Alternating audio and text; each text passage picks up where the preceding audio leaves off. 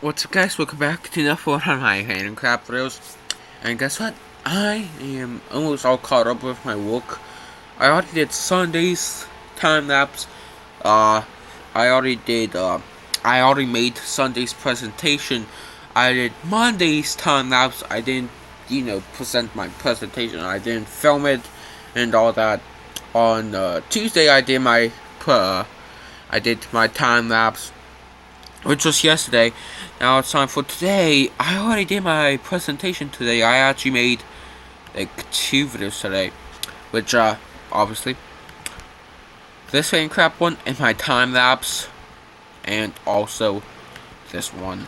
And if you count this one as today, since it's technically today, since it was 12:08 a.m., though it is Tuesday then, but I am going to go charge my Chromebook, my school one, so yeah.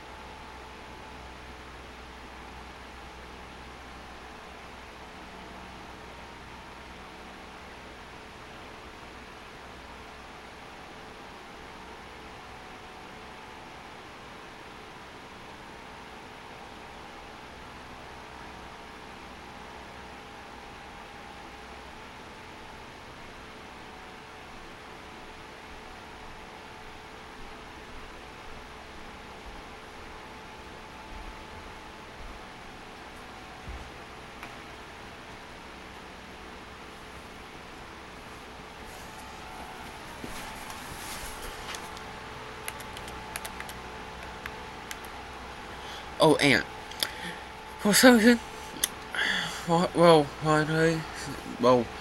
most of the story is normal. So when I fell asleep by watching YouTube, which is normal, uh, then I woke up to a video of 9/11. It was like a 4-hour video. It was from like 7:46 a.m. to like 12 p.m. of it. Uh, and I woke up to both of the towers in smoke. So I'm trying to find that same exact video, but on my good old tech channel, since I am planning on having a video of, well, my longest aviation video, which could be, which a large portion of it will be 9/11. For some reason now I'm interested in it. I don't know why. I don't know how. But I am interested in it now. Uh, that's not it. That's not it. That's obviously not it. Uh, that's not it. That's a YouTube Shorts. YouTube Short. Uh, I found a 9/11 tail cam of the plane, so save that to my watch later. Uh, did you know there was a fifth plane?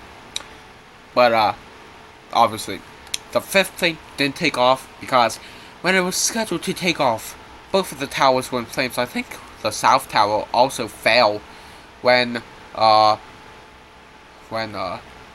it was scheduled to take off. 9/11 True Crimes. I found this channel. It might be on this channel. I don't know though. And it's all about 9/11.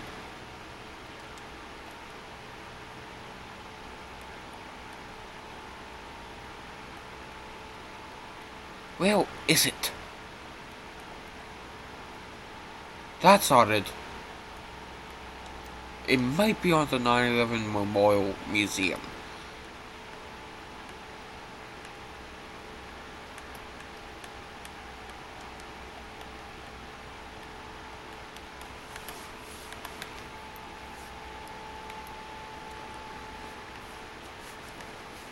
I'm probably going to spend most of this video just trying to find it.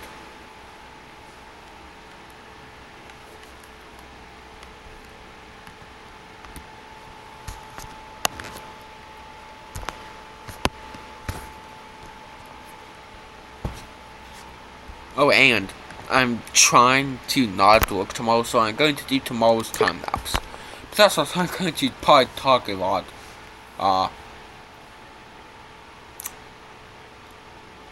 I still haven't found it. And so this was on my second channel, and I said that it was, Charlie Cook. Oh, they made a 9/11 attacks remember, Charlie Cook assassination, all that, and it was posted by KABB Fox San Antonio. Antonio. Oh, and also there's a whole entire video, just like, what? I forgot what game this was on Roblox. ERLC. I used to play this game on Roblox, I think, but now I don't play Roblox at all. Oh god, it's this song.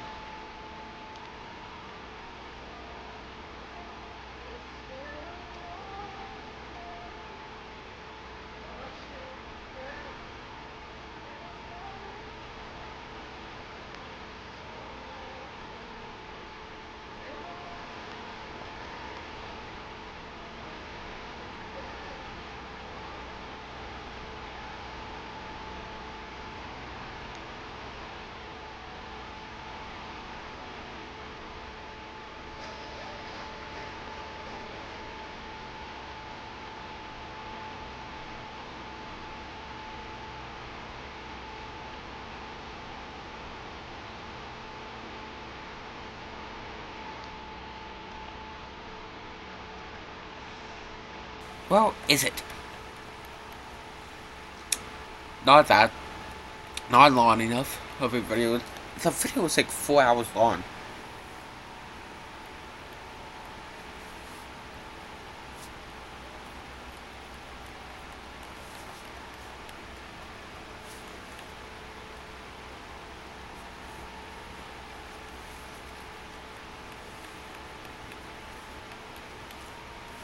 Oh.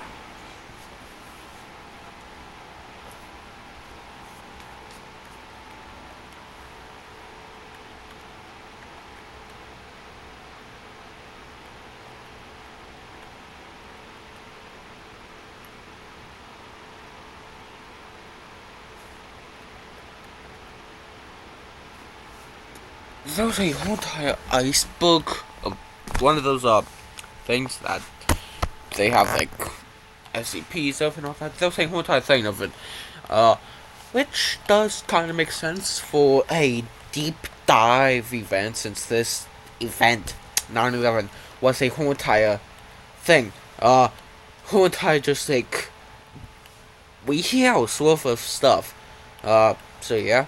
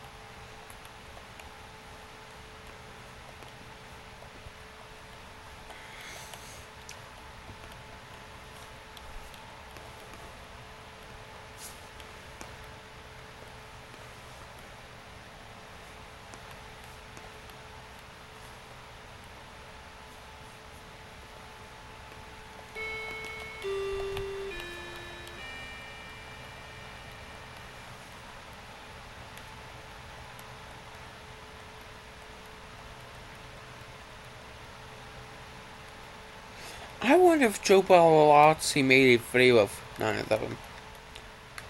It might actually be on this. No, that's the TSA channel. Uh, where's Jay? Oh, Joe.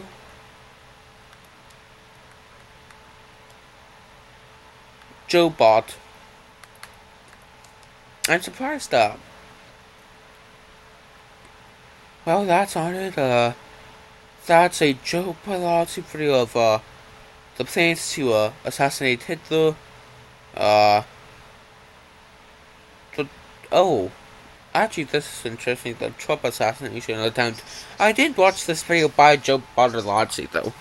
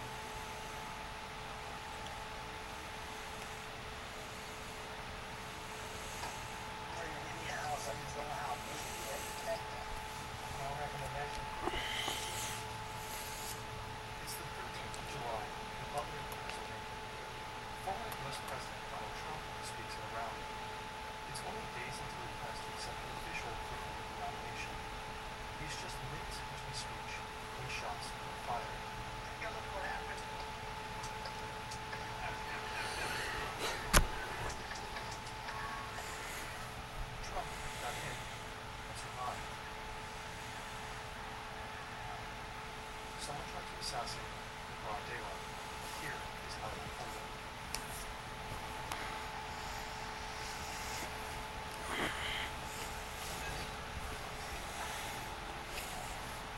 By the time this video is published, new details might have emerged. It's a hot, sweltering early evening as tens of thousands gather here to see Trump.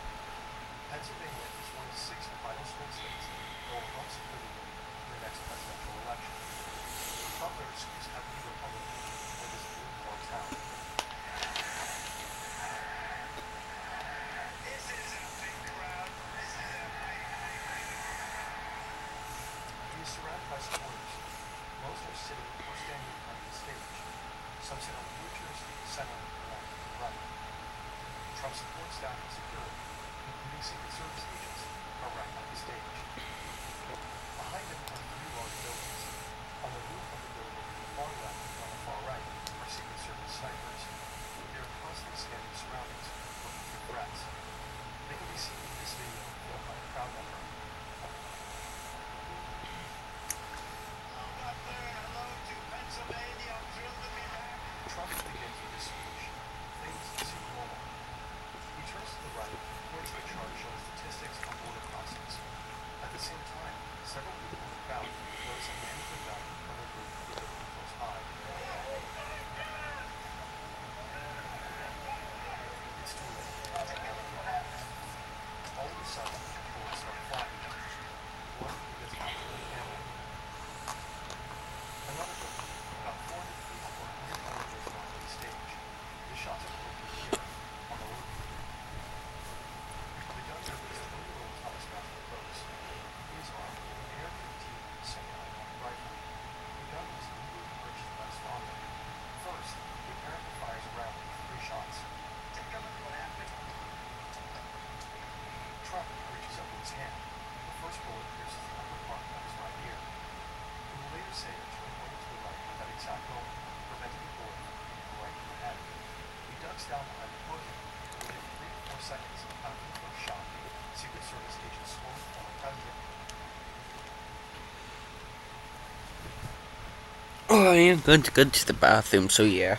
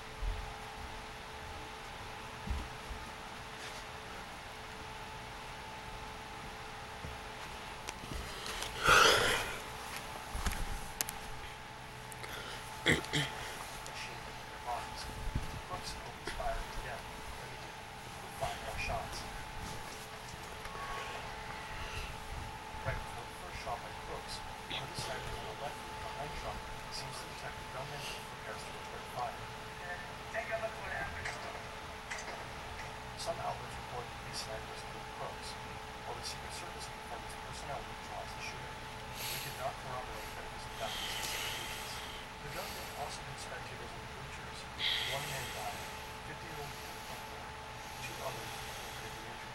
With Trump's microphone still on, you can hear the tense exchanges among the agents.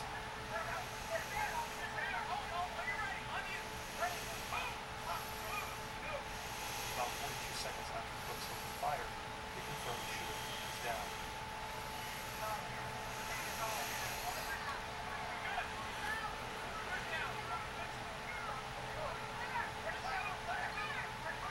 They prepared to escort him to an armored vehicle.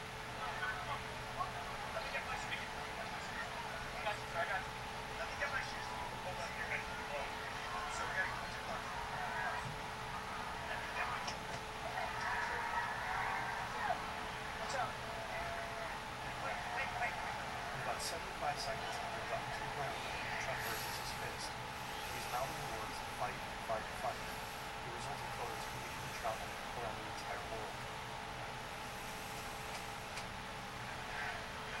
The crowd starts to chant for the former president as he leaves the stage, moving. Trump is then rushed to a hospital.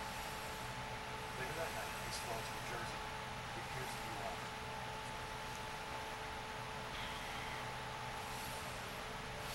There are a lot of questions we don't have enough to look at. Why were the forces unable to prevent the attack?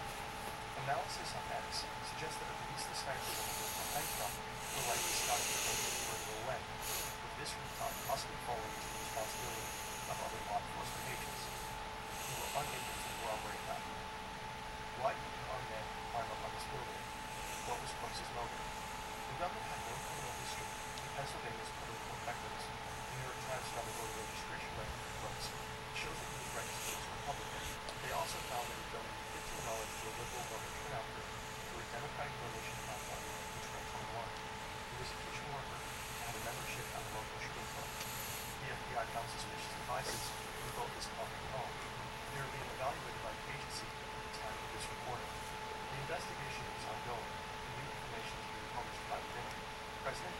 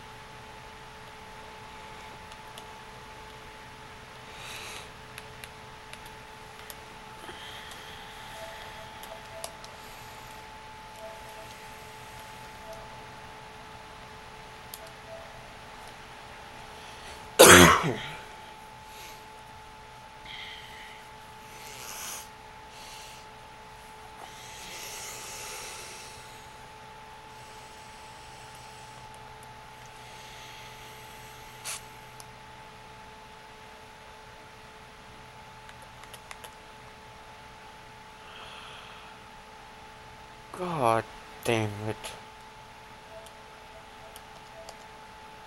For some reason the internet doesn't work on my PlayStation. So now I have to enter rest mode on my PlayStation and use my main TV just to watch good old YouTube. So here, the only reason I'm watching so much YouTube on my second channel, like in the past week I watched like 60 hours. The only reason I'm watching so much is to get channel history on this channel. I actually don't even know how much content I've actually watched in the past week. That was just a guess. Not guess. Guess.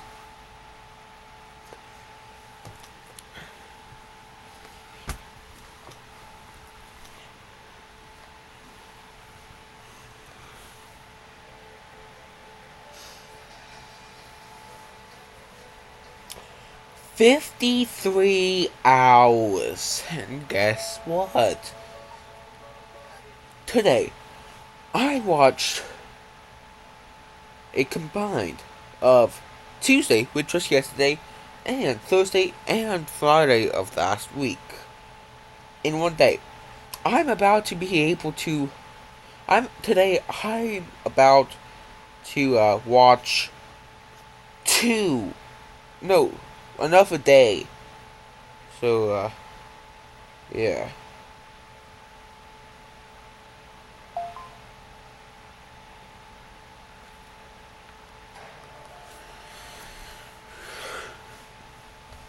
Being a doctor that sees all sorts of sports injuries and a special athlete myself, I have the unique take on deciding which sports are the most and least dangerous. So I'm about to do a tier list. This isn't the most scientific video that I've done, but there will be science in it, so that counts. Huge thanks to Ted Sponsor since it started. Okay, where are we starting here? Baseball. People get hit by pitches. There's all sorts of usual athletic injuries. In fact, in baseball, there could be more injuries because it's a lot of start and stop. And if you're a bat, you need to spring, you didn't warm up, you have a hamstring. The line drive, commotio cordis, if it hits you in the chest during the exact millisecond of a specific rhythm in your heart, it can stop your heart.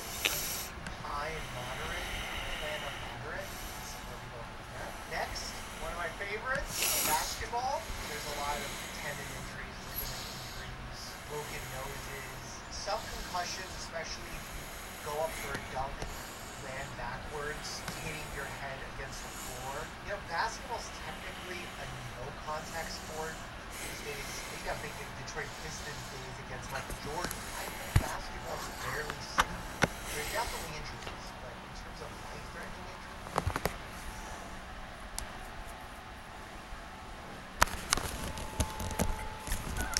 alright, need supply chain of some generic consumer. Precisely 5 minutes after the homeowner leaves for work in the morning, a package is gently delivered to their doorstep containing an impulse purchase from the night before. This box is just one of 36 million that will be delivered across a... You ever watch an Amazon driver work when you're driving by them? Most stressed out people you will ever see. If you think you're having a bad day, shoot past an Amazon delivery driver and they're just good. Because they can deliver something right back to their car. You get it, you go to the guy's house, you go to the guy's apartment, they gotta deliver some 6 stories up. Oh my god, they're freaking out the whole time. It's terrible. They turn employees at Amazon like pink butter. So fast. 1 in, 1 out every 2 months. America over the next 10 hours, serving a growing appetite for home-delivered consumption. But inside this particular package is a humble paper shredder purchased for $59.99 with free delivery. As far as Model Pro... Next day delivery makes no deep sense to me. I understand I live in New Jersey, so there's a lot of shit around. It's different from like if you live in like a rural Nebraska. Bro, I understand if I order like protein powder or some basic paper that comes in next day. I have ordered like random niche products and it says next day shipping. They just have that in a warehouse. Like my possum costume came in 2 days. 2 days. They just have a possum costume on hand. Why? Why? They're waiting. They know somebody's gonna order that. That's what freaks me out. Them having a paper shredder next day, whatever. Now he's gonna go into how the paper shredder's made and it's gonna mind fuck me. But that's what's freaking me out that it's like in a warehouse. Because yeah, people are gonna order a fucking paper shredder. People are gonna order a Keurig or like a coffee pot or a mug. You know, I get that. To go, it's actually pretty basic. It only has 40 components in total, and they are each made from common generic materials. But even to assemble this cheap desktop appliance, those simple parts collectively travel over 500,000 kilometers, where through... Yeah, a fucking lithium mine. Some shit. The fucking batteries, dude. Literally any random product you have, part of that shit's from like fucking Australia, South Africa, Germany, Iceland, Norway. It's all just combined together. Hundreds of industrial facilities in dozens of countries employ thousands of workers. And it all started right here. Fucking bomb test.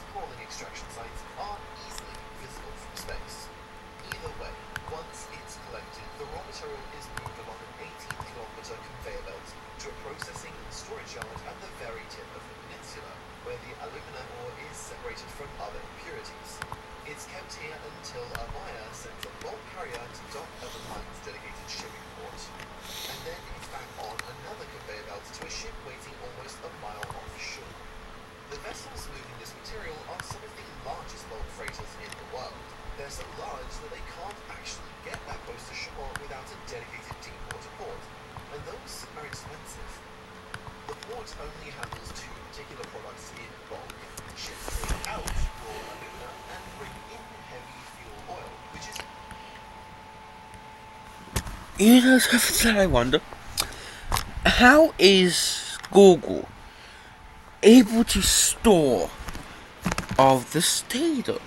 Because they have to store all of these search results for basically a huge chunk of just basically everything. But also, they also have to deal with somebody like me that is uploading these full videos. And all of these videos combined probably equals 5 gigabytes, which wouldn't cost Google much. But if like 1,000 people are doing this, like if I gather 1,000 people to upload 5 gigabytes worth of content in full videos every single night at this time, it would add up a lot. And that's what I wonder. How is Google able to store all this data?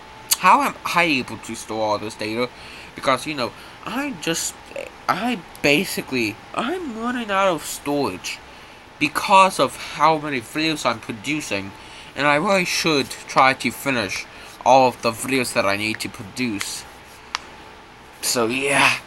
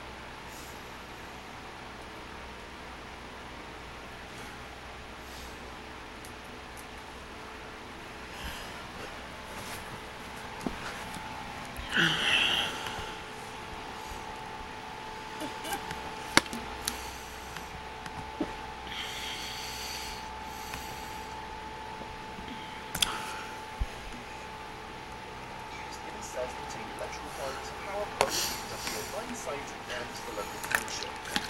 Both raw ore and liquid fuel can be piped or moved on a conveyor, so it's easier to get the cargo out across the ocean to the ship than to bring the ship to the cargo at the shallow shore.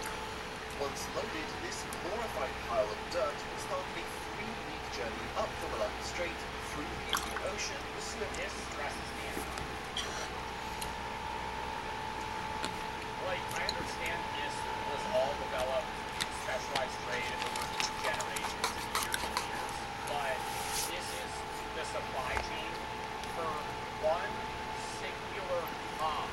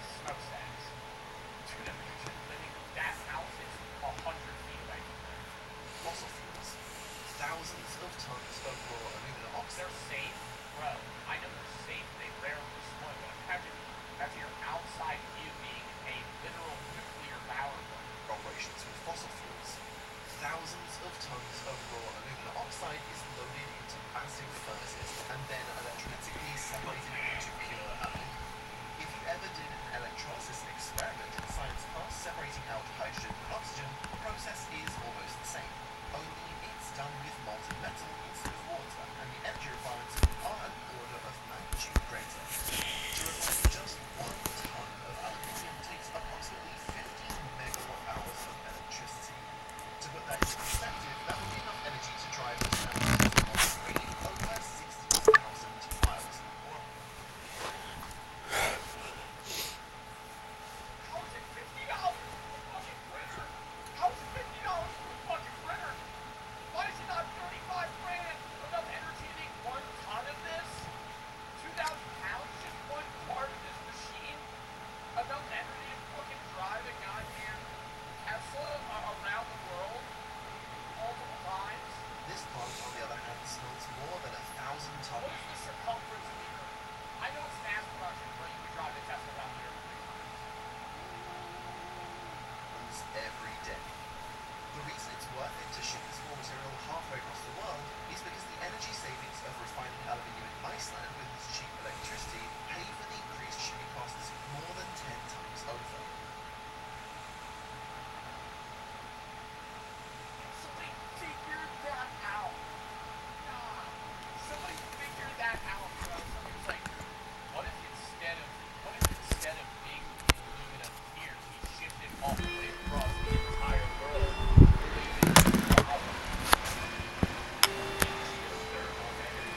Once this process is completed, the molten aluminium is poured into ingot molds and then stacked into pallets, which can then be loaded back onto the same kind of roll. Yeah, and watch this motherfucker say they shipped that shit from Iceland back to China. Carrying the delivered raw materials in the first place. Normally these ships are loaded with loose dry goods, but they're effectively just big floating boxes. If they can safely store something in their holds, they can ship it. From there, the next destination back through the Mediterranean and Suez is up to the trading city of Foshin. Stop, dude,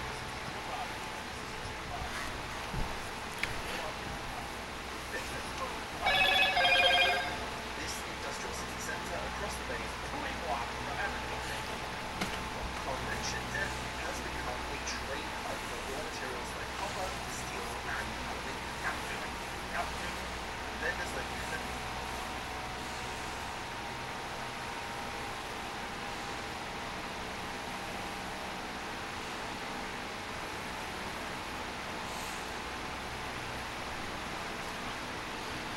Standard trades on standard career networks. Hands-on training in welding.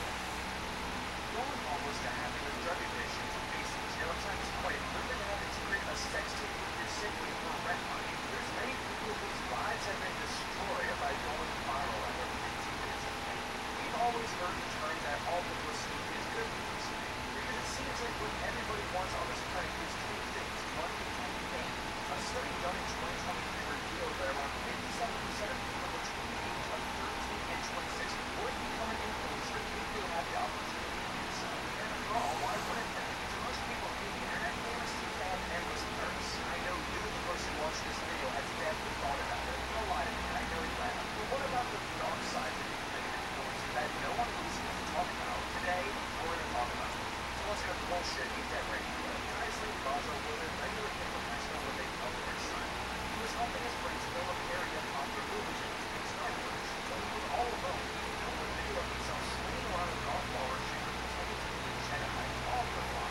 But the team on the show up with this man in high school studio thinking that no one would ever see it. But a couple months later, some kids from his high school found the team and posted it online. In 2 weeks, the video started to go very, very viral. It was viewed as the Star Wars. Now,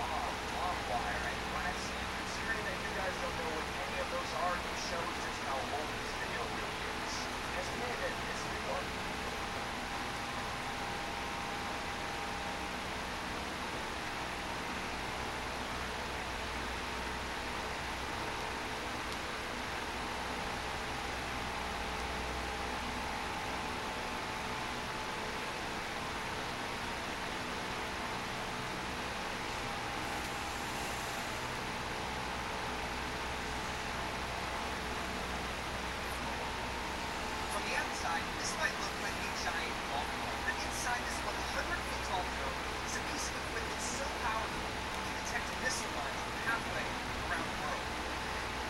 These are radars, massive weather-proof shells that are scattered across Colorado, some of them practically in your own backyard. To the untrained eye, they look like massive golf balls, or better yet, a replica of Disney's Epcot theme park. But these radars exist for a singular, very important reason: to protect the United States from incoming missiles. Inside each dome is a powerful satellite antenna, part of a global network built to give the United States critical warning of missile launches anywhere on the planet. These radars were handed in with satellites orbiting 22,000 miles above Earth, detecting the heat from a missile as it was launched. From there, real-time tracking data calculates its speed and trajectory, pinpointing exactly where it's headed and what threat it presents. But in these critical moments that can alter the course of history, one question remains: when a missile is detected and the red alert flashes, who decides what happens next? Well, I searched for that answer pretty quickly to Aurora, Colorado, home of Bucket Space Force Base, a place where cameras are almost never allowed, but somehow we convinced the United States Space Force to grant us access inside one of these radars and onto it. Hi. Okay. Bye.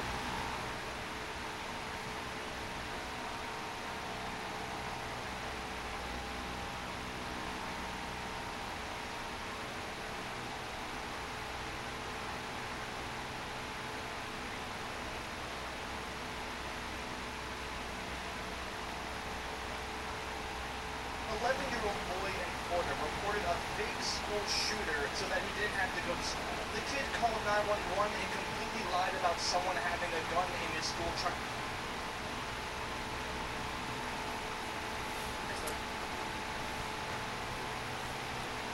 I'm about to freak out. Is Queso in chat right now? Oh my god, it's Queso. I was gonna say that I can't. Go to email, stop a freak out. Where is your business?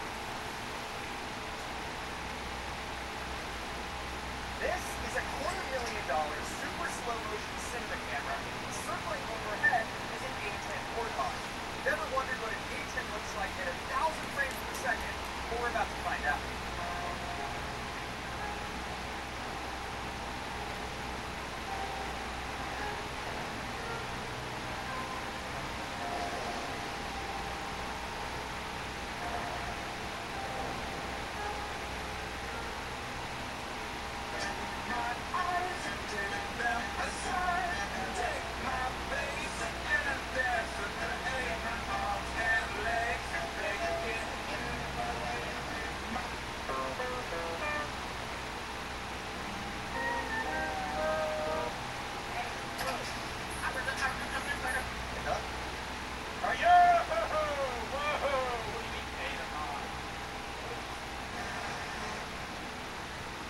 These are some of the craziest jobs in the world.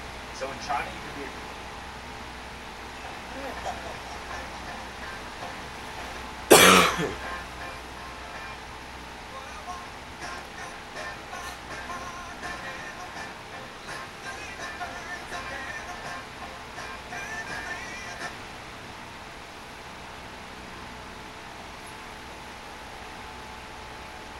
This teacher was fired after the student's parents found out about her rap career. So she's a history teacher at a high school, and her students absolutely love her, and she was even teacher of the month that month. And she also makes rap music on the side.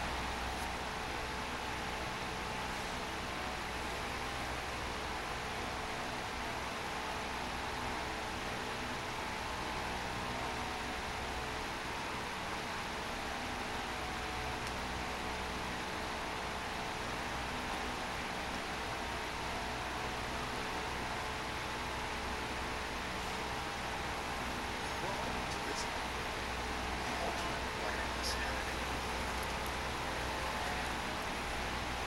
What new object did I go through the first 6 weeks at Westbrook?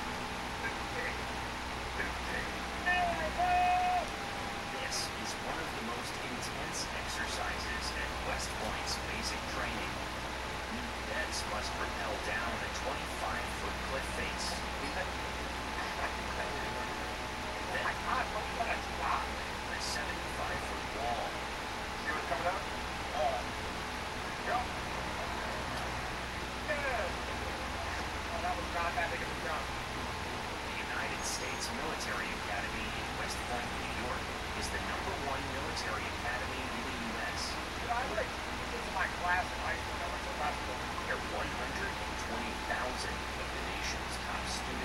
soldiers apply each year.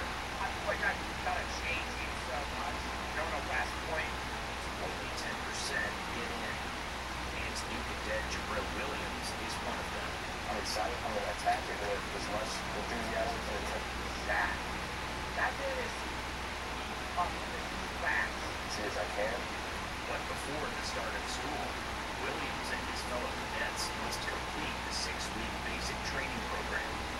In the beginning, I have said for a YouTube video, like, because I would need to make money off of this, but I looked at your match. I would step into this. Every military training video you've ever seen, there's a moment where they have to step into a room and like rip their mask off. I don't get your mask. I just want to see what it would be like. Like how painful do you think it is? 47-month journey.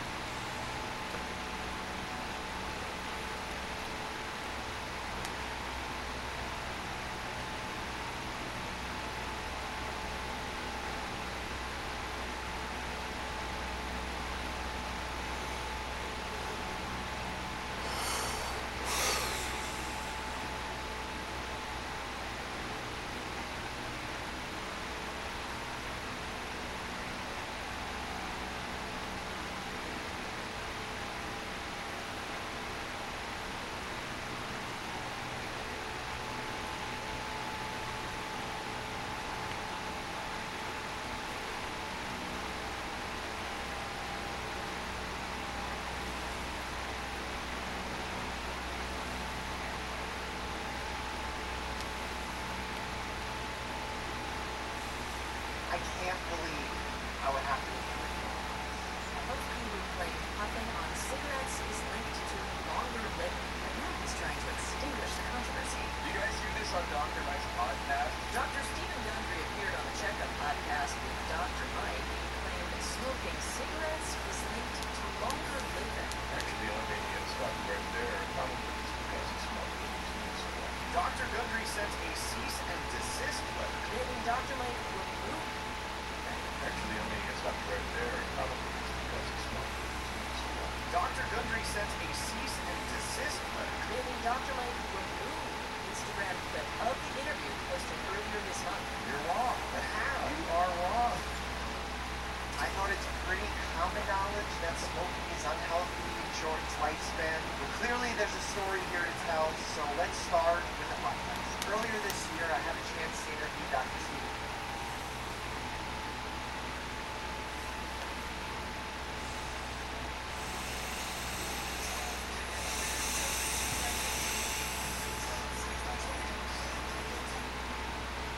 The worst band life on TikTok that the worst band life families on TikTok. Kids sleeping on the floor, pets held in tiny cages, and this entire garden room for a family of 5. And some teenagers who can't lids, children crawling A family of 5 in a and one bathroom. I would that would be thicker for me. You know, let alone you having to sleep in a square footage space that's the size of a Kia. Also, 5 people in one bathroom. Oh my god. Oh my god, it's not even a bathroom. I can check out. It's just a whole block over there. Oh my god. Yo, that's such a bad slot for the curtain too. Like if you're taking a dump, that's just hitting you in the face. for a family of 5. That's Taking sponge baths. teenagers who can't lids, children crawling pets coffins, and you're still just scratching the surface of the worst band like TikTok is. Take for example Red, White, and Food. They Okay, I if you like an RV, I think that's different. Like is it water? If your family lived in an RV, no, because that's like a house. You know, there's a kitchen in a living room in a bedroom. It's like a full, you know,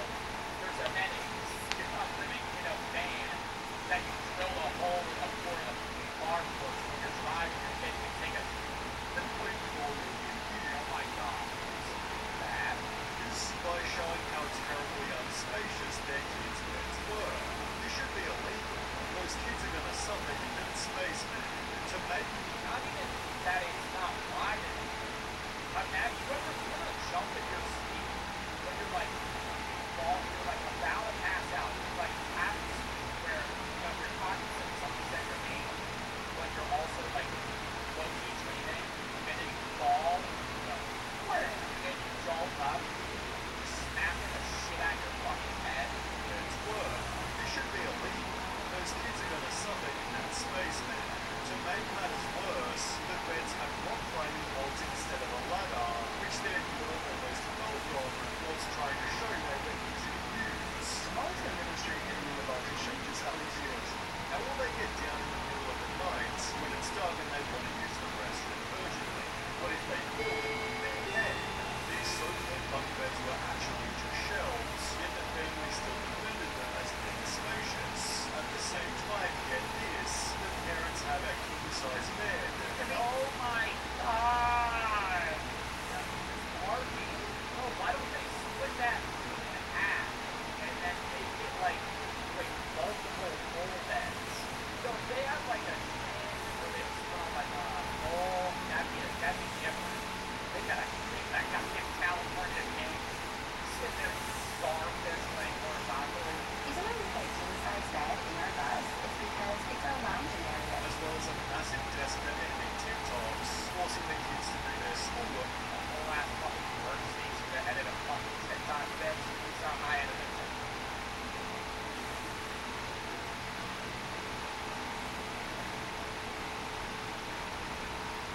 And it's done. A tiny kitchen table. If they don't help out with the bed, the kids are punished publicly. Last night, Molly chose not to do her chores, and if our kids don't do their chores, they have consequences. Which the parents still defended even after every criticism. Yes, our kids have consequences. Yes, they don't do the chores. They're gonna have to pay. Keep the trolls at home. Y'all have like scheduled chores though. It was like my scenario was just like if I asked you to do something, that's what you do. You know, like I didn't have like every day I have to wash the dishes. It was like go fucking go get the trash, take out all the trash. Okay, you know, some shit like that. I'll be fucking like the windows. It wasn't like a scheduled thing. I didn't have a place. See you guys at the point. But wait, it still gets worse. Everything we've shown so far is in this bus here, yet they also have a bed to take on holiday. No, they sleep that on holiday. Days, which had equals and even less space than the bus. What the fuck is that? Oh my god, they all sleep in that? No way 5 people fit in that fucking thing. Bus. Come take a peek inside and see what we've done. The van doesn't have a bed for everyone, meaning one of the kids sleeps on this leather chair. Maybe there'd be a bit more space if they didn't overflow massive The wild one or whatever. Why do you have this fucking big ass noodle man? bogs, which are shoved in a tiny manual of the bed. What? Yet they still have more space than the toilets. It's covered by nothing but a thin fabric sheet and sits right in the middle. I go on protest, but I start smearing my shit on the walls. I take it up like right in the middle of the van. It'd be like you're playing blue. Tired of the first van, they've blessed with a trip in an even smaller one. Family of Nomads doesn't have this problem. In fact, they first went viral back. Yo, see, that's a man one. That's a man one. That is a fat ass couch. That couch is 30 feet long. They first went viral for how much space they had. God damn. Leading to comments such as, I don't understand why y'all don't just buy an apartment. Yeah, that's the nobody's talking about It's way cheaper than this. People came to their defense stating there is literally no reason to be mad at this, except for maybe how their kids were living. Then show their living in this TikTok with the most notable part being that their eldest Addison was a 15-year-old teenager. You should ask her daughter how she feels that she has no Plus, he has to fucking sleep in the same room as the person, right? because I'm sure she wants her privacy. Addison hates it just because this RV is nice and there's room for their clothes, it's no way to live. I'm sure I'm just thinking if they got the bread to spend on the Margie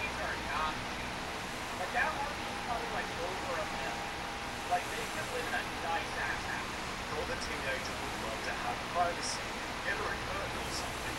Well, the family did exactly this. We did install these curtains over each of their bunks so they have a little bit of privacy. But it was still just one of many other problems. The kids were in our homeschool program, and No, no. I don't hate homeschooling, but it's how the parent does the homeschooling. Like whether or not they actually give a fuck is the big thing. Because a lot of kids know I don't need homeschooling, right? Because they don't fucking go to class. And then they end up just cheating on everything and half-assing their work. Or if they like half-time. But if they're actually like homeschooling and learning everything in class, I just think if you're ever to homeschool a kid, you should put them in extracurricular. Like put them in like a club soccer or fucking whatever outside shit they do. Because if you homeschool your kid and they don't do anything outside of homeschool, they will have no friends, no life, and be insanely antisocial when they grow up. to say that most of their education was just walking through national parks where the parents thought they'd learn about. And that fucks you up for clear too. Like if you're going, I mean, obviously somebody that would be insanely antisocial would probably not go to like a business degree. But say you want to do something where you have to do meetings, or you sit in a cubicle, or talk to coworkers. Like fuck, that's then you just be like cripplingly antisocial. Why?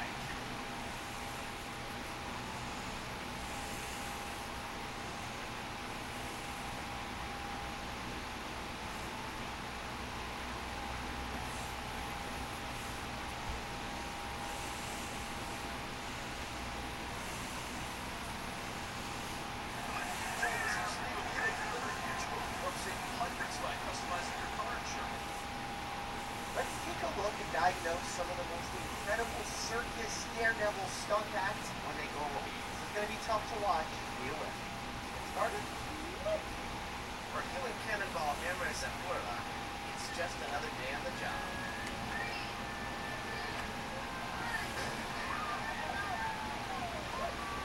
Imagine that's your job. What do? I get shot out of return. I guess they probably say there's more like an adrenaline. And Hermes cheerfully waves goodbye to the crowd before disappearing into the firing. I hate that we're watching it right now. Here's the usual countdown.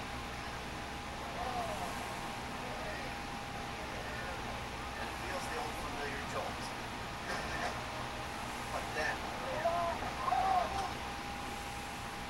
Okay, mechanism of injury. He broke his coccyx and nothing else. Because momentum carried him forward, he actually slid quite well. And it might not be that. he overshoots his airbag and crash lands on the hard-packed earth. He did hit the back of his head because he was so His back is broken, and he has a severe head injury. I watched that video. I don't know how I'm not paralyzed from the neck down. I can't remember how about the accident on that day. When he says his back is broken, he had a head injury. That is funny.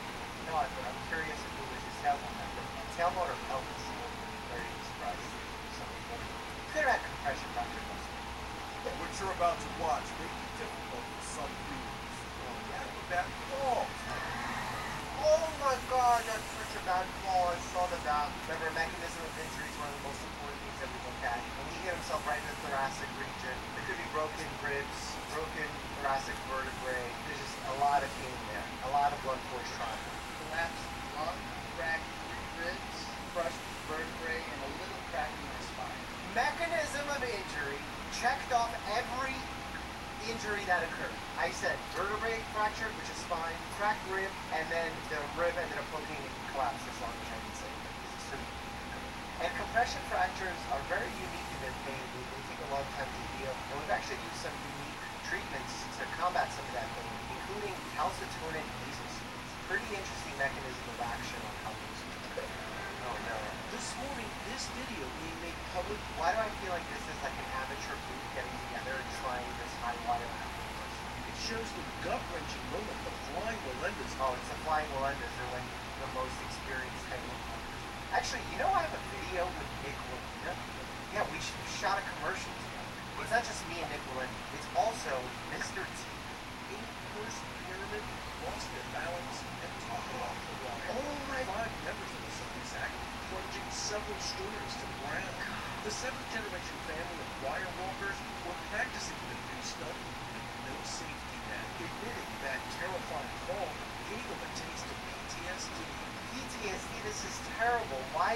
safety equipment. I don't care how talented you are. Put some padding on the floor. He said the fall was so bad it made him consider quitting the high wire for good.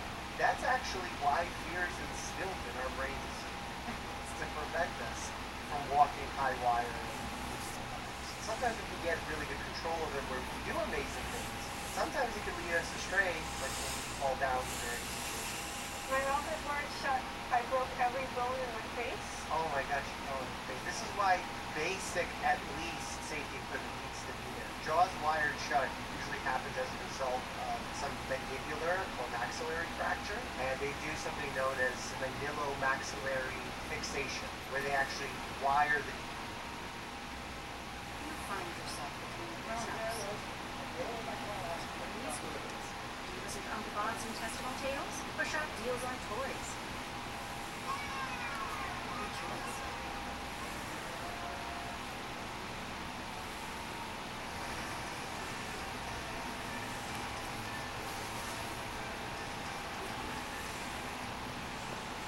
It didn't make sense why I was so tired all the time.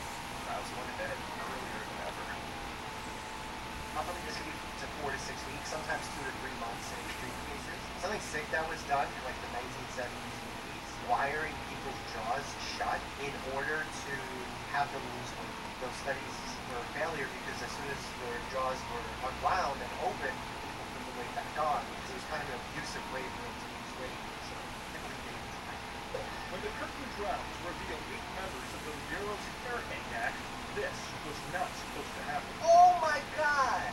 First of all, the Hair Hang Act is really impressive because human hair is pretty strong. It has a good tensile strength. I remember a study came out that tested thicker hair, like elephant hair, versus human hair. And elephant hair is like 4 times as thick as human hair. And yet, human hair was stronger. Like a single strand of human hair can hold up 100 grams. That means like 10 human hairs can hold up a kilogram, which is like 2 some odd pounds. The injured were put on structures at sea and taken immediately to Rhode Island Hospital. Yeah, you gotta put C-spine stabilizers right away. If you have any instability of the vertebrae because they're broken, it's very dangerous because if you misposition them in some way, you can actually end up damaging the spinal cord so much so that you can have the person end up with paralysis, either paraplegic or quadriplegic or even to death. It could be that severe in time. Rhode Island officials are now blaming the accident on a clamp, something called a D-ring, that apparently broke. It was attached to a cable and it gave way. The whole apparatus came apart. Oh my god, they really do swing on their hair. So maybe that 100 grams is quite true. Because the average person has 100,000 strands of hair on their head. That's why it's normal to lose about 100 a day. I'm sure they're losing more than 100 a day because they're using it. But for the average person, if you see like 100 a day, you might think it's a lot. It's pretty normal, actually. What is this? Oh, I think these are robots. These are real people? Oh, stop! Oh my god, it's on fire! Burns are so bad because not only are they life-threatening to organ damage, but you also get these really dramatic electrolyte abnormalities, dehydration, because having formidable skin on you actually prevents you from dehydrating. But somebody made a mistake with Oh no, oh no. Just watch this. He hit his head. The writer hit a cable high. Oh, the cable. That's so incredibly dangerous. It poses such a risk of decapitation. That decapitation is not only brutal, but you're going to see so much blood because the carotid arteries are going to just keep on pumping for at least seconds, and you're going to get massive blood. He broke his leg, wrist, elbow, and shoulder, but promises to get back on his bike once he recovers. That's incredible that nothing more happened than he broke his bones. Wow. This is a training session filmed as Ann Eckes climbs on the back of Shamu. Halfway around, Ian slips, and Shamu spooks. Oh no. Is Shamu angry? Immediately to free him, but he's no match for this 4-ton weight. Is she a trainer? Shamu surfaces, but Ian's leg is locked in his powerful jaws. Oh god. A handler pushes a pole down on the whale's tongue, and he lets go. Oh my god. Ian's alive, but will need 25 stitches.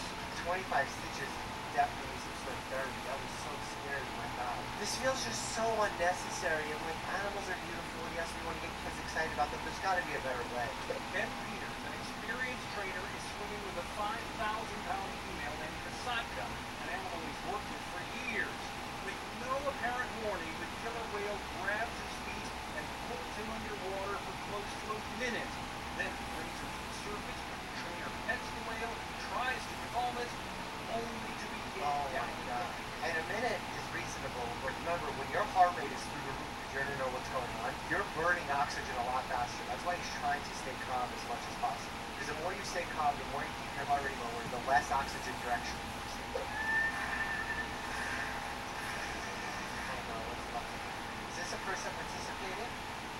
cool? I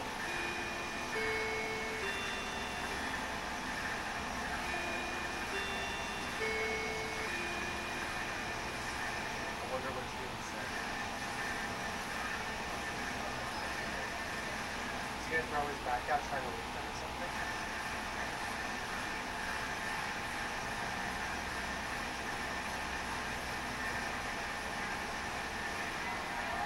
Oh my god. Who is he looking to? Oh my god, he knocked him out cold. How is that supposed to go? That looked absolutely terrible, and he clung his head on this really hard surface right away. I mean, remember, the brain sits in a suit, so when you get this kind of torsion on the axons, you get axonal injury of the brain. That's what causes these types of inflammatory concussion-like symptoms inside the brain. Those can last for weeks at a time. Oh my god, don't bury him like that. That is a terrible way of handling the situation. You're not stabilizing the spine, you're not making sure that they're on a backboard. That is an unforgivable act for that show. Yes, sometimes things go wrong, but sometimes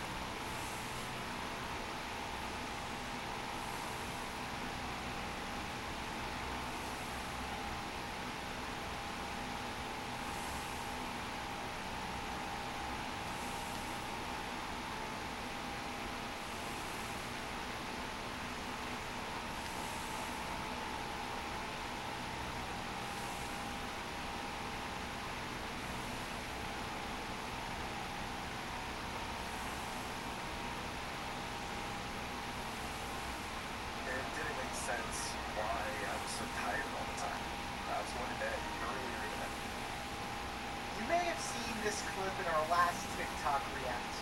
In that video, a dermatologist named Dr. Charles made some highly inaccurate and controversial remarks encouraging every guy to take 4 prescription medications: sildenafil or Viagra, metformin, finasteride, fish oil.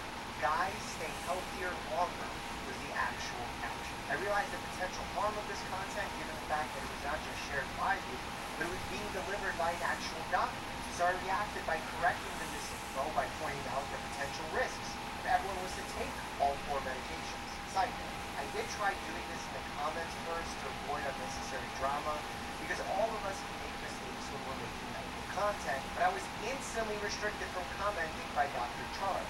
And sadly, instead of correcting the misinformation, making an updated video, or simply removing the content, Dr. Charles doubled down on the inaccurate recommendations by making a new video, calling me troll, hater, eventually blocking me, the podcast page, my producer Sam, other concerned doctors, and even Bear. So, since I can't comment to correct the new misinformation and claims in the video, let's take a look at that video together. This news might have some words for you at the end. Everyone else, let's get into it. I'm excited to hear what words we can discuss. We can discuss them here because they took a lot. This is a video we're talking about controversial one here, big sense. Interesting that now they're controversial, where that wording was kind of missing earlier in the previous videos. One of them is the use of class of medications called phosphodiesterase inhibitors, which includes things like sildenafil and tadalafil. Now, in dermatology, we often use those medications for horrible sclerotic conditions like this. Essentially, your blood vessels clamp down, leads to ulceration and fingertip pain, and that class of medicine is PDE4 inhibitors, sildenafil, tadalafil. Interesting that he calls them PDE4 inhibitors, because I don't think that's quite right. So we asked Dr. Danielle Bellardo, a cardiologist, if that's accurate. Well, he calls it a PDE4 inhibitor. It's a PDE5 inhibitor, which is a phosphodiesterase 5 inhibitor, which is a specific enzyme that is inhibited, that is vasodilation in a complex process that I will go into here, but he didn't even get the right enzyme. I'm not sure what his specialty is, but it's clearly not cardiology or urology where we use these medications most frequently, and so his familiarity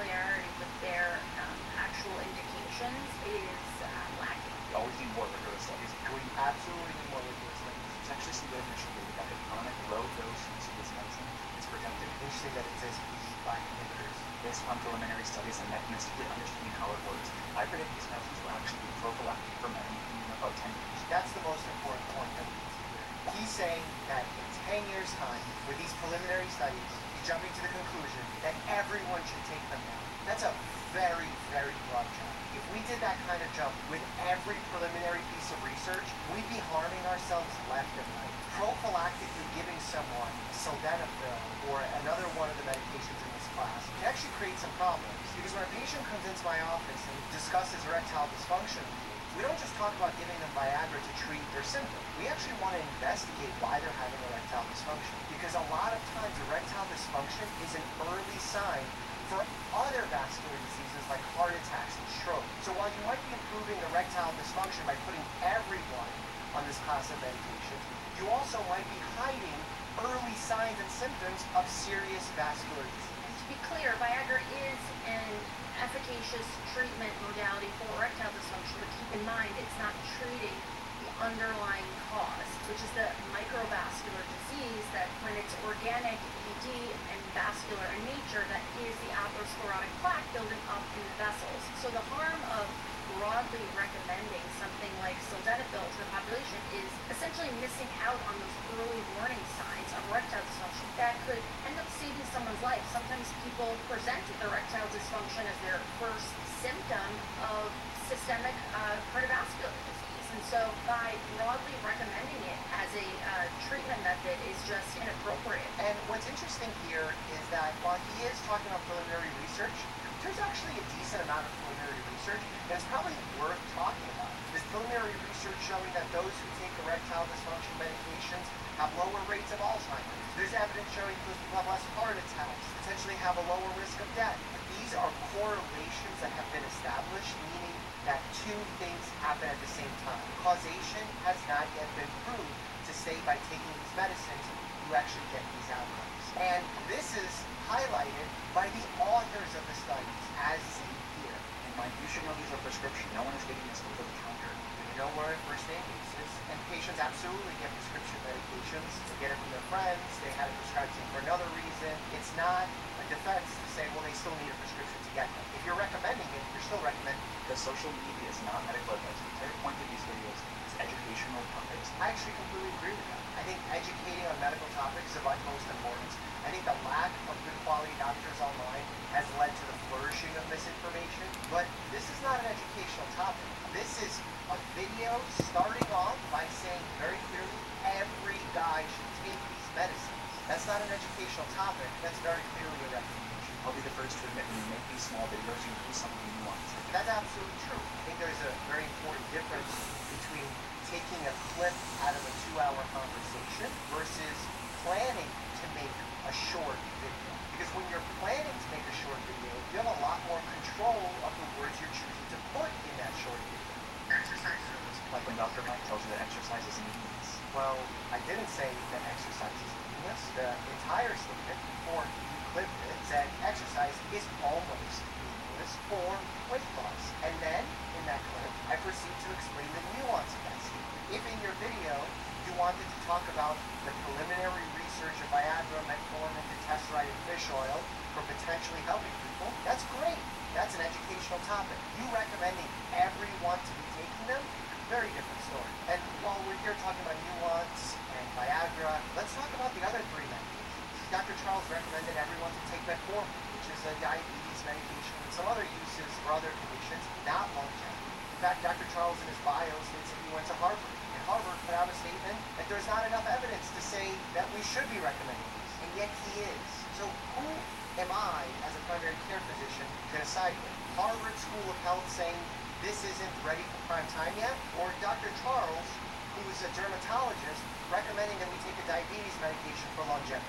And then we have to talk about dutasteride. This is a medication that's FDA approved for benign prostatic hyperplasia. It's also used off-label as a medication for male pattern hair loss. There's some pretty significant side effects that could happen, and there's actually a whole host of patients who don't want to take it, even though they might get benefits with their hair because of those side effects. Dr. Charles talks nothing about those side effects and just recommends everyone to take them. And when it comes to fish oil, I'll let Dr. Danielle Gallardo, who actually makes preventive cardiac guidelines, tell you the truth. We absolutely do not recommend people universally to fish oil. And actually, when we wrote our ASPC clinical practice statement on nutrition, I was fortunate to be the lead author, and this was such an important topic to me that I actually wanted to include in our clinical practice statement a section on supplements to clarify what supplements we recommend people to take for cardiovascular disease prevention. And the answer is, outside of deficiency, we don't recommend any supplements for cardiovascular disease prevention. Fish oil has very few robust indications. Based on the Reduce It trial, we do recommend use EPA-only fish oil for certain individuals who meet criteria, which is with type 2 diabetes, certain cardiovascular risk factors, and high triglycerides. But other than that, we do not recommend fish oil. Fish oil can actually increase the risk of bleeding. It can actually increase your risk of arrhythmia, things like atrial fibrillation. So although the research is very clear that eating fatty fish 2 times a week, substituting red meat for eating fatty fish like salmon, mackerel, things like that,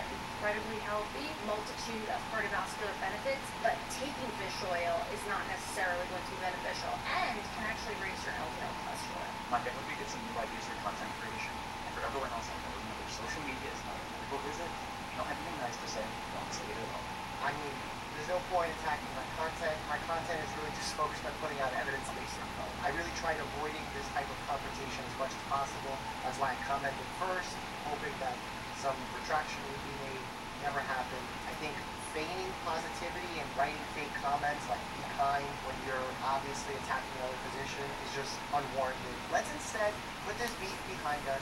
Let's put out accurate information and instead celebrate when we make a mistake, because it's an opportunity for us to get better. Here's a video of all the mistakes that I've made and how I've learned from them. Check that out. It's early mistakes.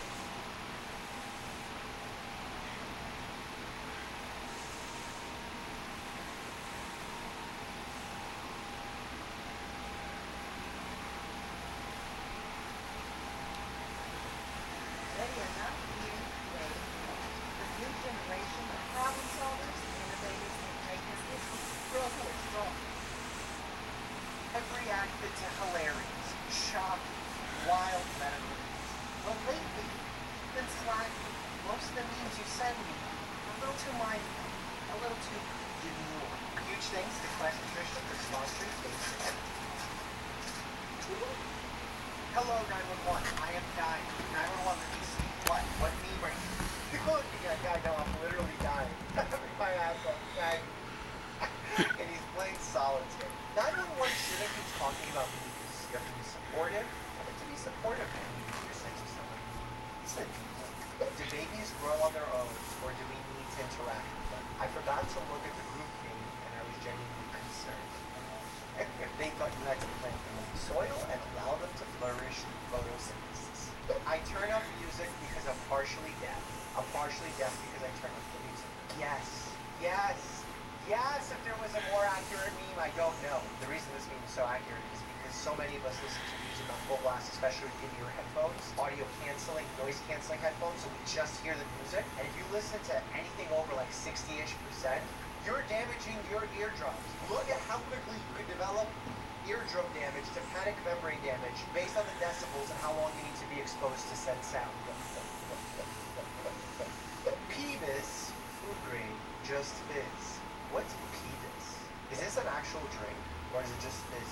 Kinger, Kirkirping? I'm confused. Is this what people with dyslexia see when they see a Pepsi? Am I missing something, Sam? Worst pinata ever. I just had 3 of these removed because they were coming from, for those who don't know, this is some kind of bee wasp nest. Beehive? Wasp hive? Is it a wasp hive? Or do wasp hives live in beehives? You think a wasp, well, it mixed it up with a queen bee? I think they're very less. I think queen bee's only interested in one creature. Jay-Z. Let it sink in. Let it sink in. Queen bee. Yes! Worst pinata ever. Followed by the worst joke ever. What the predator sees after 15 seconds of chasing.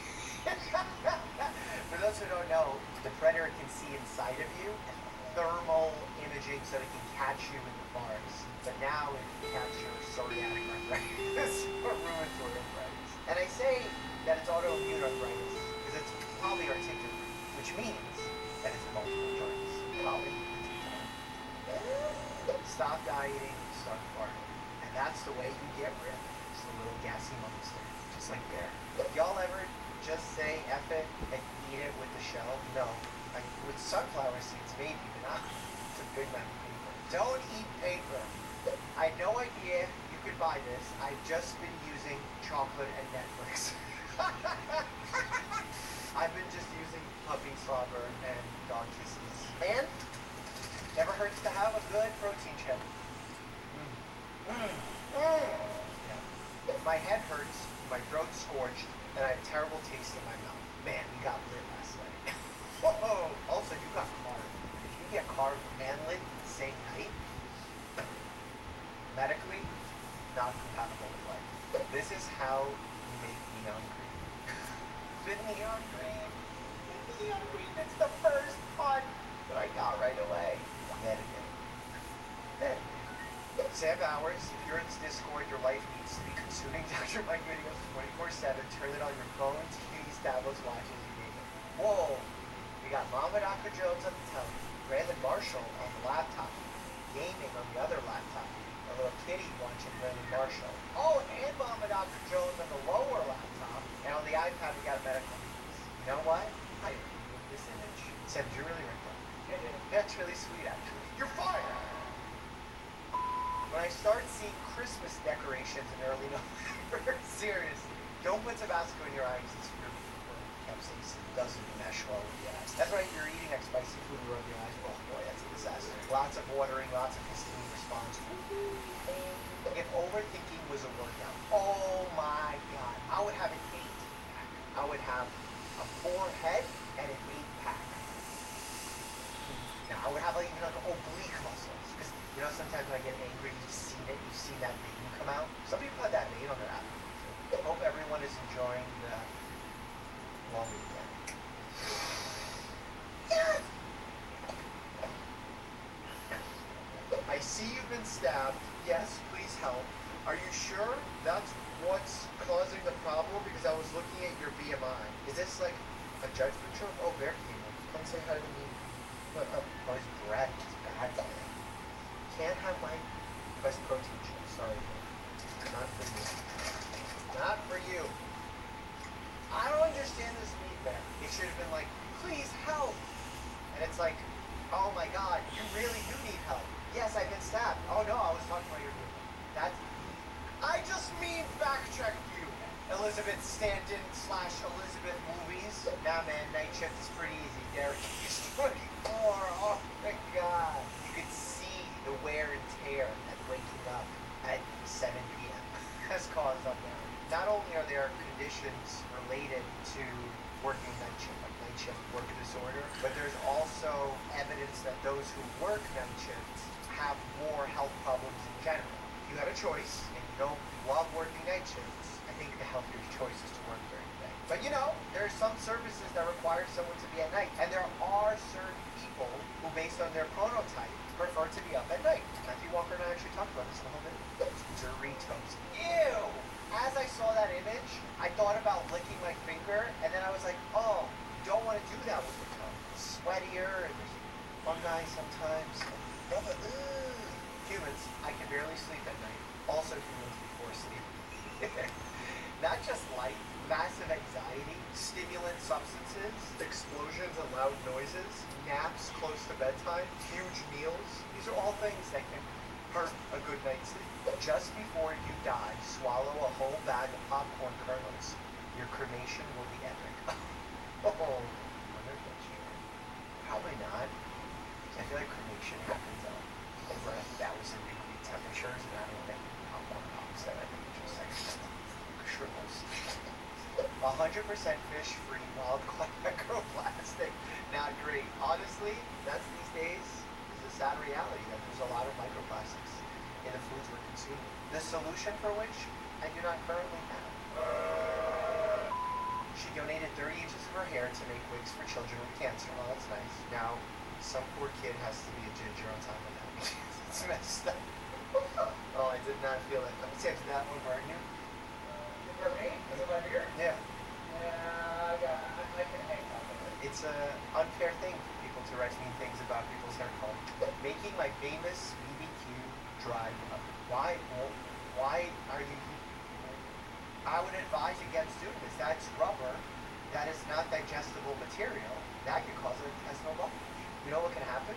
Kind of forgot the name, the exact term. It's when you get like this constellation of hair, maybe other substances that are indigestible, and they cause like this bolus. A bezoar. Hair mixed with rubber and some other contents is called a bezoar. 4 sneezes in a row is cloud chasing getting together. It really is. It's not cloud chasing. It's like attention-seeking behavior.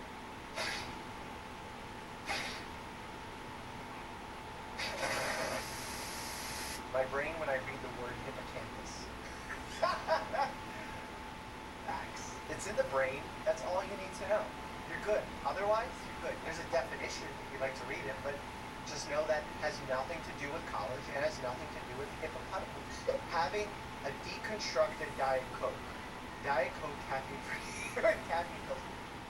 That's a lot. That's like the other day I heard someone saying like a Napa latte, which is like you take a nap and you have an espresso so that when you wake up in your nap, because it takes like 30 minutes when caffeine's kicking, you get like double the rest because your body clears the adenosine, which makes you feel more alert, and then your body also blocks the adenosine receptors with the caffeine as well. We'll see the baby in a minute. Your plan doesn't cover the ad-free version. Oh, it's so sad that the EKG strip is so inaccurate. And why is there dynamite behind the EKG? Well, that's a little weird. I'm never lonely because I got these little guys. You know, it happens to me too, and I don't even have a good answer. Floaters? I don't know. Little squids that hang out. Medically, I'm not saying you're right, but it's funny. If a movie character gets shot here, they're required to keep it to themselves for a while. Later in the movie, they must open their shirt jacket, revealing an alarming amount of blood, followed by another character saying, "You're hurt. This is law." How do you not notice getting shot in the abdomen? It's like one of the most painful places to have a trauma. Although, you know, the retroperitoneum, like that specific area of your abdominal cavity, can actually hold a lot of blood without you realizing that the person's bleeding. Right? Vitamin B12, intestine, intrinsic factor. Oh, word! You need intrinsic factor to be produced in order for your body to be able to get the B12. And sometimes believe it's called pernicious anemia, where you lack intrinsic factor and therefore develop anemia due to a lack of B12.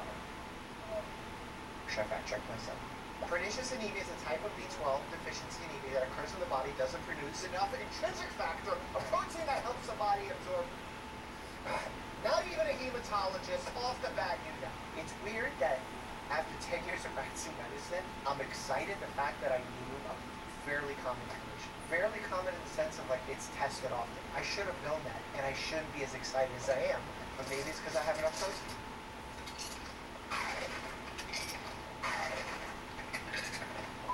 I got my vasectomy done at Claire's. They started with ears, and then they went to the vast efforts. Let's just say the work they do at Claire's is vastly different than what they used to do with ears. Now it's not about holes. It's about ectomies. Damn it, I couldn't find that name. Sleigh bells ring. Are you listening? Chest is tight. Nitroglycerin. Nitroglycerin is a vasodilator. Helps open up blood vessels so that you can perfuse certain parts of your body that are very important, like the heart. And you need to give this medication. And it's one of the more important times you need to be honest with your doctor and tell him if you're taking this also known as Viagra, also known as MP5. You know what's not very mindful, not very demure? This episode of House MD, it's literally, I don't want to spoil it. Click here and check that out. As always, stay happy and healthy.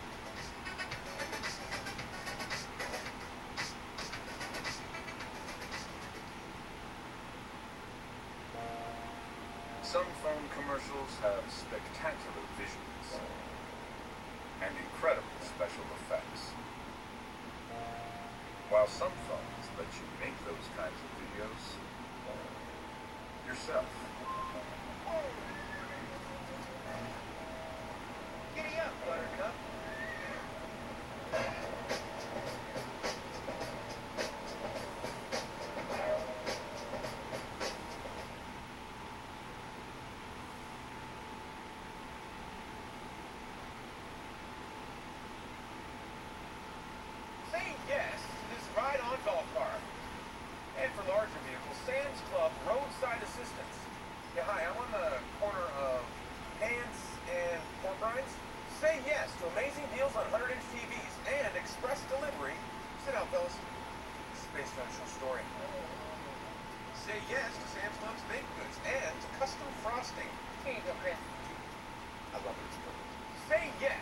you want this holiday and to the joy of Sam's Club.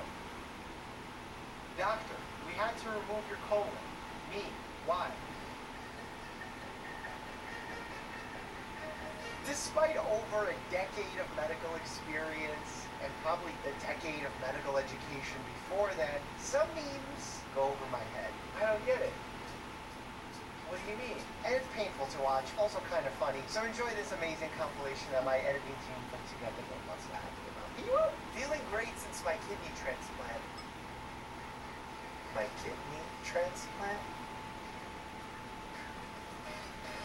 The kid's knee transplant? That's a foot. That's Sonny.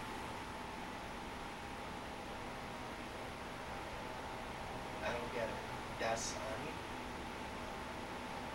That's a knee. Oh, that's a knee! When you ask them if they're just having a seizure, but they just spasm on the ground instead of answering. All right then, keep your secrets. What? I don't get it. What do you mean? When people have a seizure, they can't answer you, buddy. They can't speak. They lose control. That's what a seizure means. I don't get it. Humans born in a hospital. Bears born in the safety and warmth of a den. Giraffes. Are giraffes born in the neck? Why are giraffes born so high up? Doc, so what's wrong with them? I'll give you a hint. Say 2 more 5 times fast. Say 2 more 5 times fast. 2 more, 2 more. You don't need a parachute to go skydiving. You need a parachute to go skydiving twice. Because the first time, I don't get it. Do you need a parachute to jump out of an airplane? No. Well, yes. Do you need one to jump out of Oh, because you... To me, need is equatable with life. So without life, you can't need. This information, that's some good news for you. I would help, but tie? Goodbye tie? 2 tie? My hands are tied. Music makes you caps lock shift, control, alt delete. What? Music makes you lose control. But music also makes you ASD. ZXD. Well, you looking kind of ASD. You've heard of Elf on a Shelf? Memes that require me to guess. Hold on a second. A flagella on a sperm. A sperm-gella. Ella sperm. Sperm face. Sperm hair face. Medusa sperm. Elf on a shelf. Sperm on a worm. No? Worms on a sperm. Worms on a sperm. Afro. Okay. Curly. With curlers in it. Curly spermy. Hold on a second. I'm gonna get it. It's a perm on a sperm. Oh my god. That's my boy. Roses are red. It's hot like hell. Mitochondria? It's the energy center of the cell. So it's like roses are red. It's hot like hell. The energy center of the cell.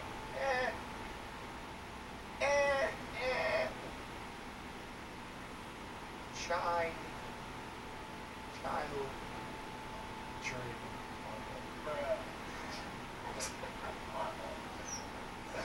Children or Chipotle? Like whether or not you want to have children or Chipotle?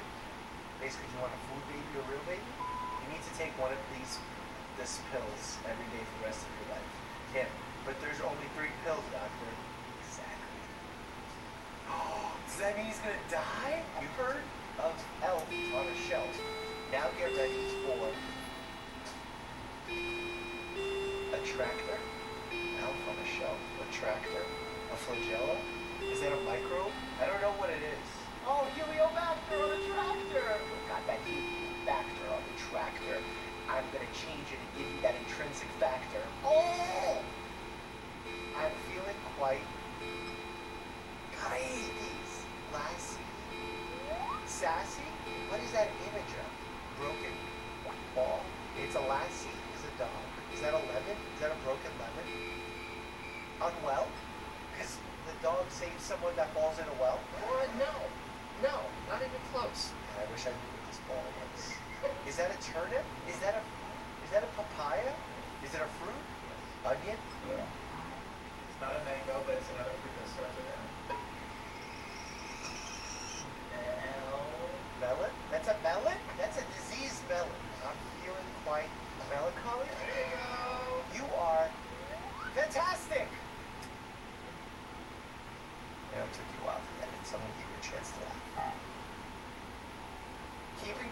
fish at home can have a calming effect on the brain due to all the endorphins.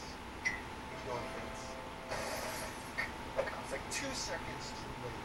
There's definitely endorphins. There's definitely some kind of visual effect of the lights and fish and all the stuff, colors. My face when I've been admitted and someone tells me to get well soon.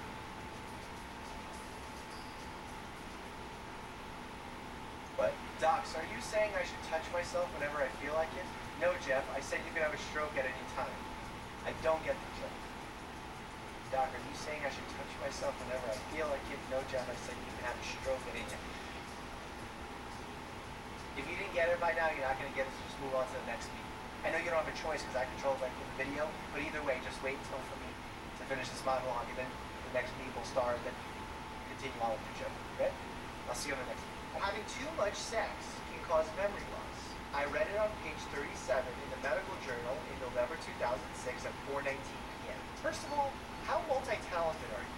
Reading a journal while fornicating? That's impressive. It's very impressive. It's also maybe dangerous. Be safe. What? I get that he was having trouble reading. Time out. Time out. Dr. Brain, I think what this is saying, our gentleman with the blacked out name has pristine memory because he's not engaged in these types of activities, which is fine. And clearly his memory is quite good. I would like to see this article though. We can do a Wednesday checkup on it. Are you able to assist me with arithmetic? The answer is unknown. I feel sadness and lack understanding. We can feel that together. Did you complete this course? Many revolutions ago. Are the memories of the course returning? So far, only the emotions.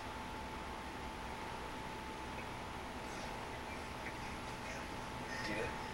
Huh? You don't get it? When a patient comes in with something in their rectum and you ask how it got there, I know that there's an Eiffel Tower. Also, it's the wrong there on the rectum. I'm a grammar police person. There's no this. Yeah, you notice something in the patient's rectum, and you would ask them, how did it get there? What would they say? I fell. I saw. When someone asks what the capital of Russia is. Moscow?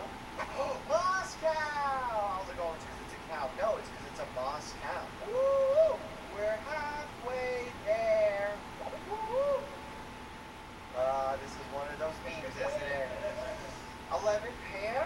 A pear on a lemon. Lemon on a pear? Lemon top. Lemon, pear top, lemon. Lemon head. Citrus, sweet, sour, sweet kids. What are they called? Sour sweets? Sour patch kids. You messed up everything. Hold on a second. This has something to do with the song.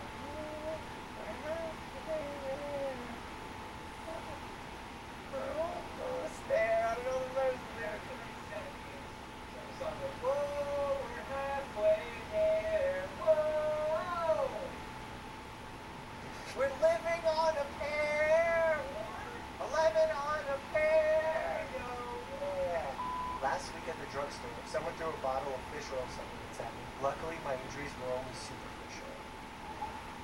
Superficial. You know, I tried so hard and got so far, but in the end, clown, egg, 2, 4, 6, 8, 10, gas liquid solid. This is one of those that I'm not gonna get. Sam's gonna laugh, you're gonna laugh, but it's all at my expense. You doesn't, 2, 4, 6, 8, 10 even, states of matter. In the end, it doesn't even matter. Ah, there you go.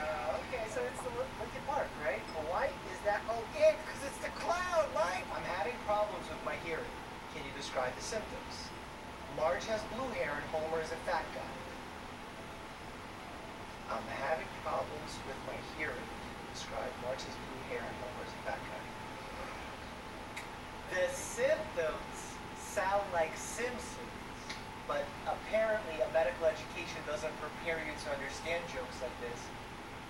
So I failed you. You've heard of Elf of a Shelf, but have you heard of esophagus pharaoh?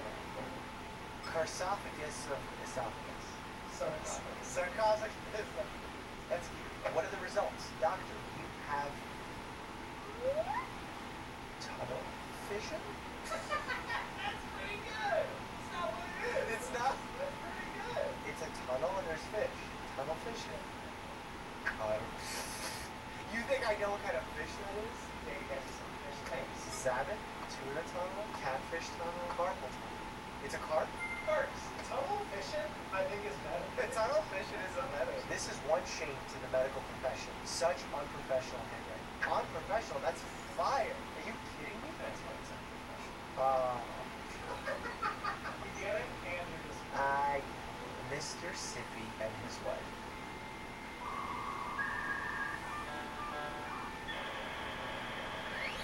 Am I supposed to find this one? Yeah, say it out loud. Mr. Sippy and his wife. Who's his wife? Mississippi. Oh! Mrs. Not medical at all. I honestly deserve to be canceled for that. I got ants. Yeah, but my ants are taller than yours. Yeah, well, I got a tube of glue, and I have an entire tin of it. I got bread. You win. I can't handle that with my glue tin and taller ants. I think I need to be either drunk to read this, can't handle that with my glue tin and taller ants. Stop laughing, Sam. Are the ants on something? Do the items have a connection? Bison kit? I can't handle that with my glue tin and taller ants.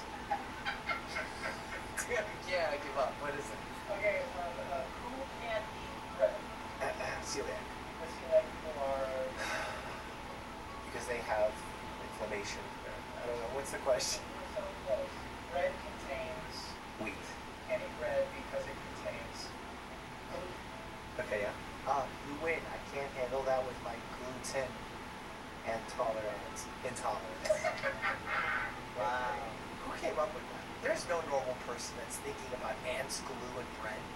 Since I know you enjoy compilations, how about one of my favorite compilations, reacting to House MD? Him and I are about to battle, like rap battles, like medical battle. Click here to check that out. As always, stay happy and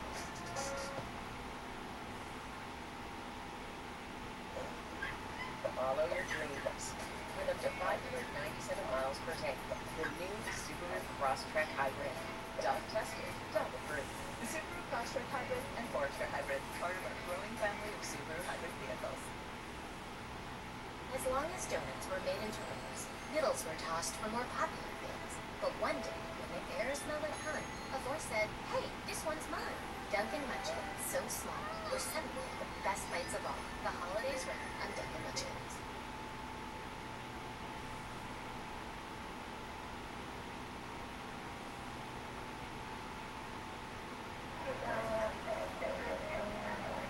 The Subaru Share the Love Event is proud to donate millions of dollars to charities like the ASPCA.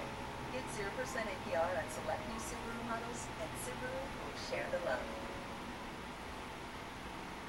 As a tech reviewer, everyone expects me to give the best gifts, and now with Google's Holiday 100, to make sure that's true, shop the top trending products for this year with Google's Holiday 100. I am definitely going to be the best gift giver this year. Meet Professors Rogan and Gibson, specialists in pseudoscience. This would be a medical drama that I would want to watch. It's like two dudes, no medical training, just yelling at ivermectin at everybody. Doctor, I have a migraine. Ivermectin! Rogan. Sir, I broke my leg. Fomendazole! Parasites everywhere! They're all around it! Get these parasites off the plane! I have had it with these monkey-fighting snakes on this Monday to Friday plane! For those of you who don't know, the reason this meme was made is because Mel Gibson went on the Rogan podcast and started saying nonsense about ivermectin, some bendazole, which is a class of anti-parasitic medications, or anti-helmet medications that are supposedly curing cancer left and right. Surprise! No! Plan B. Oh my god, 10 out of 10 meme. Emergency contraceptive cheese product? Wow! Wow! Talk about a 2-in-1. Plan B is available over the counter, so that is not misinformation, but it doesn't usually come with a side of delicious spreadable cheese on the cracker. I'm going to throw in a learning point, even with a little Plan B. Your weight, or one's weight, can impact the efficacy of emergency contraception. Make sure you take that into consideration. Lactose intolerance is stupid, just tolerate. Ah! You know what makes me smile with this even more? The fact that they're using word art. This was my childhood. I made so many glorious posters. Boy, it makes me happy because that little blue squiggly writing, that was my favorite one. And look, now I have scrubs to mention. And no, you're lactose intolerant because you lack lactase. That's why you eat lactate in order to get rid of the lactose intolerance. Heading to the optometrist, made myself a little cheat sheet. What is the use of that? What do you get? And also, that's pretty hard to see. Like, if you could see that, you won. The win is inside of you, champ. Lol, who else eats their PB&J sandwiches raw? That's an unprocessed peanut butter and jelly sandwich. Although that looks like processed peanut butter. So, almost got me there. Do you guys prefer your ibuprofen hot dog or hamburger style? Oh, that's a good question. I prefer my ibuprofen hot dog style. I find it easier to swallow. And I find gel caps even easier to swallow because they're slippery. There might be a little evidence that the gel caps work a tiny bit faster because they're easier to absorb. Although the evidence for it is whatever, and if they're that much more expensive now. Cargo space? Car, no do that. Cargo road. No, why? Hey man, could you pass me my drink? Yeah, dog, I got it. Oh, it's like a petri dish. Just the digits are some of the dirtiest parts of the human body. Then you stick it in a sugary beverage. Yeah. Stuffed crust pizza. 9 out of 10 dentist. Oh my god, you're not supposed to eat the toothpaste. Is that Trump on the bottom? Oh, that makes it even worse. And I'm not politicizing it. It was just a ridiculous statement. You need to start doing meal prep. Me. Get those hot dogs lined up. No, in all seriousness, hot dogs are considered a processed meat, and overconsumption of processed meats have been linked to increases risks of certain cancers. So you want to use these foods, not at all if you can, or as an occasional treat, but not as a mainstay. If smoking is so bad, why does it cure salmon? Oh man! I wonder what Dr. Gunter would think of this movie. He said people who are in the longest lived time zones also smoke, and he doesn't think it's in spite of smoking, he thinks it's because they smoke. So I wonder if he thinks salmon are healthier when they smoke as well. You heard of Elf on the Shelf, but have you heard of Nutella on the patella? A little joint lubrication with some saturated fat hazelnut flavor? No, Nutella is not good for the joints. There's a lot of people who get these viscous knee injections or visco supplementation for osteoarthritis. It's supposed to like help lubricate the knee. But even with people getting multiple injections over time, I haven't seen a lot of great results for it, but I also haven't seen a lot of great penance for it. Vaccinated single women in my hair. The 5G thing really got me. Oh, they put 5G into your arm. Bro missed OG Fortnite twice. Bro was born 2 hours ago, luxury older than Bro. Class of 2042. Yesterday is older than Bro. Bro missed everything. Are they needling a child? I'm glad the child swaddled in a blanket, because otherwise all those disses hurt. Fun dip. Pregnant? Is the package pregnant or are you pregnant? By the way, what is fun dip? I wonder if the Red 3 band will be impacted by this. Seeing if there's any other girl in his heart. How do we know that's a heart surgery? What are we basing that off of? Daily brain workout. 2 sets of counting to 10. 2 sets of alphabet. 4 minutes of trying to spell restaurant. Couldn't list animals until failure. Honestly, it's not a bad brain exercise. 1, 2, 3, 4, 5, 6, 7, 8, 9, 10. Newborn chillaxing after his perfect 10 out of 10 APGAR performance. I don't know, that baby looks quite small. But APGAR scores are important. They tell us about how the baby's doing based on things that we can see directly in front of us. Heinz, Bleach, and Cody. Oh, that's a lot of good combination. Like I know people say lean, oh, it's a cough syrup. It helps you prevent a cough or suppress a cough. People use it recreationally and illegally to make themselves hard. I would go ahead and recommend skipping this, and Heinz should sue directly the individual who made that beat. Would you clap your hands holding these for 7.5 billion? Instantly. Mr. Clean Baby Eraser. Contraceptive sponges. Oh my god. Not in the cleaning aisle. Nah, don't go there. You gotta be faster. Evaporated milk. It just evaporated so quickly. Fallopian tube, Baja Blast pouch, chalupa. Instead of the fallopian tube and ovaries, you have chalupas and chalupian tube. Cigarettes. I do remember when I was growing up in Brooklyn, we had those candies that looked like cigarettes, and it was always a joke. And then I realized what those companies were doing were trying to trick kids into subliminally thinking that they are smoking, so that when they grow up, they do smoke, and that's a big problem. So.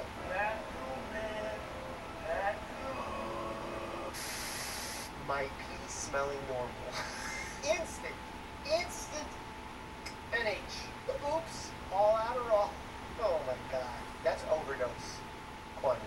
So I'm not for it, but Captain Crunch always looked like something's going on with him. Like he was taking too many medications. 100% Glizzy smoothie, non-GMO. Oh, why is texture so important?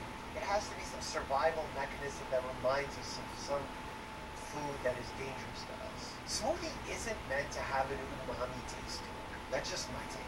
Eminem, his palms are sweaty, knees weak, arms are heavy. Whether he cancer. No matter what symptom, cancer is always on the differential. I really can't think of one symptom where cancer is not on the differential, which was what makes those type of WebMD recommendations not super useful. Great for stimulating conversations with me as a primary care doctor and having patients ask me questions.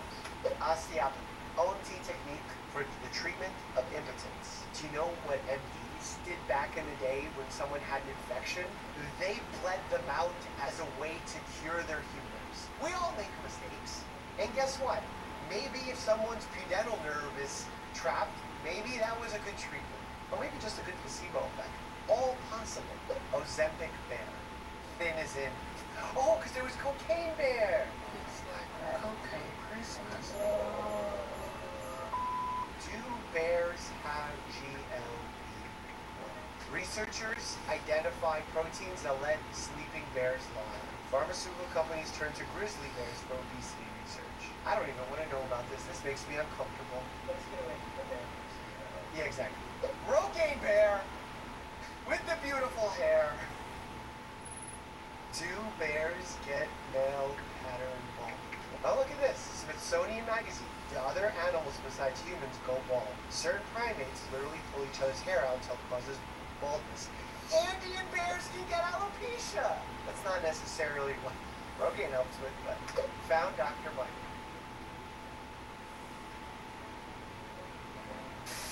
Who made this object? It's a mermaid, shirtless doctor with a little brown puppy? Someone send me this. I will put her on the shelf behind me.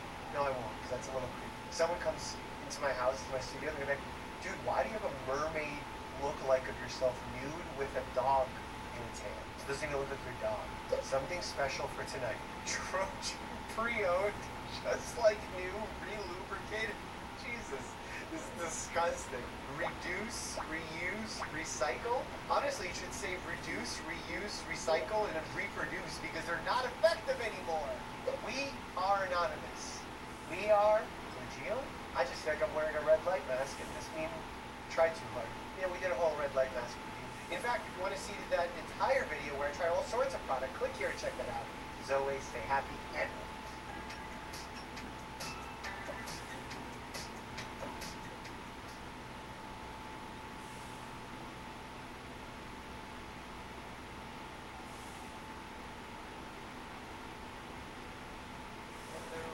Did we invent crispy chicken? No. Just put it where it should be. Inside tacos and burritos, obviously. Crispy chicken from Taco Bell. Brand new classic. Are you guys here for the halftime show? Oh, no. We're here to help people customize and save the neutral. So that's why you see. Yes. The emu has a name. Only pay.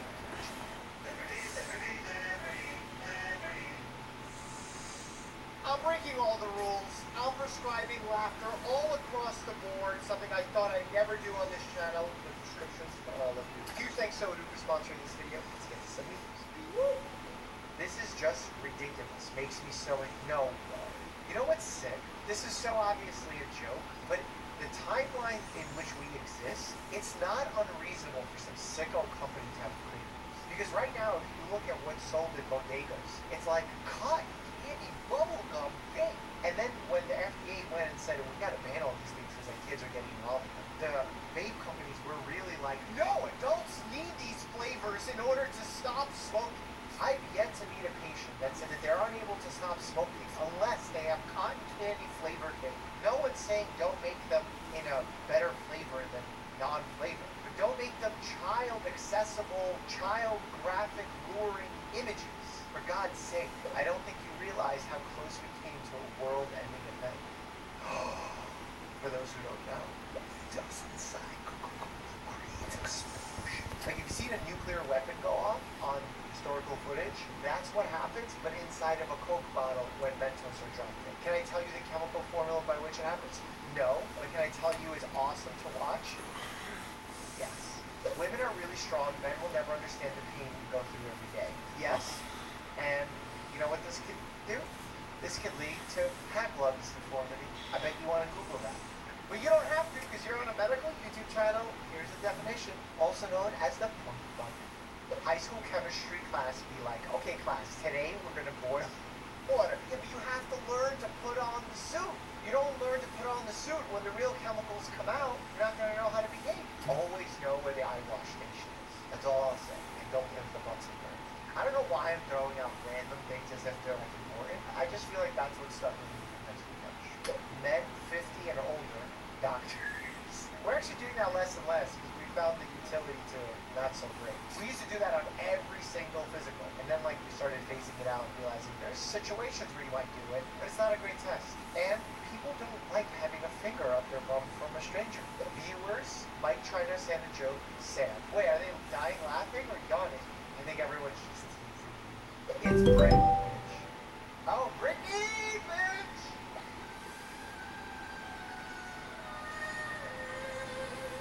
It's Britney, bitch. Yeah, for those who don't know, Britney Spears, that's my era of music. I had her CDs. I danced along to Toxic in my bedroom on my little sound system. And I was like, yeah, I did it again. Oops. Oops. Put me in a ring with you, boxing gloves. I swear to God. Get it, losers. We're getting polio.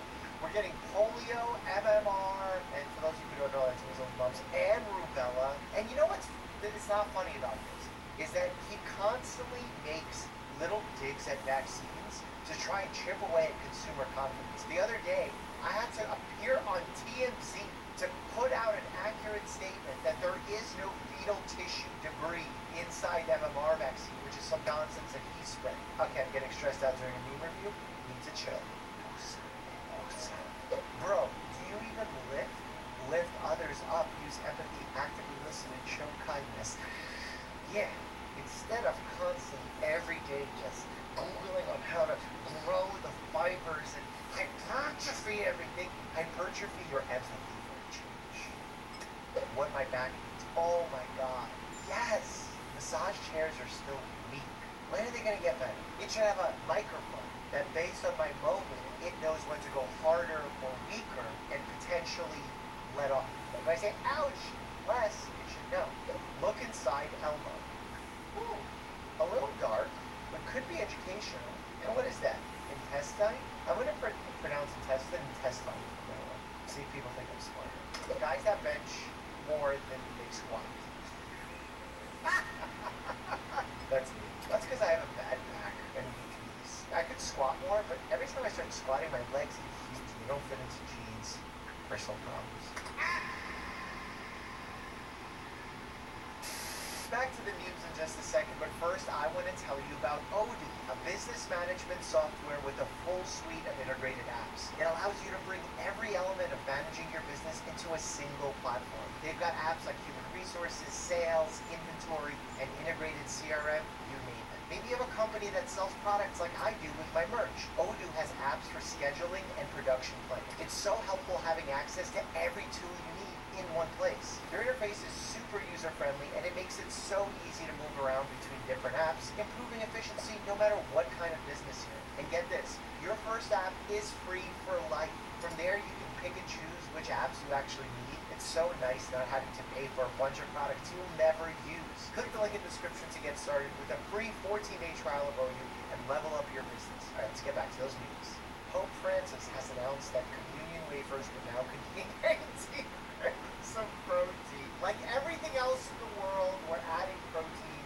There's this notion that more protein is always better, but for those who have certain medical conditions or who are elderly or who have chronic kidney disease, that could be problematic. Viagra, miracle drug. Why is he wearing a Marvel shirt? Groot. It's Groot. What does that mean? I am Groot. Are you saying words? Now, repeat back what I just said. Uh-huh. He should have glyphosate in his fingers or branches. He should make like a Groot. Monster Energy Ultra 9-in-1 shampoo, conditioner, body wash, soap, lotion, pre-workout, protein, creatine, and testosterone with 0 sugar. If this is AI, this is really funny AI. Okay, there's too many ingredients in here to be chemically possible. This is chemical dishonesty. That's a good name for a band. Play music? Yeah. Chemical dishonesty. Beauty. Twice finish your answer first, but Thanks, buddy.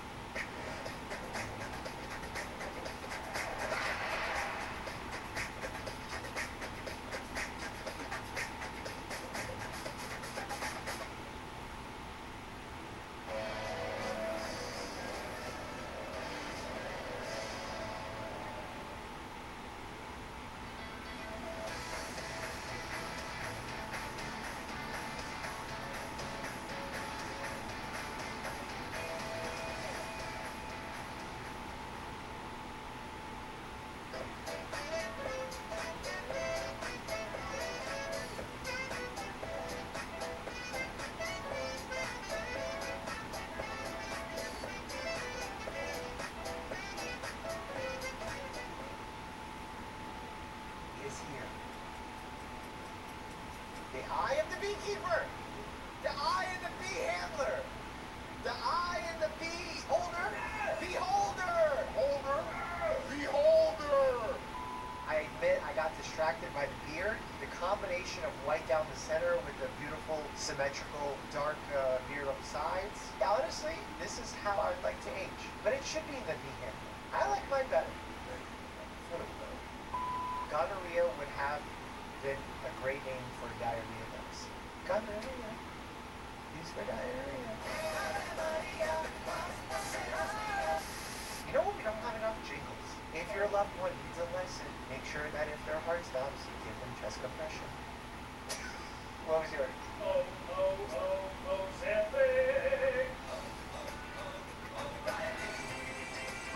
If you write a very good jingle and it gets 100,000 upvotes, I will make a community post in here. But it has to be factually accurate. Stein is pronounced Stain here in South Africa. Dr. Peasting. Oh, it is a urologist? What are the chances? No, it's gotta be fake. That's like having an OBGYN called Dr. Reed. A physical therapist named Stretch Armstrong. Sounds cool. What you see through the microscope. What the bacteria is. I just gave a speech at the annual Texas Medical Association. And one of the doctors brought a child. He came up to me, asked me a question, we took a selfie, and then he said, "Doc, do you mind if we do a 0.5? And I didn't want to seem like I wasn't with it, so I'm like, "Oh, 0.5? Of course." And I thought he wanted to do like a fisheye selfie or something. No, he came up, smacked me in the face with the phone, and took this photo. So Caleb, here's your image getting popularity. Leak the pic of Mike in his backyard. Oh my god, I don't know why I'm wearing the Snow White dress, but I will say there are this many animals in my yard. Here's a video of bear fighting a groundhog. Look at his little angry teeth. I don't know if it's the turkey vultures or hawks or whatever. They lay eggs everywhere. There are birds chirping at all hours of the day and night. Complex patient with a rare disease. Me armed with the knowledge from one lecture I watched at 1.x 3 years ago. You need to have good recall in healthcare. But I will say that is changing in our education space. Those who are the brainiacs who had the most amazing memories to put together these tiny details are probably going to have their skill set replaced by AI. But those who are great communicators make another human feel seen, appreciated, explain topics to them, those people will be at the top of the class in the near future. McBurney's point. That is McBurney's point. It's where we palpate to feel for the appendix to rule out an appendicitis. I just don't get why Bernie Sanders is there. Bernie's. So, anyway, so... You know, this isn't the only sign that we use for checking to see if a child has appendicitis. We also can have them do the hop test. We can check the other side for pain, and there's also movement of the leg that we can do that will also signify and point to potential appendicitis, which could be a surgical emergency. If you're 30 and always have back pain, that's not normal. Please go to the doctor's. They get monkey bodies sometimes do that, and then give you a prescription for regular strength Tylenol and then charge you $120. That's not true. It can happen that way, but what if you have cardiac equina syndrome? That is an emergency that you need to act upon. When you go get a car inspection, what does it say in big letters? They can only make money if they pass you. Otherwise, it becomes unethical. Same thing for a doctor. $120, cardiac equina, or a Tylenol. That's my new sign in my office. A lot of people are going to be very confused by that sign, especially because we're in a community health center and a lot of people are getting care for free, but still a cool sign. Lipo is the laziest thing I've personally ever done. That was my way of saying I would rather have major surgery than be a little hungry. It's funny, but it's not once. And it could also be for cosmetic purposes, meaning that it's not just about weight loss. The type of headache, migraine, hypertension, there's no such thing really. Like, yes, you could have a headache related to hypertension, but most non-urgent hypertension, like non-hypertensive emergency, is silent. That's why we call it the silent killer. A lot of my patients are like, my blood pressure must be fine because I have no headache. That's not how it works. Some people also try and take their blood pressure medication like only when they have a headache because they think that's why they have a headache. That's not what we do. I put my patients on a blood pressure medication. It's to control their resting blood pressure every single day. Stress, okay, fine. Not having a Ferrari, yeah, that's painful. In fact, I know how valuable it is for the human body and head and health to have a Ferrari, but I actually surprised my dad with one. Click here and check it out. He's always stay happy and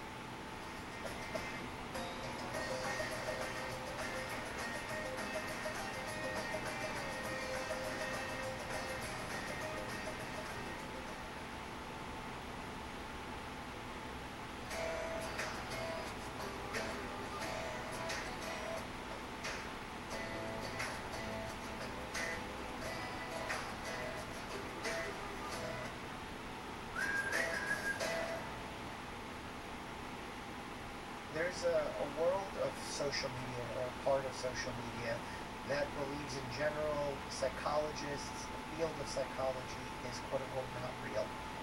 That it's all very suggestive, it's not actually helping people. What do you have to say to those individuals who do that? Well, I've got to say that I have about 7,000 patients who are telling me they're wrong.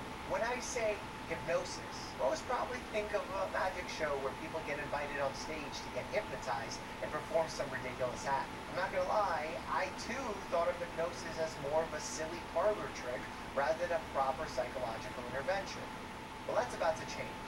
Please welcome to the Checkup Podcast Dr. David Spiegel, world-renowned psychiatrist, Associate Chair of Psychiatry and Behavioral Sciences at Stanford University School of Medicine, and leading expert on hypnosis.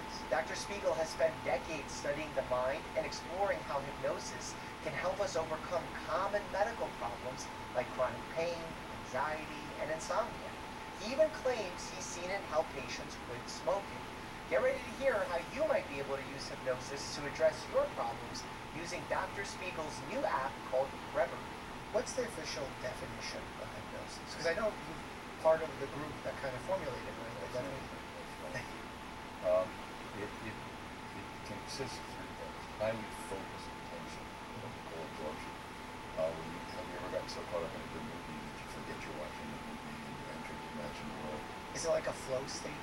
It's like a flow state, in the sense that Chick sent me high calls an autotelic experience. You're just in it, you're not judging it, you're not evaluating it. You usually are enjoying it. It feels good just to be there. Right. So like when you get caught up in a movie, that absorption is inherently usually pleasurable. To do that, though, you have to dissociate. That's the second part. You put outside of conscious awareness things that would ordinarily be in consciousness. So right now, you're sitting in this chair. Hopefully, you were not aware of your body sensations touching the chair. If you were, we could stop doing it right now. And so to concentrate that intently, you have to be able to put outside of awareness things that would ordinarily be in consciousness. That can be very useful for dealing with stress or pain, for example. If you can just dissociate, disconnect from it. In a controlled manner. In a controlled manner, right, yes. Although sometimes it happens spontaneously, but what we do with hypnosis is show you how it happens and how to better control it. The third part of it is trying out being different, disconnecting from the usual routine. So the thing that scares people the most about hypnosis is that they've seen one of these awful stage shows, where the football coach danced like a ballerina made for himself. But I don't like that. But here's a message there, and that is you can try being different. And if you think about it, what we do in psychotherapy is help people figure out what it would be like to be a different kind of person. And in hypnosis, you can do that in a hurry. So it's what we call absorption, dissociation, and cognitive flexibility. It's a way of thinking differently. It's been called suggestibility. It's really that. It's an ability to disconnect from your usual ways of being and try to be different. What is the difference between a hypnosis session that would happen in an evidence-based setting like your office versus what happens on these stage shows when someone clucks like a chicken or whatnot? Well, the phenomenon is similar, the uses to which is what are different. The phenomenon is this ability to concentrate intently, to suspend your usual needs of evaluating yourself and others and try out being different and to dissociate. So it's really what you're using it for, not the phenomenon itself. Okay. And are there uses of hypnosis that are unethical or problematic that can ever happen? Well, look, we're all social creatures. We all are susceptible to social influence. We sometimes swallow things that aren't true, and God knows there have been enough recent very public examples of that. And so, to the extent that we are willing to take in and act on other people's advice and suggestions, sure, we can get bad advice and suggestions with hypnosis as well. It is true that in hypnosis, you're more intensely focused. You may be less likely at the time to judge and evaluate. What would seem like a good idea at the time kind of thing. But there's nothing inherently dangerous about the hypnotic state itself. In fact, it's better to know something about it, to know that you can engage in it to a certain level in that kind of intense and focused attention, to kind of protect yourself so that you know when you're likely to get caught up in something you'd rather not be caught up in. Is there a range of this individual, like for me, I'm not very hypnotizable, but someone else may be. Is there a range that exists for that? There absolutely is. In the human life cycle, basically all 8-year-olds are in trances all the time. They call them in for dinner, they don't hear you. Work and play are all the same thing to a kid. But as we go through adolescence, we go through a period of valuing reason and evaluation more and just plain experience less. What's called formal operations by the psychologist Piaget. And by the time you're in your early 20s, you get set with a pretty fixed level of hypnotizability. So it's as stable as I see from the 20s to the 60s.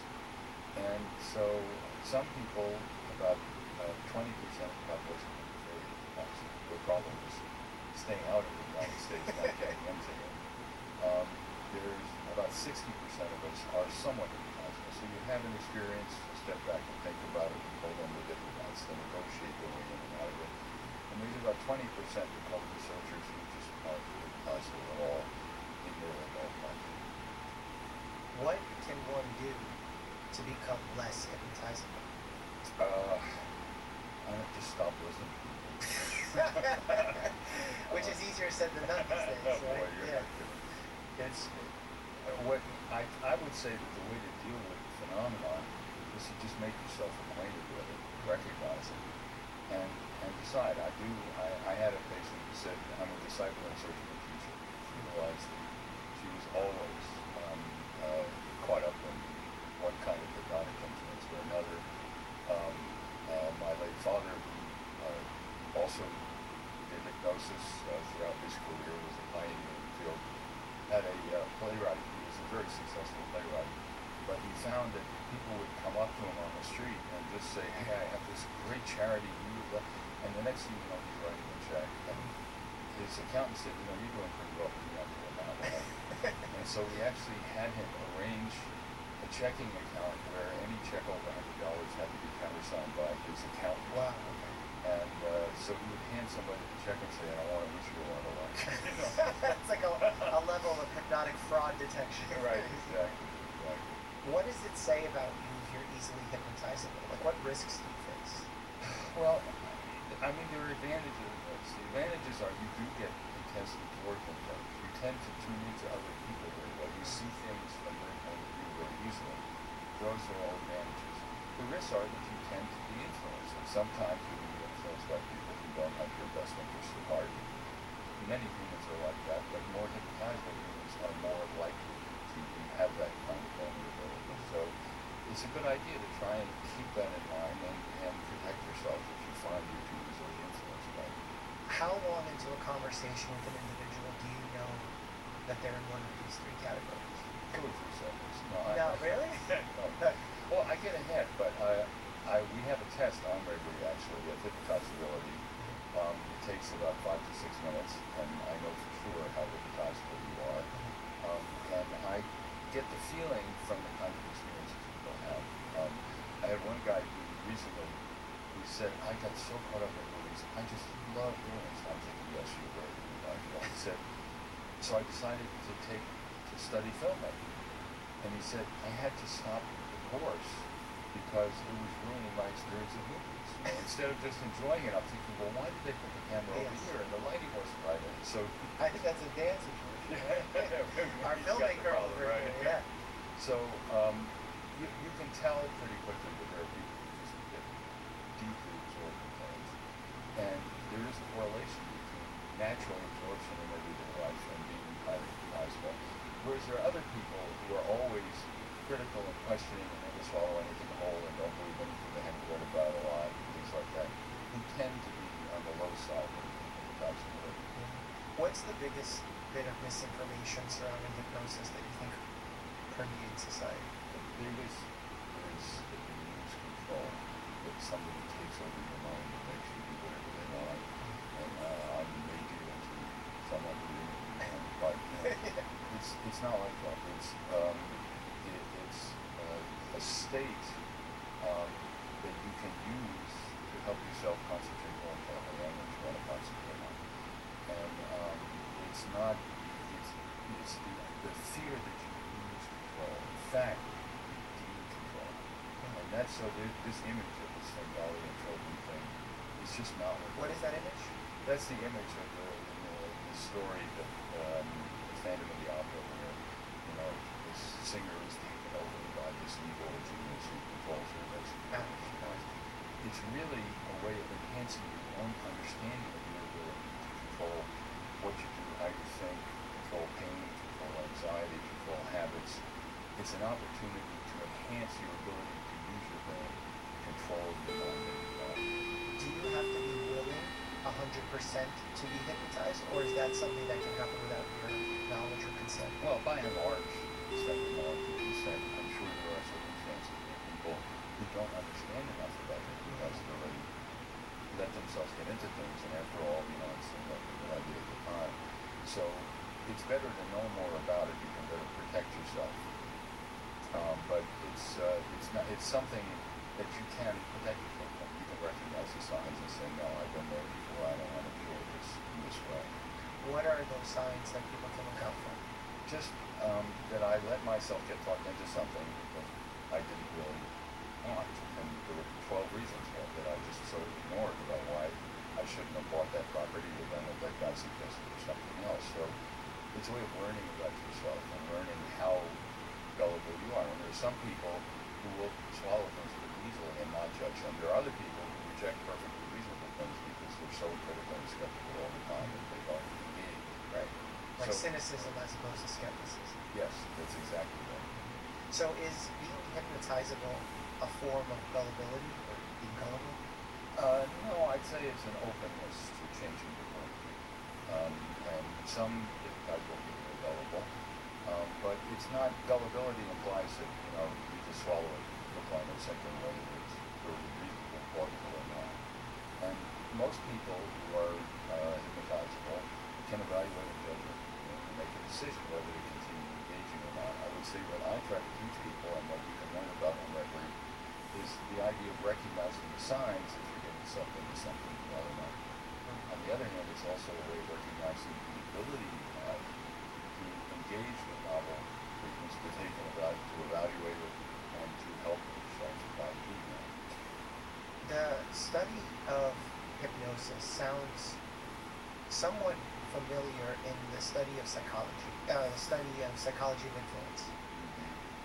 Is there a lot of overlap in these two fields?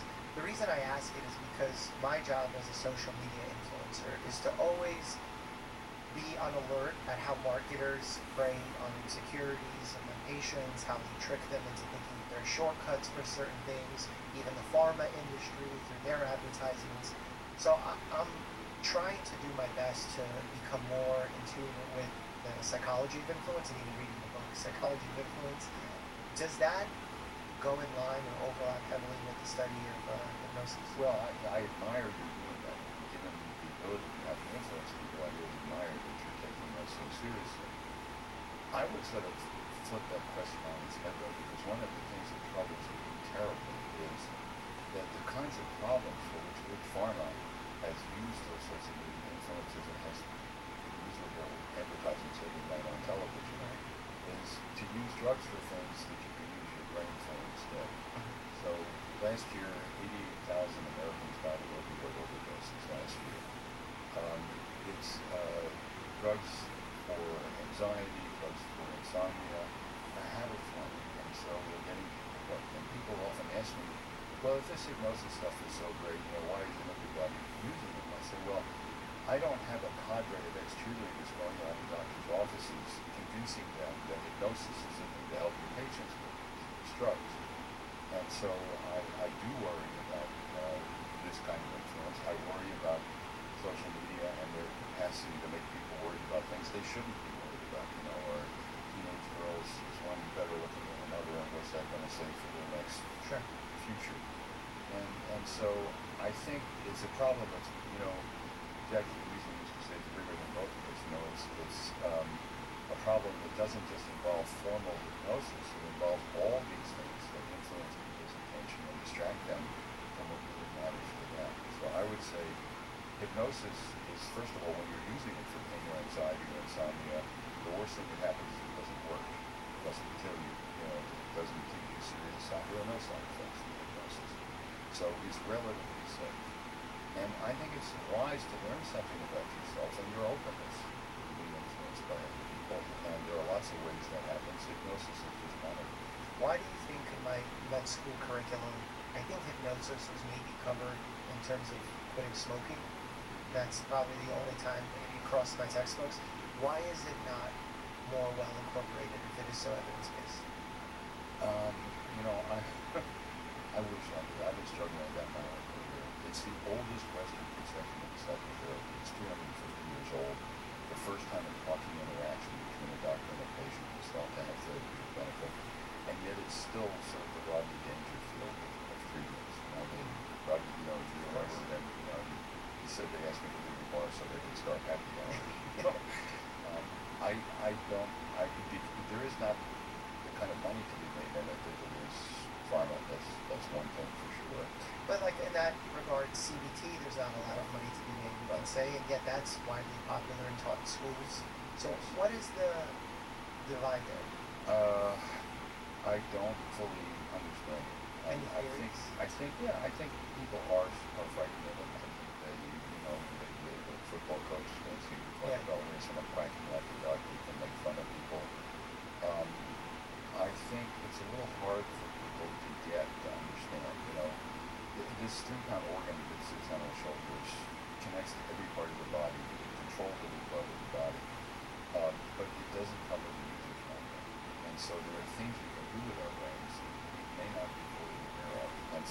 that's scary. You might just want to stay away from it. I don't know what it is.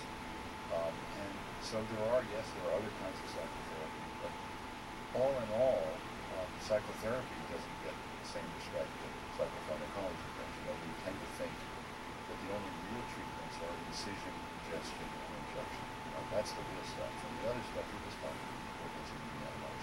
And that's not true. I think hypnosis is sort of the leading case of that. You go into an open monastery, you can actually reduce the amount of pain medication you need. You can get through some kinds of surgical procedures better with hypnosis than with medication. People find that hard to believe and accept, but that happens to be true. Yeah. I think in my many conversations with my patients and even podcast guests or my viewers at home, there's a belief on both sides where some people are very anti the incision medication route and prefer the quote-unquote natural methods, which has its own quirks and weirdness because people think everything that's natural must be safe or healthy.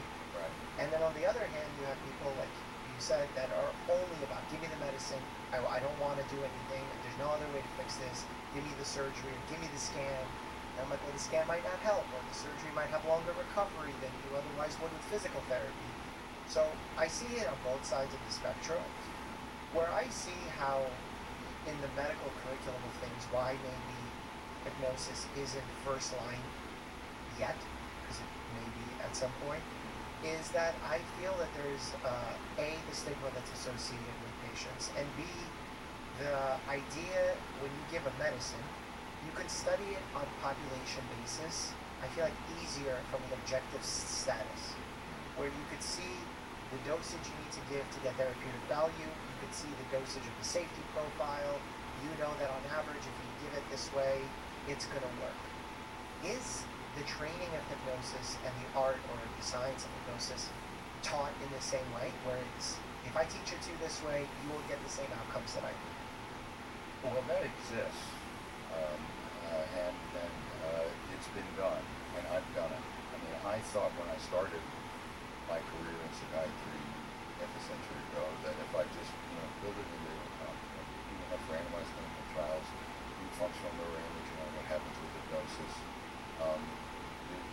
we will publish enough that people will have to see it the same way they do the things you're describing very well. That hasn't happened. We've done it. So I'll tell you an example. We did a study with a colleague in Boston, Bill Lang, published in The Lancet. Randomized clinical trial, 341 subjects getting intraarterial cut downs to reduce normalization of the liver and things like that. There were three conditions. They had standard care, which is push a button and get IV opioids.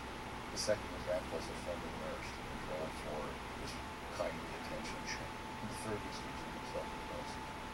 By the end of 2 hours, the hypnosis group's pain levels were 1 out of 10. The nurse support was 3 out of 10. The standard care was 5 out of 10. And they were using twice the dose of opioids. They were pushing the button. It's like a PCA. Right. And we looked at their anxiety.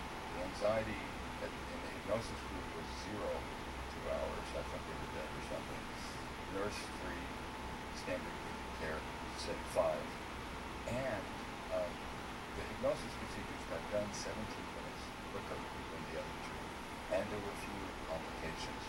Less autonomic instability, heart rate and blood pressure were better. So we published that in The Lancet. Now, if that were a drug where we did the study and had the same results, everybody would use the drug now during procedures like that. Not. So I think there's just a tendency for people to not believe it even when it's done right.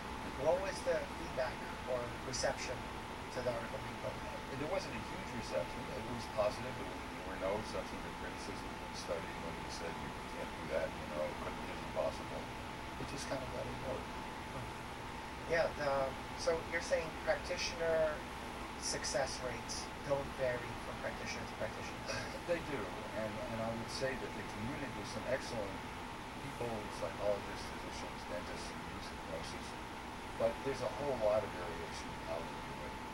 There are at least 3 good professional societies: Society for Clinical Experimental Hypnosis, American Society of Clinical Hypnosis, and the American Psychological Association has a hypnosis division. they teach courses, but there's a fair amount of variation in the way people approach it.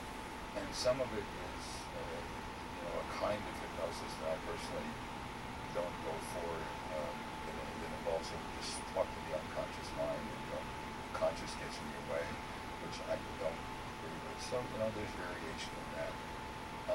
So some of it is us, and I think we make it difficult for people to get access because there just aren't that many of us. It's hard to get to a well-trained professional who uses hypnosis. And you're right, there's variability in how they practice, but there is in other parts of medicine too, as not just hypnosis. So I think we could do a better job, and frankly, that's why, 3.5 years ago, with my colleague Polar, a serial entrepreneur, we decided to start Memory. I just thought, you know what, this isn't working. People don't have enough access to it. There's a lot of variability in how people use it. And we have a model that works. We have evidence that it works. We know what's happening in the brain when we're doing it to people. So let's make it available to as many people as want to use it. And so that's why I took the path I did. Right. For the study, we always see there's the study results and then there's like real world outcomes, right?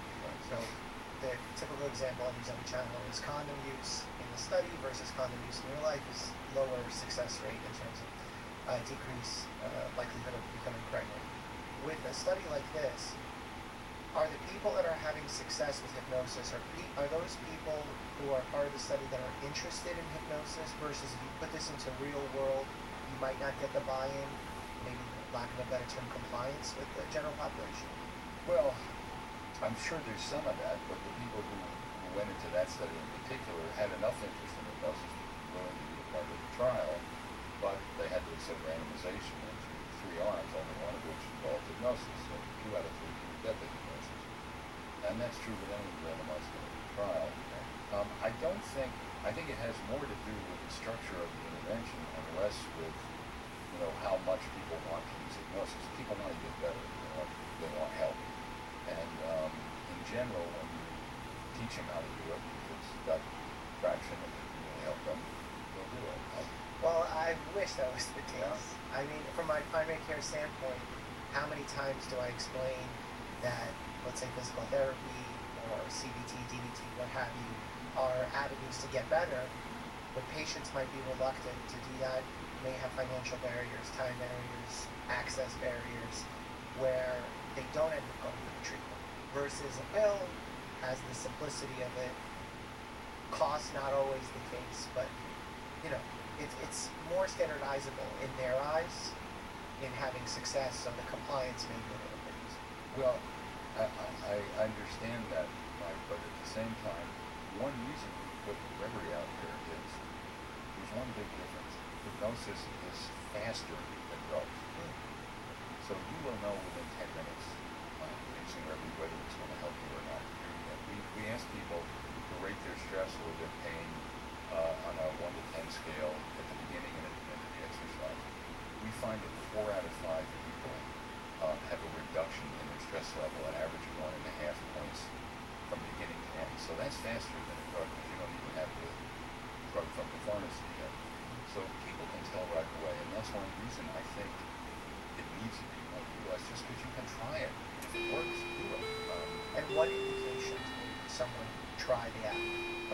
For stress management, anxiety, pain control, for sure. To stop smoking, get to sleep, get back to sleep. Very common problem. 25% of the U.S. population has an anxiety disorder. 40% have some kind of sleep problem, getting to sleep or staying asleep. So you can try it, and you'll know within 10 or 15 minutes whether it's helping you. Right.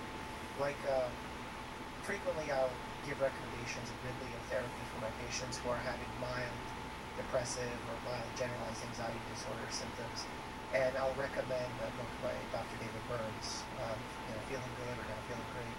Right. And, statistically, if their case is mild, they'll see the improvement. What is the situation if someone has moderate to severe anxiety? Would still using the app be beneficial, or is there now a risk of tapping into something that might yield worse outcomes? Well, I don't think it would get worse outcomes. It just might not help them that much. And there are just huge numbers of people with serious mental disorders who would never get any help of any kind. And listening to you talk, I'm thinking, you're a good psychiatrist, you're thoughtful, you understand what the problems are, you know how to help people. And the majority of depression in the United States is treated by primary care docs, not by psychiatrists. So most people are not getting what, some would say is the ideal treatment anyway. And what I think we ought to be doing is deploying techniques that have a decent chance of helping people. I mean, we've looked at tens of thousands of our users, and they report within 10 minutes feeling significant reduction in a moderate effect size reduction in their stress symptoms, for example, moderate reduction in their pain. 1 out of 4 people stop smoking. So that isn't everybody, but it's not a bad place to start. What are the current guidelines in, let's say, the APA, or I don't know what other organization puts out these guidelines, where hypnosis is first-line treatment for a condition? Well, both the American Psychiatric Association, I helped to write the guidelines on use of hypnosis, and the American Psychological Association recommend that you get guidance in doing it from a licensed and trained professional mental health care physician, and that it's a safe and effective treatment.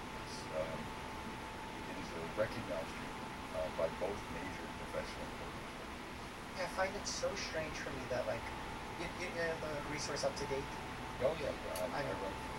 So that's frequently a source that I use. Being a primary care doctor, I can see anything walk through the door at any moment. I have to get well versed quick around the most up-to-date evidence. Right. So this is one way that I do that, and hypnosis doesn't even cross the threshold for me when looking at generalized anxiety disorder or looking for insomnia. It's there as a potential means, I'm sure somewhere, but it's not first and forthright. And I'm still struggling as a young primary care doctor to figure out why that is. I'm glad you mentioned that. I never look up hypnosis in Up to Date because I know I know about it. I'm going to look it up. I'm going to go home and look it up now, and I'll take it up with them. I think you're absolutely right. Well, the reason I bring it up is, look, it's great that there's an option for an app for people to try at home, especially if it works quickly and it's simple and there's access to it. I think there's so much value to teaching providers to make it more of a standardized approach, to make it more clear. I have read articles about issues with hypnosis surrounding like past life regression therapy and past life trauma therapy. And those are, things that are not evidence-based, where people are saying that you're feeling some sort of trauma from your past life, let's get hypnosis to figure it out. Have you seen this sort of issue arise in the field? Oh yeah, but only in one of my past lives. I know about that stuff. I have no patience with it at all, and there are a lot of misguided thoughts about a lot of treatments of one kind or another, and that's, I think, not an ethical use of hypnosis. It can be very helpful in dealing with problems in this life, and including people who have suffered severe trauma of one kind or another. It can be I use it as an effective treatment, reliving episodes that happened earlier in people's lives, but I have enough trouble understanding what's going on in this life. I don't bother with previous ones. That makes sense. What's your current stance on the idea of, in general, repressed memories? Look, all memories are recovered memories. This idea that it can't possibly be true that you would repress a memory, especially of something traumatic, is just flat out wrong. And people who do research in memory point out that if things are trivial, you may just forget them because you never really encoded them very much. If they're extreme, they are accompanied by affective and somatic arousal that is very uncomfortable and painful. And one way people deal with it is dissociating from it, is putting it outside of conscious awareness so that it doesn't disrupt your everyday life. And so it is not at all implausible that people would not recall things that were horribly traumatic, or at least all aspects of things. It doesn't mean that everything you then remember is necessarily true. Hypnosis is not like going back to a video file and reopening it and seeing it the way it was.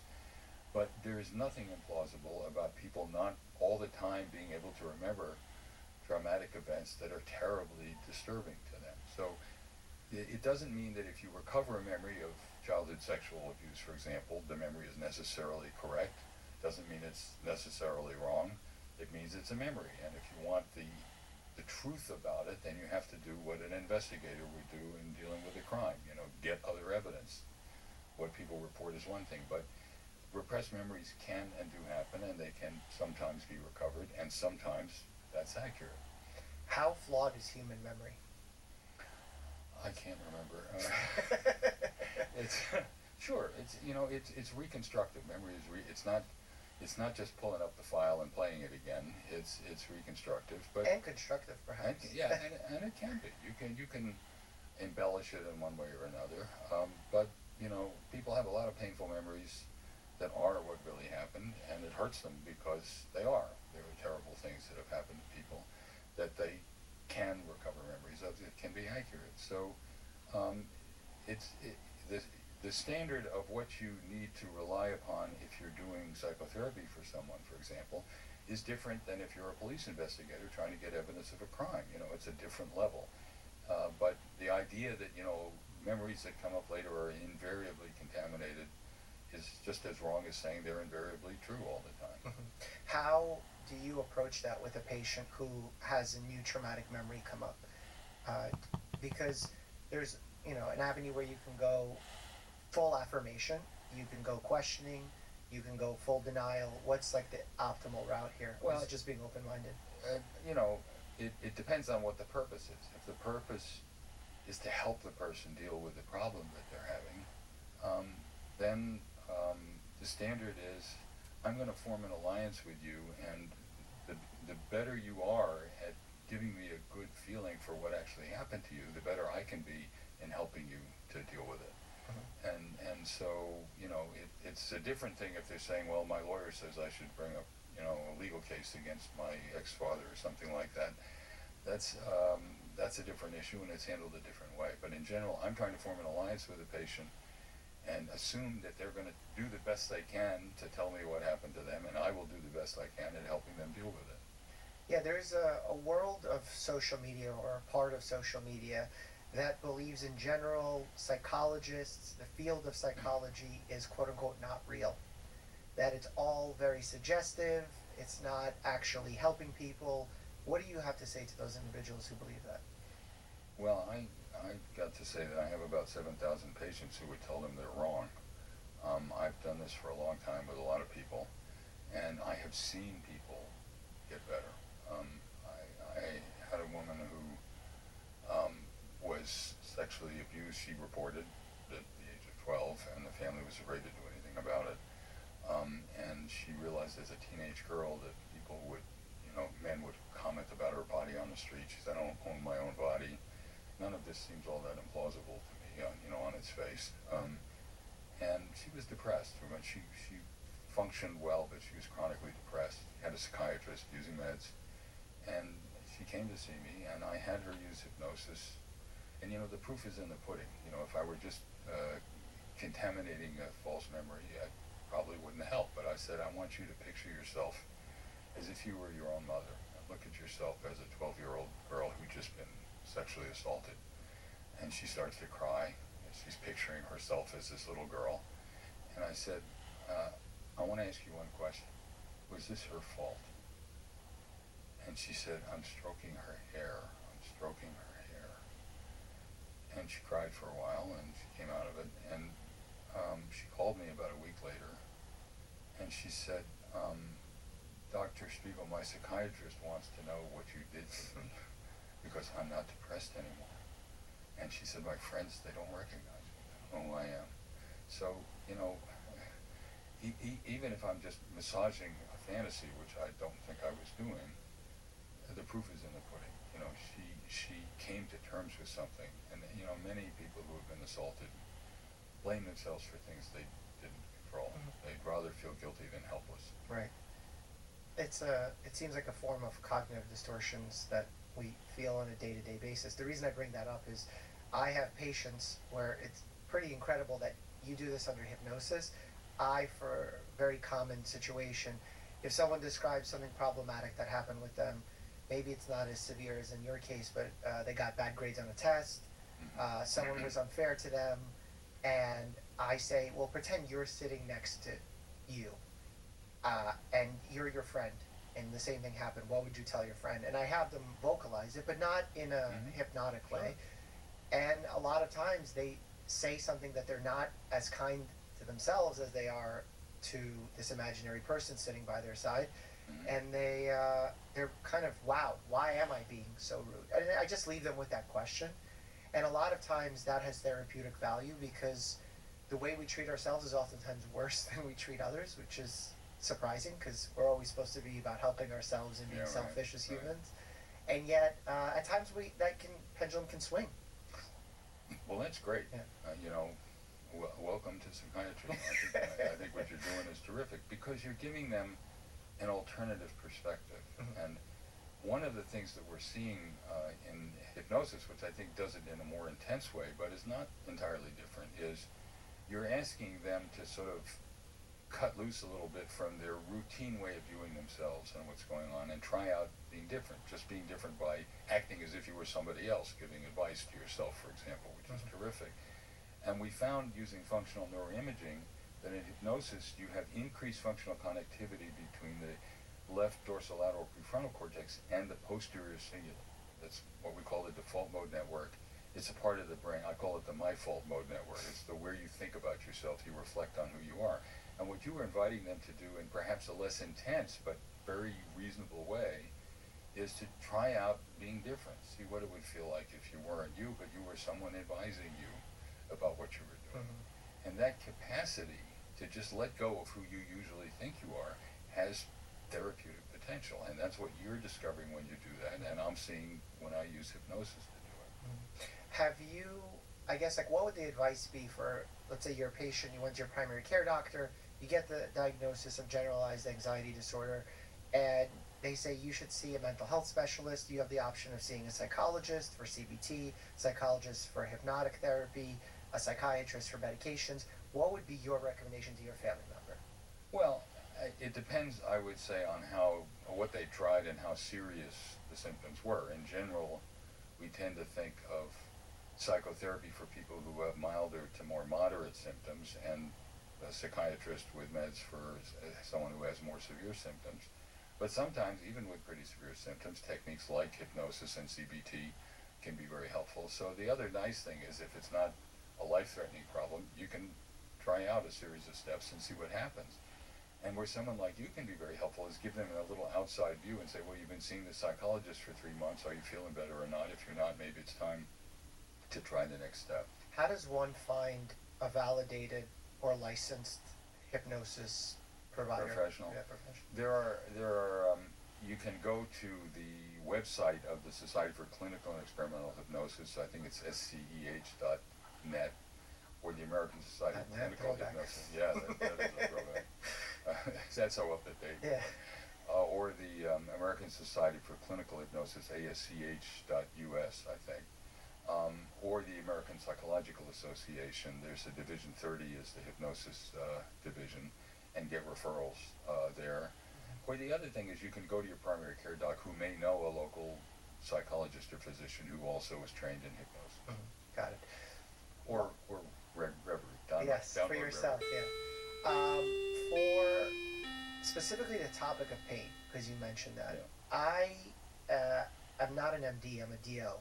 So I'm an osteopathic physician, and we have this intimate focus on being holistic, on the idea that the body heals itself. It's not us giving you the miracle treatments. It's about your body getting better and optimizing that as much as possible, and actually staying out of the way to allow your body to heal.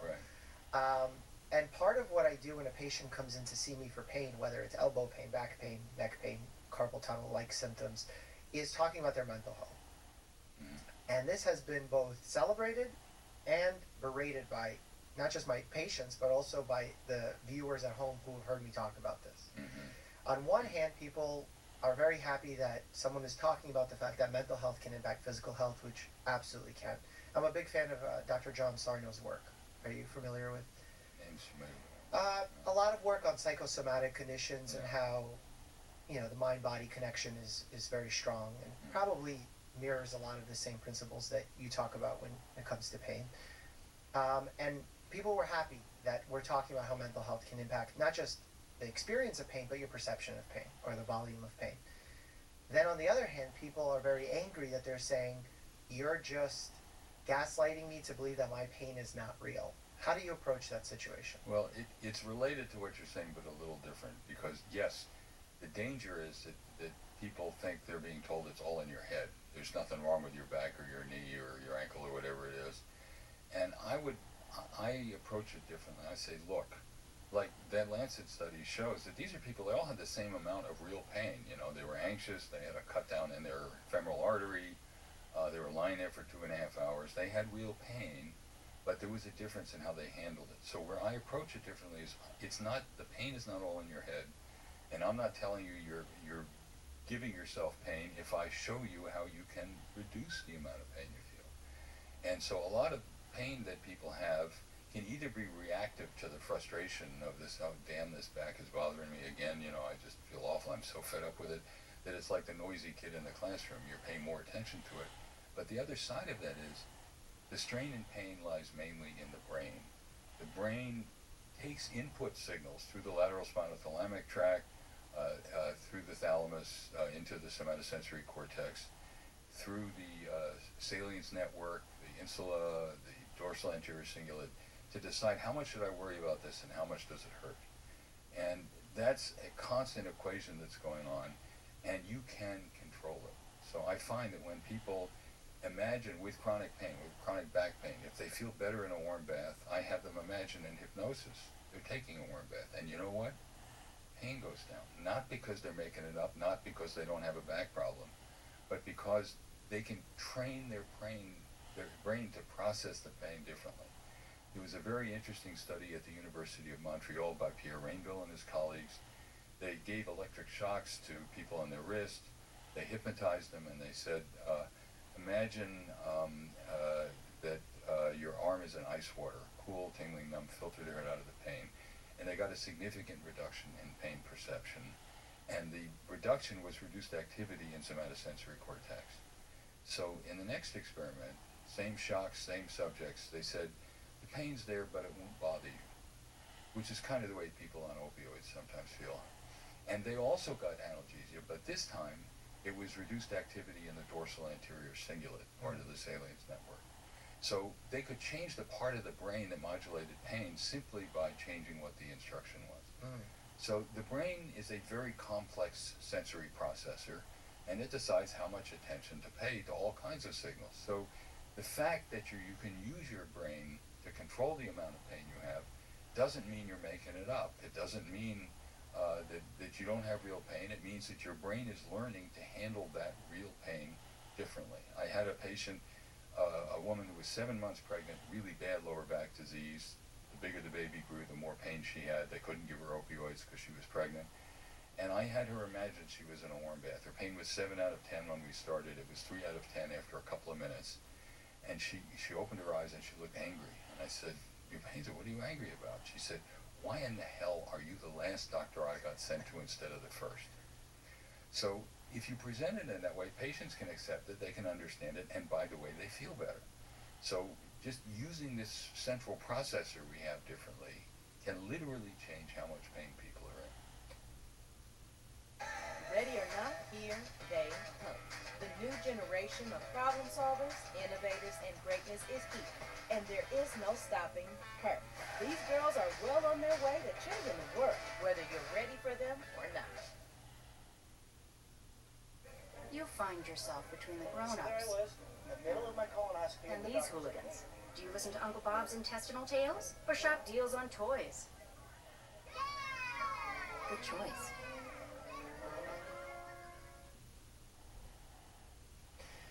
Do you ever struggle with the idea of putting this notion as under more control? Like, so if a patient's in terrible pain and we say, you actually have a tremendous amount of control over this, they feel burdened by that new information. And I'll give you why I'm bringing this up.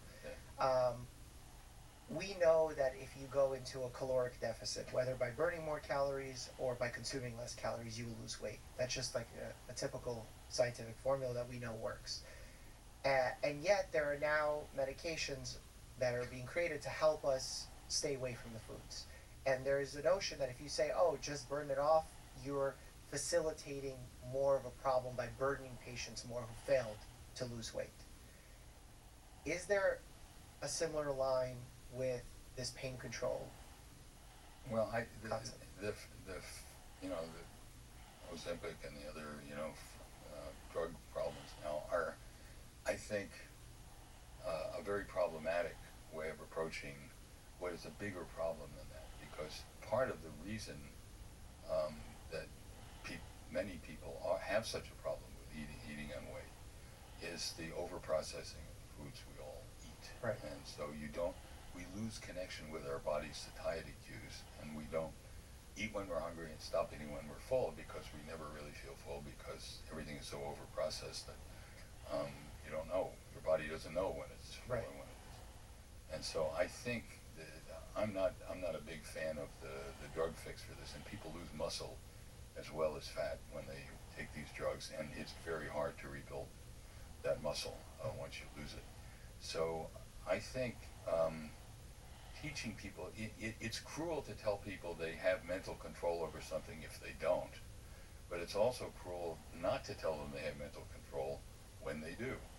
And so what I try to do to help people eat better is to focus on being more in tune with your body's signals, to eat when you're hungry and stop eating when you're full, and if you're hungry again in a half an hour, eat again, but when you're full, stop eating again. So getting more in touch with your body and using your brain the way it was meant to help regulate your hunger and satiety.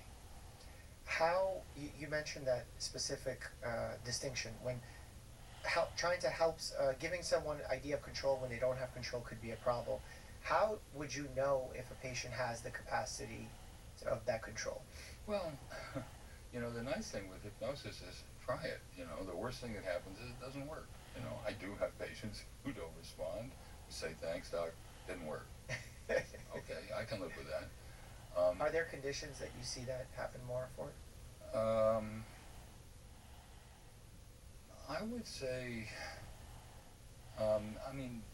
regulating eating in the eating environment that we're in now is sometimes difficult. But I have one guy who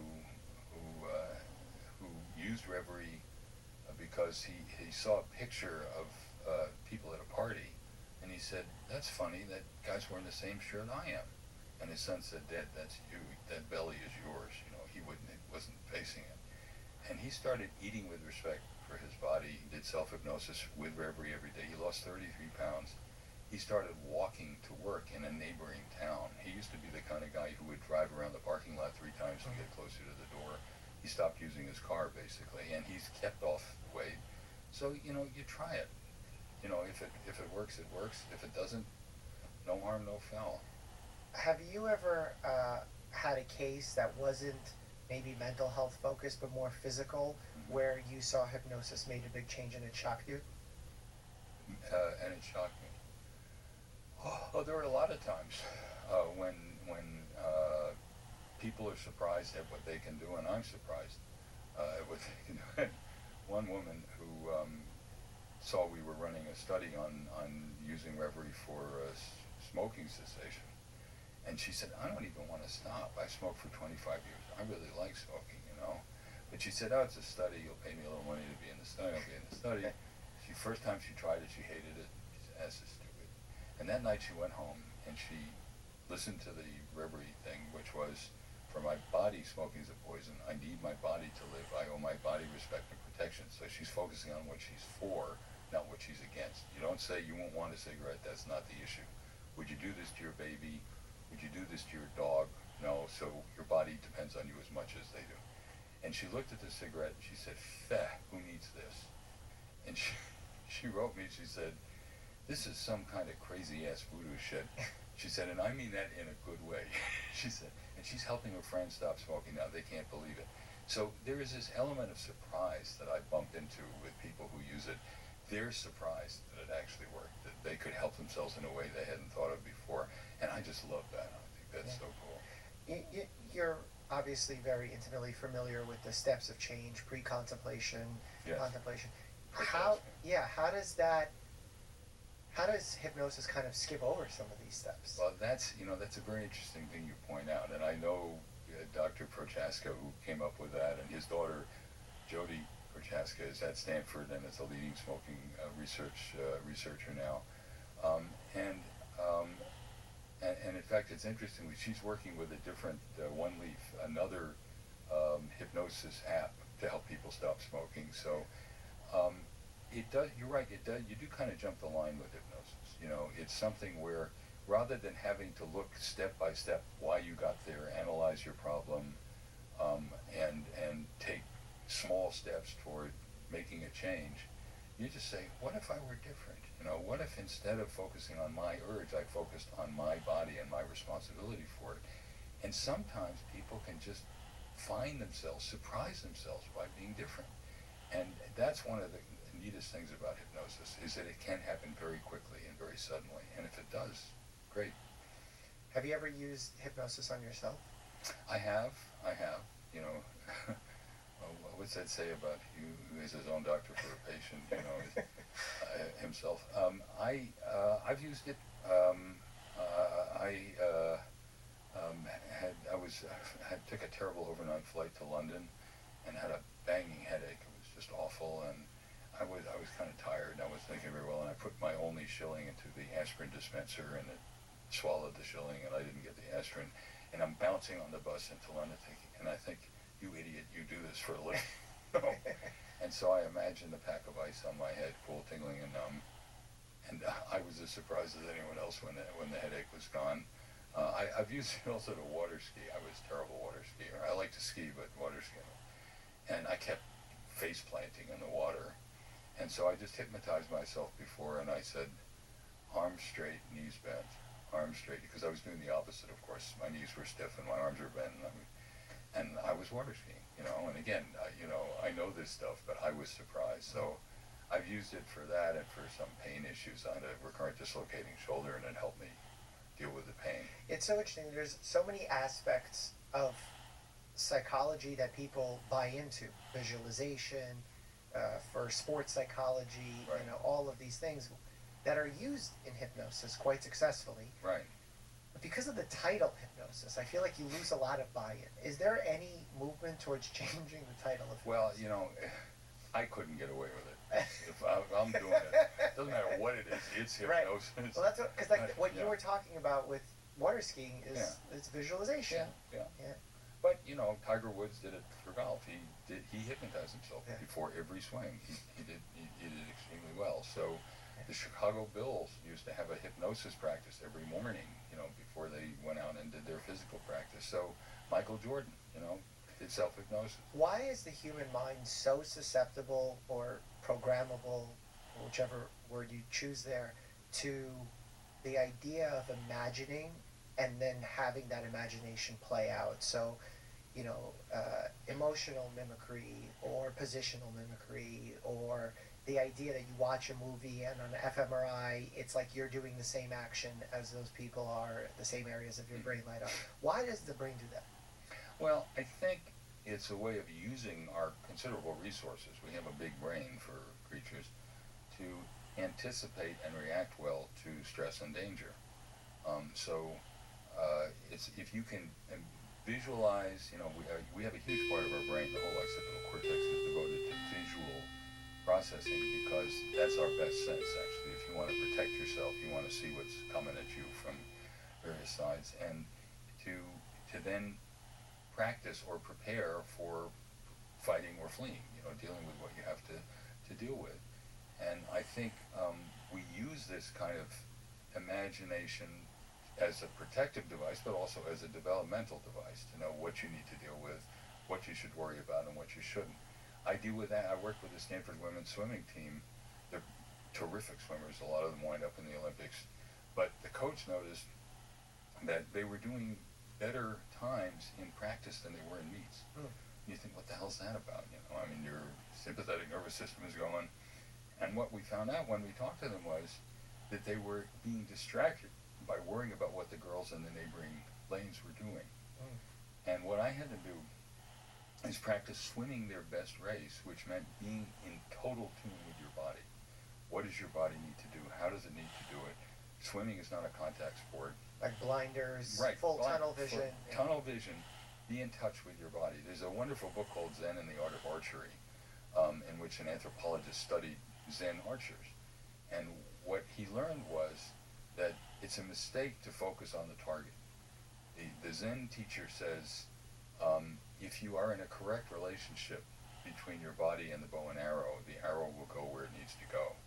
But if you think about it, what matters is your relationship to the bow and arrow, or to your body if you're swimming, not the target. So if you're worried about whether the girl in the next lane is going to beat you, you're distracting yourself from how you manage your body. And that's one of the wonderful things your brain can do, and hypnosis helps you to do, is narrow your focus. Don't worry about what's going on next to you, and intensify your focus on how you make your body do its best. And so I think it's, we are not the greatest physical specimens in the animal kingdom, but we have this brain that helps us make the most out of the body we have. And that means being able to plan, assess, and conduct activities in our body in a way that is optimal. Well, you mentioned the word Zen. I know there's a part of Buddhism where people live high in the mountains, in snowy temperatures. They can thermoregulate their bodies differently. They can feel pain differently. Yeah. Is that a form of hypnosis? I think to a certain extent it is, yes. I think it's a way of being in tune with, and to the extent you can, able to regulate things that ordinarily we wouldn't. For example, we did a study, this didn't involve Zen, but it involved an hour of self-hypnosis first thing in the morning before anyone had eaten anything, when they took a gustatory tour of the Bay Area. They ate imaginary meals. And one woman, after a half an hour, said, "Let's stop, I'm full." And they had an 89% increase in gastric acid secretion. So their brain was telling their body, food's coming, get ready. We then had them imagine they were on a desert island somewhere, no food or drink, but they were comfortable and happy. 39% decrease in gastric acid secretion. And then we injected them with pentagastrin, which stimulates gastric acid secretion. We still got a 19% reduction in the amount in response to pentagastrin when they were just imagining being comfortable but not eating. So the brain has a whole lot more ability to control the body than we ever give ourselves credit for. Yeah, and I feel like we're not educated. Forget me as a doctor. Like, the general public isn't educated on the capacity of the brain in that way. Yes. Where it works both ways. That there's ways that we can control our bodies in such positive ways, right? Like the idea of tunnel vision during sports or performance. But then there's also some negative ways. Like, I see very often my patients come in with sleep tracker apps that tell me how terrible their sleeps are when they're chasing that perfect sleep. And they may have woken up feeling fine, but the app tells them that they didn't, and now they've implanted the idea that they're sleeping badly, and they have worse outcomes. Yeah. Why isn't there, like, grade 5, grade 3? Here's the power of your brain. Here's the power of what you can get it to do. Why don't we do that as a society? Well, I think we're trying to do it, and you can have that problem with sleep tracker apps. I know that well, but I really still think the overall problem, Mike, is our underestimation of what the brain does, not overestimation of it. That we don't view it as a tool. We're willing to say you got to work out in the gym 3 times a week, if you want your muscles to work. Do we ever think, if you spend 10 minutes a day focusing on how you manage your pain or your stress or getting to sleep, you will build an ability that your brain has to help you live more happily and more comfortably. Now, to some extent, with mindfulness, there have been, that has taken over, and Calm and Headspace teach people how to do that. But those are not so much directed at regulating mind and body as they are just openness to experience, not creating struggles you don't need, letting feelings and thoughts flow through you. That's a good thing, and I think it builds a kind of wisdom.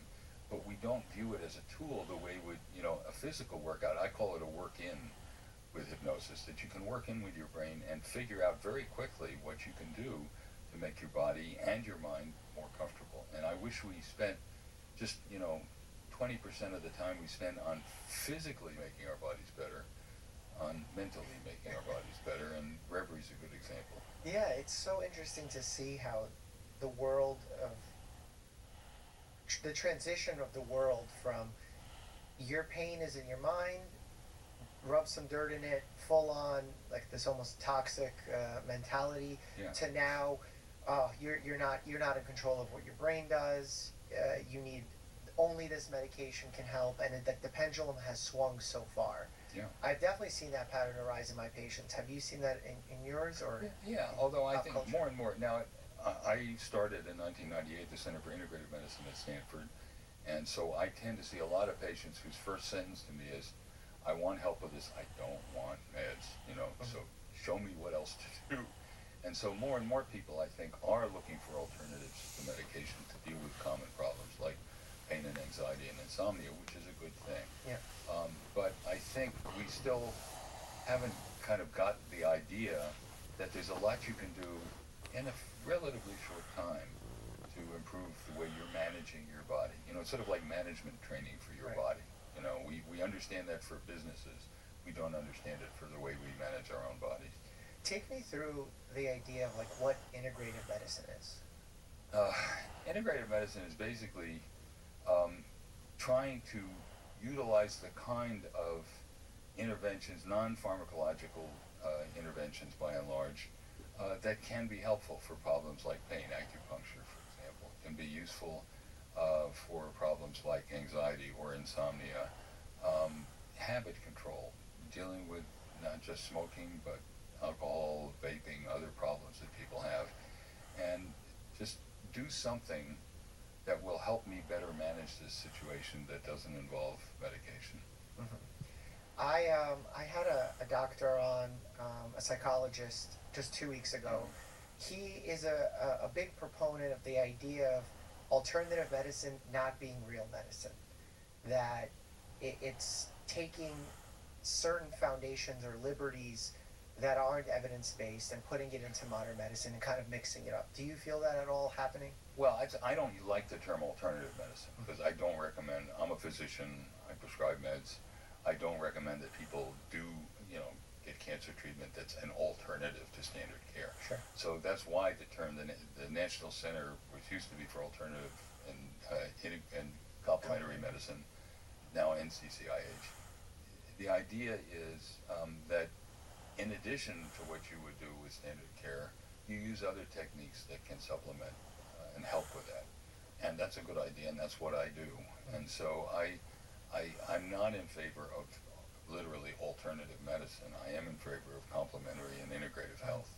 How does hypnosis end in integrative or complementary medicine when it feels like it's so evidence-based?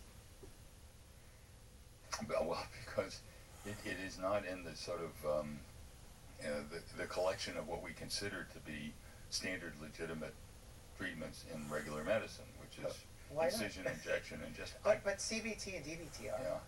You Yes, wouldn't call they those are. complementary or integrative. No, that's true. For some reason,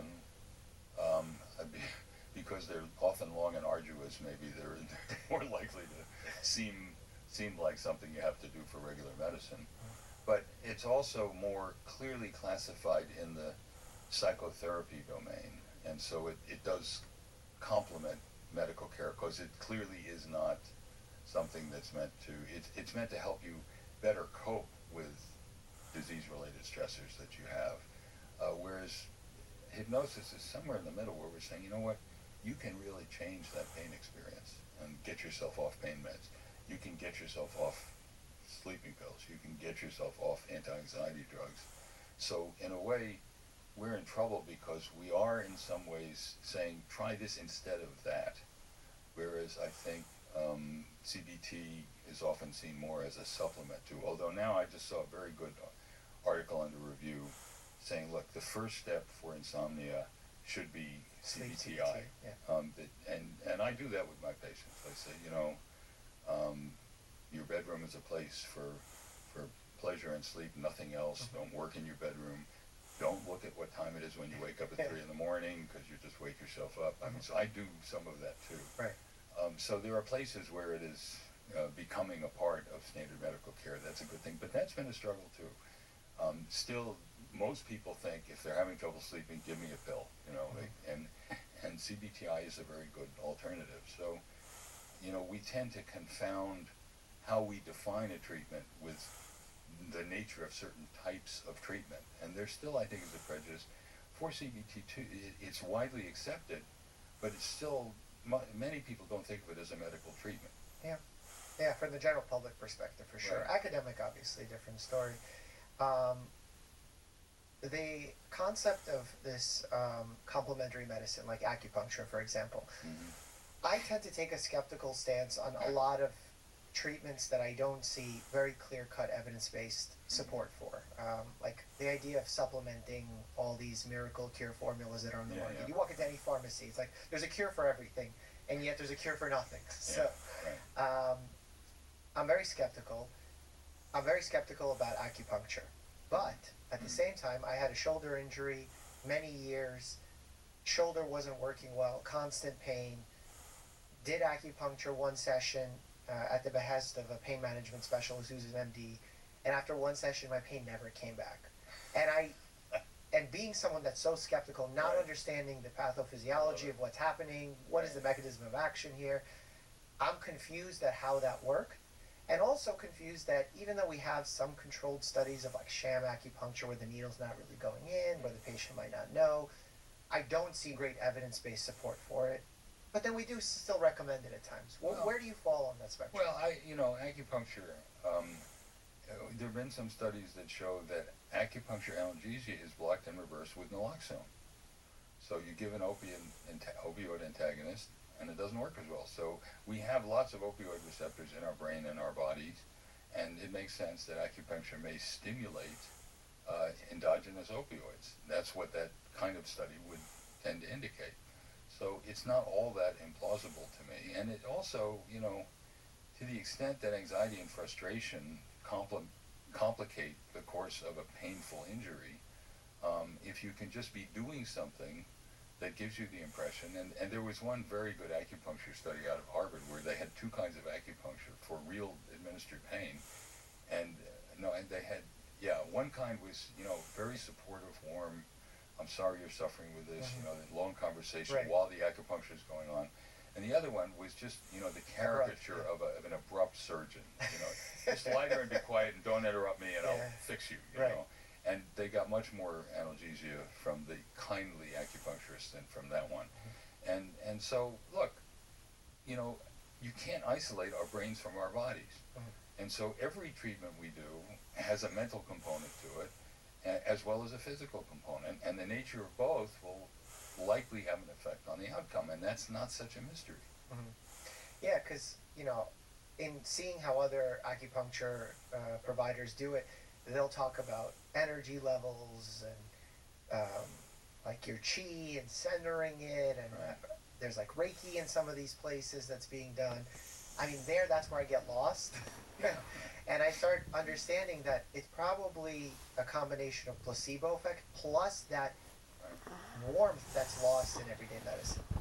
Where the more touch points you have with a provider who you have a good connection with, the better your outcome is going to be regardless of their training, whether or not they're a therapist, a social worker, a psychologist, psychiatrist. If you bond and they care, you will have better outcomes than if they don't. That's kind of comfort, and it starts with, how does a mother comfort an injured child? She hugs him and soothes him. And so if your brain gets into a frame of mind where whatever the injury is, I'll feel better about it if I'm getting soothed and comforted. And that will change the actual experience of pain. And so it makes sense that some elements of that primal sense of being comforted and soothed would have an effect even when you're a grown-up and dealing with it. But, it's not like, suddenly you're cut off from the neck up and it's just stuff that's happening to your body. So that makes perfect sense to me. The combination of the two would have a kind of combining effect. I will add, however, there was one very good study on placebo versus hypnotic analgesia. And so it was a cold pressure task, canned circulating ice water, so you knew how much pain they were getting by what the temperature was. For low hypnotizable people, the placebo and the hypnotic analgesia were exactly the same. For high hypnotizables, they got much more pain relief from hypnotic analgesia than from placebo. Wow. So hypnosis adds something to the placebo effect. If they're hypnotizing. If they're hypnotizing. Right. What's one question about this field that you wish people asked you that no one asks? That's a great question. I wish they would ask me what is the underlying assumption that makes hypnotic analgesia, for example, plausible, that it makes sense, that it's not why does it happen, but why wouldn't it happen? That's the kind of question I would like. That makes sense because you described it so well with the default mode network and how the brain processes pain and sensory information. So well, and there's one other part that I haven't talked about, and that is one thing we saw very clearly using functional MRI, high and low hypnotizable people in and out of hypnosis, is you turn down activity in the dorsal anterior cingulate. That's the part of the brain that's the keynote of the salience network. So when you hear a siren like we're hearing outside there now, the salience network says, uh-oh, that could be trouble, pay attention to that. In hypnosis, you turn down activity in that region. You just stop worrying about other possibilities. It allows you to immerse yourself in the experience. And so there are plausible neurobiological reasons why techniques like hypnosis should work. They literally help your brain shut it down. Right. And that part of the brain is full of GABA, gamma-aminobutyric acid inhibitory neurotransmitters that are stimulated by benzodiazepines. People who are more hypnotizable have more of those, have higher levels of GABA in the dorsal ACC.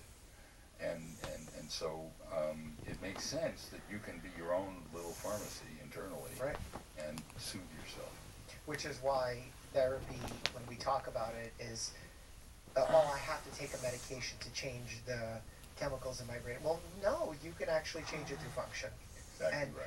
that's why I think hypnosis is interesting in that it's a combination of so many principles: visualization, mindfulness of being in the moment. It's kind of like all wrapped together in one and trying to make it valuable. Mm-hmm. Just, I feel like the notion of the word is definitely troubling for some. And I see, actually, I don't know how I went this far without asking you. How does one become so interested? I'm assuming it's family based, but how did you fall in love with studying hypnosis? Yeah, well, yes, doctor, you're right. It's a sort of a genetic illness in my family. Both of my parents were psychiatrists and psychoanalysts here in New York, and my father, during his training analysis, the analyst one day actually said something. He said, "Herb, would you like to learn hypnosis?" My father said, "What did I say?" Let's interpret it. Well, there was a Viennese refugee named Gustav von Aschaffenburg who had to escape the Nazis from Vienna. He was a forensic psychiatrist. He had a smallpox scar in the middle of his forehead, and he noticed that some of these prisoners he'd interview would suddenly just sort of nod off and act differently, and he realized they were being hypnotized, that he hadn't initially intended that. So he Join Planet Fitness today and save $28 or more. Just $1 down, $15 a month. When you find your true match, you'll just know it. You're worth it. Want a cybersecurity degree that leads to real results? At WGU, you'll gain AI-integrated skills, certifications, and career momentum. Without the degree from WGU, I wouldn't have got the job. Learn more at wgu.edu.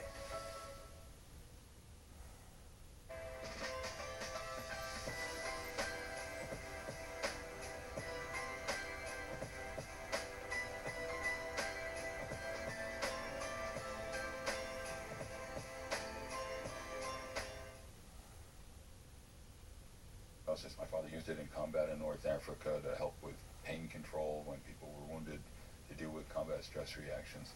And he came back here and initially went back to his analytic training, but eventually found that he was doing more good for some of his patients with a few sessions of hypnosis than with 3 times a week on the couch psychoanalysis. So he shifted his practice more and more to hypnosis, and the dinner table conversations were interesting. And I took a hypnosis course in medical school to see if I wanted to do it. And I found it remarkably effective. My first patient was in Children's Hospital in Boston, and the nurse says, "Spiegel, your next admission's an asthmatic in room 375." And I followed the sound of the wheezing down the hall, and there's this pretty 15-year-old girl, knuckles white, struggling for breath. 3rd admission in 3 months for status asthmaticus, unresponsive to subcutaneous epinephrine. While they're standing there crying, I didn't know what to do, but I'd taken the course. So I said, you want to learn a breathing exercise? And she nods. So I get her hypnotized, and then I think, oh my God, we haven't gotten to asthma in the course. What do I tell her? So I came up with something very clever. I said, each breath you take will be a little deeper and a little easier. And within 15 minutes, she's lying back in bed. She isn't wheezing anymore. Her knuckles aren't white. Her mother stopped crying. The nurse ran out of the room. My intern comes looking. You weren't afraid that she was fatiguing and needed to be intubated? In retrospect. But she was breathing. She was and I breathing, couldn't hear the wheezing anymore. That was, okay. You didn't need a stethoscope for that, you know. Yeah. And the intern says, I thought he was going to pat me on the back and say, what did you do? He said, the nurse has filed a complaint with the nursing supervisor that you violated Massachusetts law by hypnotizing a minor without parental consent. Now, Massachusetts has a lot of weird laws. That is not one of them. Her mother was standing right next to me. He said, so you're going to have to stop doing it. And I said, why? He said, it's dangerous. I said, well, you were about to give her general anesthesia and put her on steroids, and my talking to her was dangerous? I don't think so. So take me off the case if you want. So he stomps out the room. There was a council of war with the resident, the chief resident, the attending, and they came back with a radical idea for Children's Hospital. They said, why don't we ask the patient? And she said, oh, I like this. So she kept doing it. She had one subsequent hospitalization, but went on to study to be a respiratory therapist. Wow. And I thought that anything that can help a patient that fast, I mean, right in front of our eyes, you know, faster than most medications would work, and violate a non-existent law in Massachusetts had to be worth looking into. So yeah. I've been doing it ever since. So you think that there was some kind of effect regulating smooth muscle contraction and inflammation?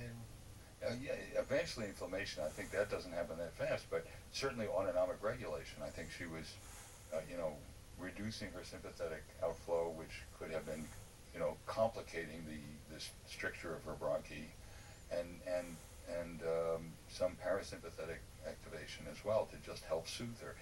Because the minute the minute it starts to happen, people with asthma panic. They think, oh my God, I'm not going to be able to breathe. It's a horrible thing. You feel like you're suffocating. And the more anxious they get, the worse it gets. Right. Conversely, if you show her a way in which you can make yourself, she starts to feel, hey, I'm feeling a little better. It breaks that vicious cycle, the mind-body interaction. That's a big problem with stress. And what we do in Reverie is teach people, start with your body up, get your body comfortable, and then deal with the thing that's making you anxious. Because the physical hyperarousal only confirms what you worst fear, that something terrible's going on. Yeah. So there's no reason why that can't work in reverse, too. You start to feel better. You think, oh, okay. And you can reduce that sympathetic activation that's making the problem worse. I mean, it's so interesting. I wish you would look at some of the osteopathic curriculum, because so much of what we talk about is this subject. In fact, from one of my main talking points when I give patients counseling on low back pain, for example, if I do a full physical exam and I see that there's no serious injury where they have harm to themselves from just walking around, very commonly a patient will get up in a guarded state, expecting the pain. Basically having the volume at full blast, trying to feel the pain as quickly as he can. And they're almost prepping themselves for it. Right. Whereas I'm like, stand up, and if you feel the pain, say ouch and move on, but there is no point expecting it. And you're not actually guarding anything, because you're not going to throw out your back by making a slight movement. You're young, you're healthy, there's no serious injury here. Right. And that can break the pain cycle in the same way that you're modulating the sympathetic activity. Well, you see, you're a hypnotist and you don't know. It sounds like all doctors are hypnotists and don't know it. The good ones are. Yeah, for sure. So that was where you fell in love with. Yeah, it would be right in front of my eyes, and that my father did it was something of an obstacle, but I learned a lot from talking to him about it. And I eventually taught in his course at Columbia on hypnosis. But yeah, it was just proving to myself that this thing really works. When you misbehaved, did your father try to throw a little hypnosis your way? I don't think so. What, since you started in the early days, for your young days when doing hypnosis, what is one thing that stands out that changed in your understanding of the field? Or you changed your mind on? Well, I was impressed by the fact that we could show, for years we were showing that it worked, but I wanted to know how it worked. And I think a turning point in two ways came when about 10 years ago, we published several papers showing what's happening in the brain.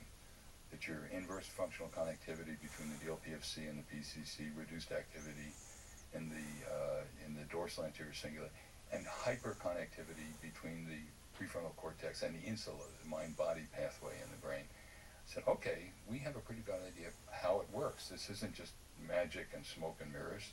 We can see what's happening in the brain, and it all makes sense. But the other turning point was, enough.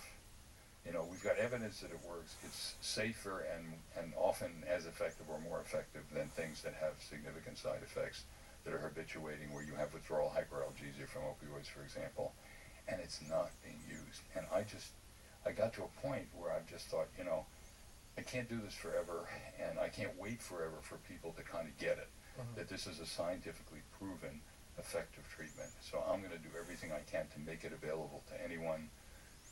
Download Reverie, Mike20, you'll get a discount on the app, and give it a try. Because I got tired of waiting. I just thought, be a good Boy Scout, just keep doing the right things, and people will come around. And as you said, there is resistance to the name. I can't do anything about that, but what I can do is try and change it and say, okay, you think it's this, but it's really that. Give it a try. What do you think the next future breakthrough in psychology will be? Well, I think there are a couple of things. There are some really interesting breakthroughs now. My colleague Nolan Williams at Stanford is using transcranial magnetic stimulation, highly effective treatment for depression, where you stimulate the SAD node in the cingulate, another part of the cingulate, the subgenual cingulate cortex, and it is proving remarkably effective in reversing depression quickly, and even suicidal ideation quickly, like within hours to days, rather than, the month that an antidepressant typically takes. We're using it to increase hypnotizability, actually. We have some evidence that it works for that. I've even seen some of these tools for chronic insomnia. Yes. Where there's some FDA-approved ones that just came out not so long ago. I thought that was pretty interesting. Have you seen successes with those? Or? I have not seen it with that, but I think it makes perfect sense to me. What you're doing is autonomic re-regulation. You want to decrease sympathetic arousal, increase parasympathetic, the rest and digest component of the autonomic nervous system. It would make perfect sense to me that it would. I think the other thing that's really interesting now is psychedelics. There was just a paper in Nature with some of the leading neurofunctional neuroimagers showing that if they take a psychedelic and they get disorganization of the posterior cingulate cortex. So it's as though you're kind of taking the pieces apart and rewiring. Neurons that fire together wire together. And the fascinating thing about psychedelics like psilocybin for dying cancer patients is it's just 1 or 2 sessions, and they're different after that. So the typical model in psychopharmacology is just occupy the receptor long. As long as you do, you'll get the effect. And this is different. Saying you just take it a couple of times and get some supportive therapy as well, and your view of your dying has been changed. You are a different person. And I think what we get with hypnosis is a lighter version of that. It's a suspension of who you are, and this is a kind of dissolution of who you think you are. And so I think that's a new direction in psychopharmacology and in psychotherapy, of thinking about how we are more flexible as people than we give ourselves credit for. And if you know how to change and are willing to, you can in a hurry. Yeah, I think that cognitive flexibility has been shown to be very valuable for not just problem solving, but resilience after a traumatic episode. I had Dr. George Bonanno here talk about the resilience trajectory and how interesting that is. Oh, speaking of that, controversial question perhaps, but do you think the body keeps the score? Yes. Oh, my friend Dessel van der Kolk. Yeah. We were residency mates. Oh, really? Yeah. Wow, okay. I've known him for a long time. Yeah, I think it does. I think he's absolutely right. Where do you think that is? Well, I think it's likely in the amygdala. It's in the anterior cingulate part of what fires off the salience network is your accumulated recollection of things that pose a threat. And so I think there are these psychophysiological pathways that involve the autonomic nervous system, the glucocorticoid system, the adrenal medulla and cortex regulate our major hormonal regulators of arousal, and it makes sense that they're connected to parts of the brain that trigger and sense arousal. And so it makes perfect sense to me that when you have been flooded with serious threats to your body's safety, your brain would learn and remember it and activate as though you were going to be attacked again. And that's part of why exposure therapy works, I think. Right. I mean, that nervous system hyperexcitability post several ACEs or adverse childhood events absolutely makes sense. The reason I brought it up is because Dr. Bonanno pointed out that while that's true, the excitability of after having all of these traumas, the idea that you would forget said trauma and the body would remember it, to him, didn't add up. Does that make sense? Yeah, I think he's wrong. You know, the brain is a keeper of information, but one thing that's important for survival is even if you have been traumatized, and God knows our ancestors were, well, our current humans are as well, if you could not regulate your response to severe threat, you would be in more danger for succumbing to subsequent threats. You know, it needs to be accurate. You know, you need to be alarmed when there's a real threat to your health and safety, but not when there isn't. And the fact that it's an overwhelming signal means that the brain probably has to either, you know, lose itself in response to it, or perhaps over-suppress your reaction to it. But if you consider the kinds of trauma that people have gone through every day in this planet, you know, in the last few years, their brains have to have ways of not living in that misery all the time, or they couldn't function. So if the brain, in order to do that, has to undermodulate at times when you ought to be scared, or overmodulate at times when you really need to think about other things, day-to-day things, that makes perfect sense to me. So it's not, like, the idea of active repression to me makes sense, right? You're trying to suppress the thoughts because you don't want to feel it. But the idea that your brain automatically does it is also feasible? Well, yes. And in fact, there have been studies that show that the inability to recall traumatic events starts with a deliberate attempt to suppress thinking about it. So you start that way, actively, and then it becomes passive. Right, and the brain says, okay, I got the message, all right, enough. It becomes automatic, you know, and that's just efficient use of computational resources. Have you ever gotten, in the academic space, any criticism of your work? Oh, never. Nobody. Sure. What do they say? You know, Henry Kissinger said the reason academics fight so bitterly is that the stakes are so low. You know? But sure. I published a study in The Lancet in 1989, randomized clinical trial showing that women given weekly supportive expressive group therapy for advancing cancer lived 18 months longer than controls. And there were all kinds of people that couldn't possibly believe that. It was a widely cited article. It still is. But there are some people that just couldn't believe that that was possible, and they said it was one or two outliers. Well, it was not. You know, it was a huge effect. And we've just finished another meta-analysis showing that psychosocial support affects survival. And there are people that couldn't stand the idea and thought I had to be wrong. But there was an article in the Journal of Clinical Oncology with like 700,000 patients in the U.S. followed over 5 years, showing that being married extends overall survival 4 months on average. And they noted if it's a happy marriage. Overall, you have to take the bad ones too. Okay. Interesting. It helped men more than women. Being married was better for men than it was for women, which I consider. I could see the health advocacy aspect of it. Right. And they commented in the abstract that that's about the overall average length of survival, that enhancement from chemotherapy. So it's not minor. So we're psychosocial creatures, and effects to our psychological and social environment has an effect on survival. So I took a lot of heat for that, but that's all right. Well, whenever there's a trailblazer, there's always naysayers, so. Yeah, I've noticed. Well, I appreciate your work. Thank you so much for making the time for chatting with us. I think there's going to be a lot of value to the audience from your words. I hope so. Well, it's been a fascinating interview. Thank you for doing it. If you think hypnosis sounds interesting, click here to see my video on 10 natural cures that are actually proven to work. Duct tape? Yeah. As always, stay happy and healthy.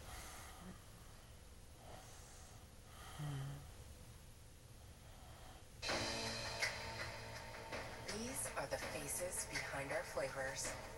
Every ingredient, every person is essential to a flavorful future. McCormick, standing together for the future of flavor.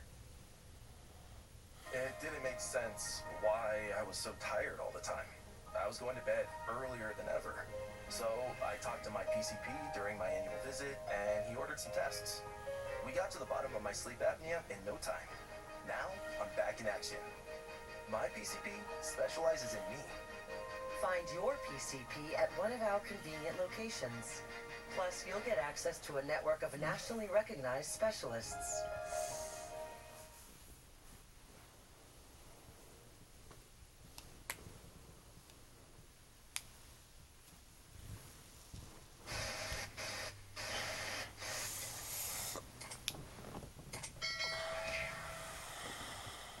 The nominees for Content Creator of the Year. Chat, we're not winning this.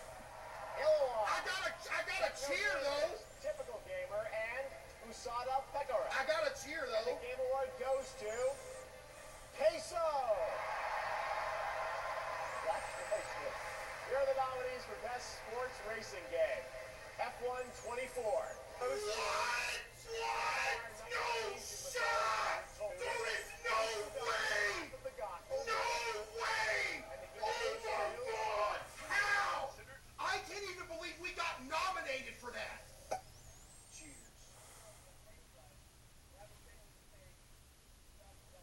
Yo! Earliest I have ever been in the world, baby. Chat, earliest I have ever been in human history in the world, chat. And y'all know why we live. What's good, we was good, Rob was good, Glocks was good, chat. Blue hoodie, by the way. Blue hoodie. Chat, you already know why we're live, baby. I told y'all we was gonna watch the Game Awards, didn't I? Huh? Didn't I tell you? I told you. Chat, how's everybody's day going on a scale of 1 to 10? Let me hear it, man, huh? Yo, Immunity, D2, MC, Phoenix, Shark, Sofa, appreciate you. Diamond, appreciate you. OG, Kate, Jacob, appreciate you. W Subbers, chat, how we doing? Chat, I am disgustingly, abominably early. Disgustingly early. You know what I mean? Because, chat, it's a special night, man, the Game Awards, and we somehow got elected for something. You know what I mean? Chat, do you think we're gonna win it? Be honest. Oh yeah, blue hoodie, yeah, pay him up, blue hoodie. Dude, chat, bro, did y'all see the release of the new Elden Ring game, bro? Dude, what? Did y'all peep that? They're dropping a new Elden Ring. Who just said I hate you for no reason? Why do you hate me, man? What did I do? Chad.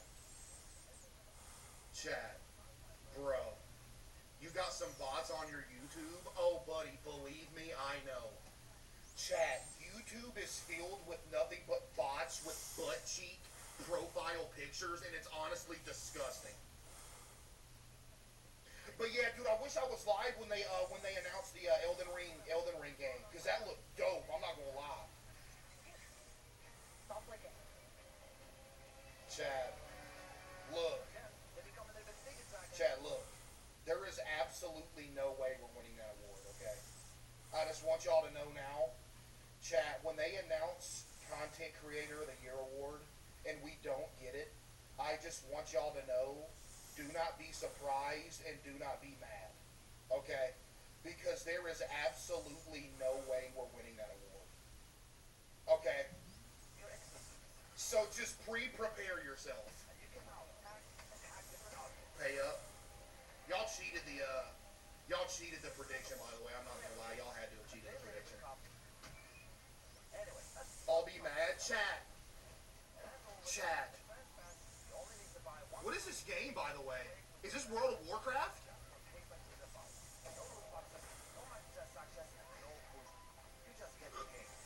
Who is that? Chat. Listen. When we don't win the award, do not be mad, okay? it's an honor to even be elected for it.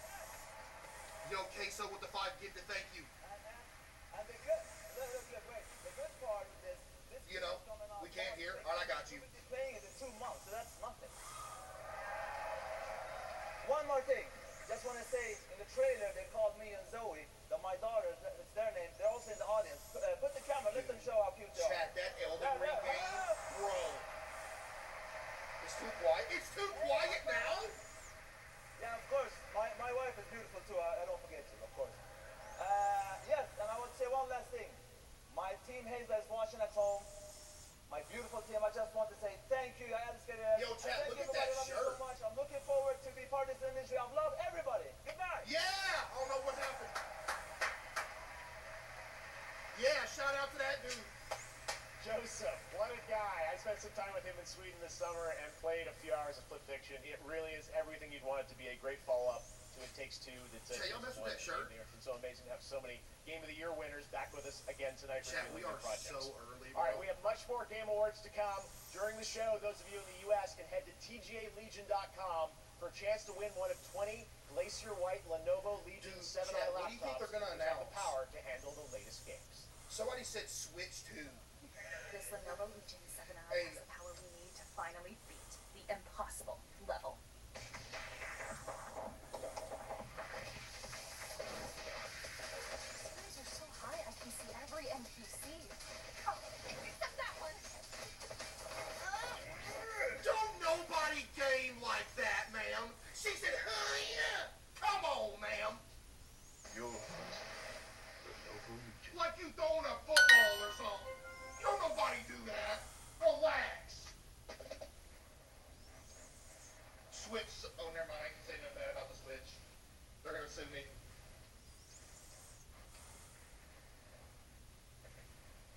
Yeah. Bro, how are we on a level 14 hype train 5 minutes into streams? What are y'all doing, bro?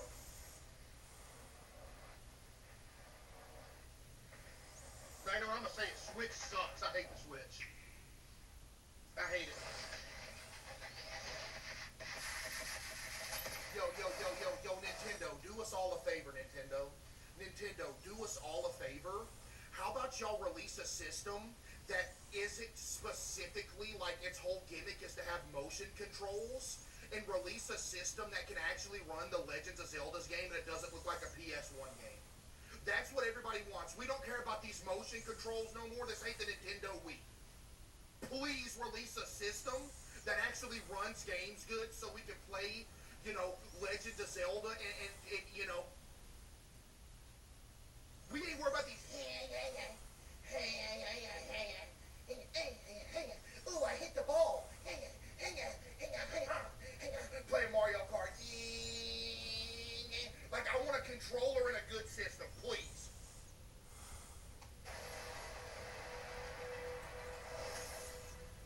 Please. The world's best gaming processor. Yo, Sage with the 5W Sage.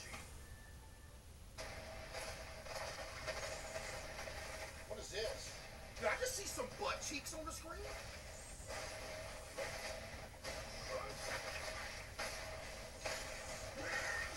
Yo, I think I just see some butt cheeks.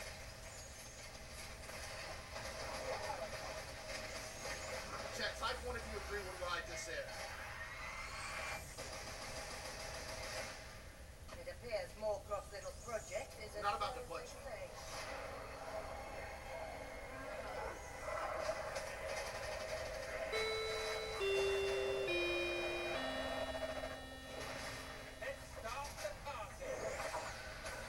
What is this?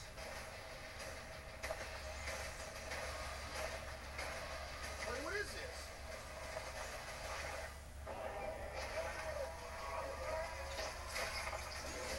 Yo. Killing Floor 3? Yo, Pluto with the 5 gifted and Rob with the 20. W, Rob with the 20 gifted. All right, we're back here at the Game Awards, and we have so much more to share with you. Now, when we created the TGA in 2014, I wanted to celebrate the people who devote their lives to entertaining and sometimes comforting or affecting us through video games. In fact, 25 years ago back in college, I started writing a series of articles called Behind the Games, chronicling the development of games like Half-Life and solid too, because I knew games were nothing without the people behind them. The production Now, the value. sad reality is that over the past few years, the gaming industry has suffered significant and unprecedented industry-wide layoffs. Those affect the games we get to play, and even more importantly, the people who make the games we love. Yeah. We can debate and certainly disagree with the reasons why, and honestly, as a show, we kind of struggle with how to address these topics in a constructive way. That suit is tough, by But the way. this year, inside of these challenges, we found Super with the greatness. I'm proud to share with you the story of a single individual who saw developers in need and did something truly extraordinary. Meet TGA's first ever Game Changer. Game changer! Starting in early 2023, Your penalty increase with the light significant waves of layoffs started in the games industry. It strikes you, it hurts, right? It's like a ton of bricks. What am I supposed to do? Tens of thousands of gamers have been laid off at a level that is unprecedented in the industry's history. I love this brand. I love this company. Oh my goodness, what am I going to do? I actually started in games relatively late, even though I've loved the industry ever since I was a little child. Because there weren't games jobs around here, I stayed passionate Jack, about y'all it take and anything broke through seriously to in y'all's basically my life, late bro. 30s. I Like, had seen dude. a few friends get laid off before Thanksgiving, and I said to my wife, Jess, like, this is unacceptable. Hi, everybody. It's Amir, and I'm here to help support you as you look for your next opportunity in video games. Thank you. I can't imagine what it must feel like for someone to have to go to their family around the holidays and say, I don't have a job, I don't know what's going to happen. I gotta had do that. a robust background in things like data analysis, and I said, well, I can do something with this. I started a community with one resource. We just started putting together a list of all the job openings out there. And over iteration after iteration, it ended up becoming a suite of several different resources. We have 2,300 coaching volunteers who've given people over 50,000 community coaching conversations. Okay, 50,000, yeah. Pure pro bono, Amir. There's no payment. He doesn't take anything back from the community. I'm proud to say we've helped place nearly 3,000 people in jobs. Yo, W-Man. Amir is like career Santa Claus. If it weren't for Amir and for this community, I wouldn't have even known this job was here. He has created this like beacon of light. Look at Amir, man. Please join me in welcoming a man who has the well-being of the game development community Yo, in his Paige heart. with the 5. On behalf of the Game Awards, I'm honored to present the first ever TGA Game Changer, Amir Satbat. Yeah! Yo, is that a Legend of Zelda jacket?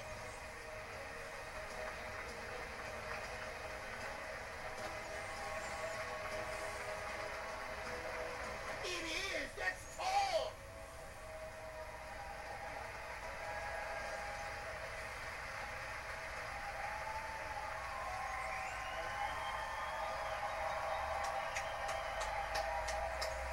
Everybody loves Amir. Thank you so much.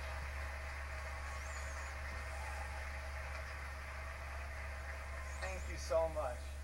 No, you're breathtaking. Get it? Cause the... Thank you, Jeff, and the Game Awards for this extraordinary honor. I can't help but say that I love video games with all my heart. To all game makers everywhere, you are seen and treasured, and our community will always be there to help you. Yeah, 616, yeah. Over the last 3 years, we've lost more than 34,000 jobs, a staggering amount of games experience eliminated. This has consequences. You can't make great games without great people. True. He's spitting right now.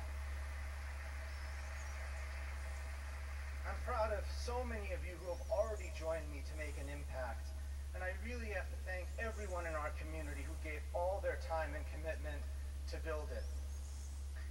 As we gather here tonight for this amazing celebration, I challenge everyone to ask themselves, what more can we each do to make our industry better?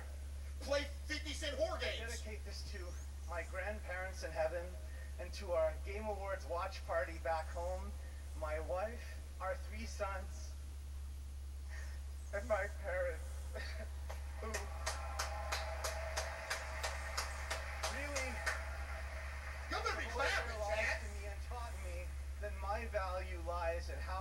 meet other people.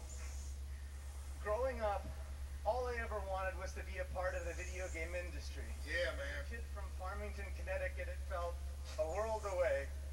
Not anymore. Thank you very, very much. Yeah, man.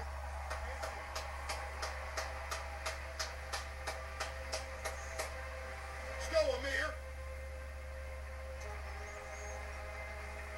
Best Elden Ring player won just donated 10,000 bits and said if Elden Ring loses, then it's rigged. 2067. Bro, let it go, man. We witnessed Appreciate the 10,000 bits, though. Thank you. and the beginning W10. of an unimaginable power. It unleashed the promise of our Was civilization, this Transformers? forging souls, Is that Bumblebee? turning hope into a hunt for the fate of humanity. For Starfall.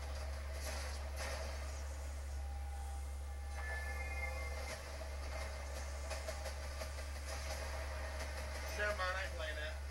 Rise, partner. Our hunt for Starfall begins. Nah, chat, this ain't, Insert control. what's that game called where you jump out the robot? Depends on our victory. This is Transformers.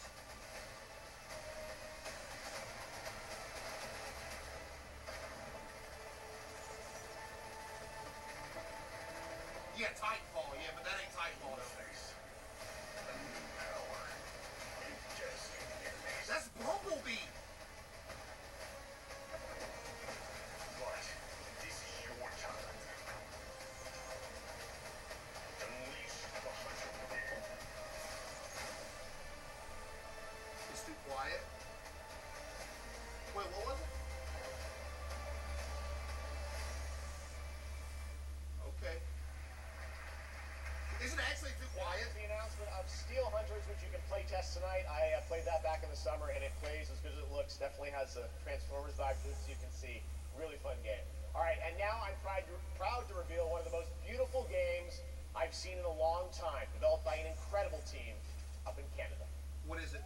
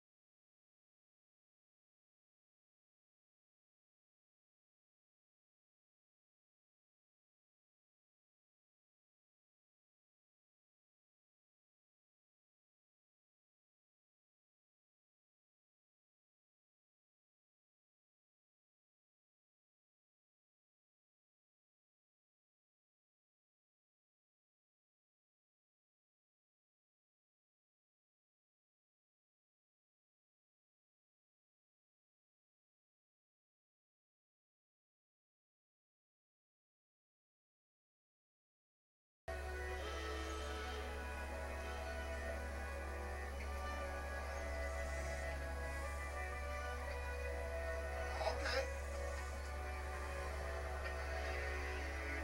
Oh my goodness, I was right. It was the long dark. Yo, I'm him. I am in sync with gaming. Please welcome to the stage the founder of Gearbox, Randy Pitchford. Yeah, Randy. Wait a minute. Borderlands fans know why I'm here, right? Wait a minute. This is the moment. Everybody at Gearbox is watching right now, and I'm kind of freaking out. Listen, this is the thing. You fans of Borderlands, you're why we fight. Every pixel of Borderlands is made with heart and soul, handcrafted by the Gearbox I mess team. with Borderlands. We're all giving it everything we got, you guys. We're putting everything we have into this game. And listen, I can go on talking about Borderlands 4, or I could just show you Borderlands 4. Who wants me to keep talking? Anybody? Show it. And who wants me to roll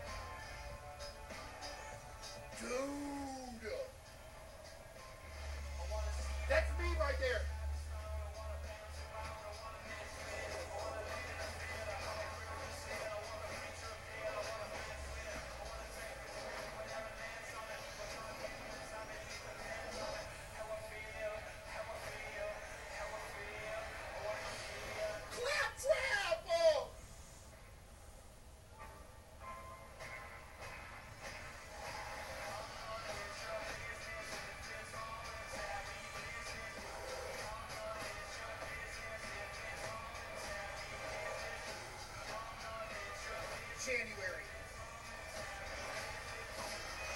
January.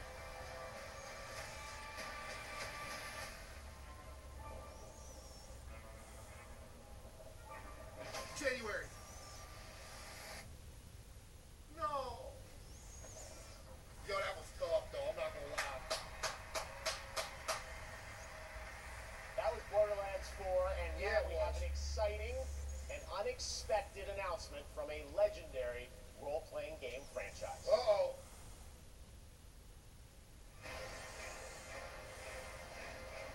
On this, my sword I swear, to shield the Firebird's flame forevermore.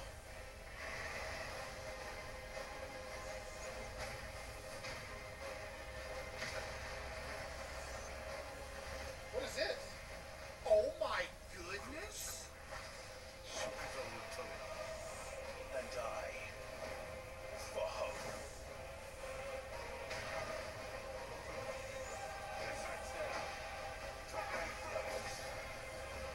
Stranger, the only fantasy here is yours. Who is this dude? I can take it over here.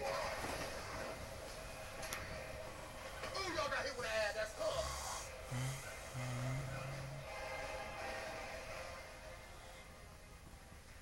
Chad, y'all are down so bad.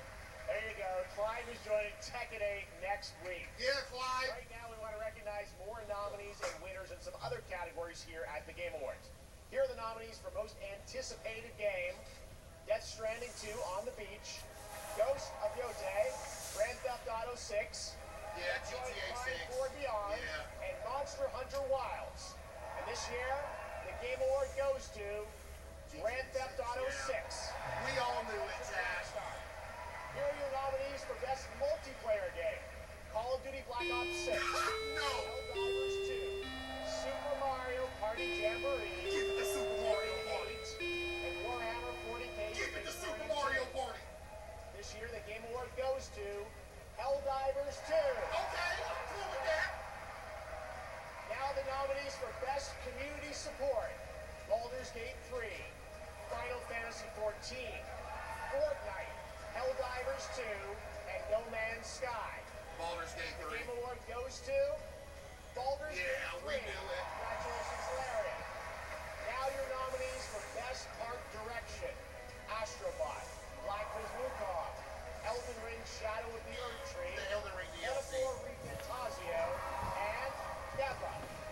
The Game Award goes to Metaphor Refantasio. Oh, okay, I know what that is, but congrats.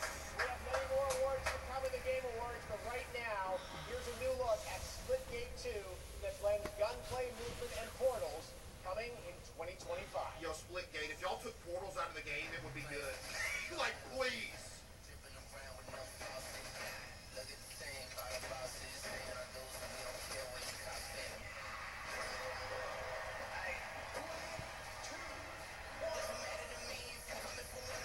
All you portal nerds, here you go, Chad.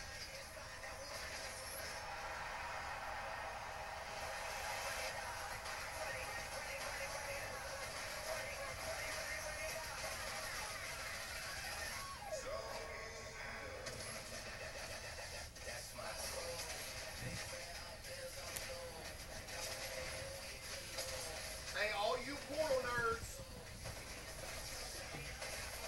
Yo, Danny with the 5 and Phoenix with the 5. Thank you.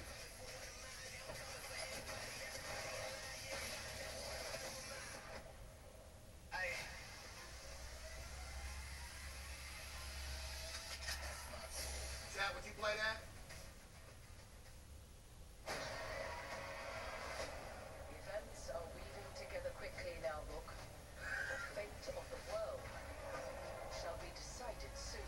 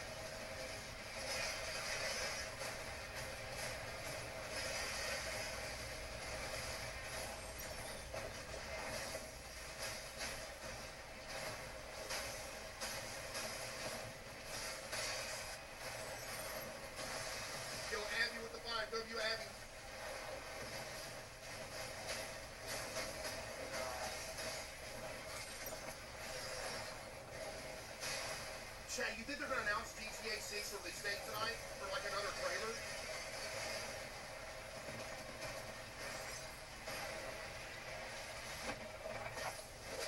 No.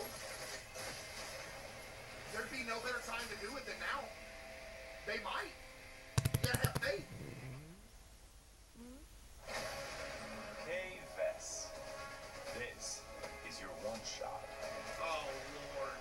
Get in with the underworld's most dangerous syndicates. Oh, Lord.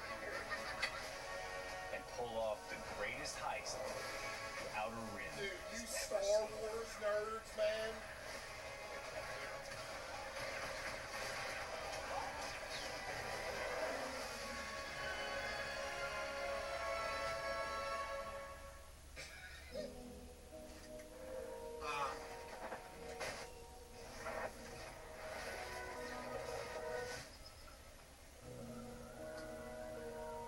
Wow, that was a good advertisement from Fortnite. I'm not gonna lie, that's the best advertisement I've ever seen. Yo, that was tough. Nominated tonight for Best Adaptation, Riot's Arcane is a stunning animated series based on the League of Legends franchise. Anyone who's watched this show will tell you the music. It sits at the emotional core of this Game Award-winning series. Here is a special tribute to Arcane's music and iconic characters, featuring Royal and the Serpent, David, and 21 Pilots with the Game Awards Orchestra. Yeah! Hey, it's Jinx from League of Legends! Just lay my head down. There was nothing to fight over. Maybe then I could find my way. Wait, that's kind of hard. Maybe death is the thought in the sun. This world is a wasteland where nothing can prove. I used to have strife.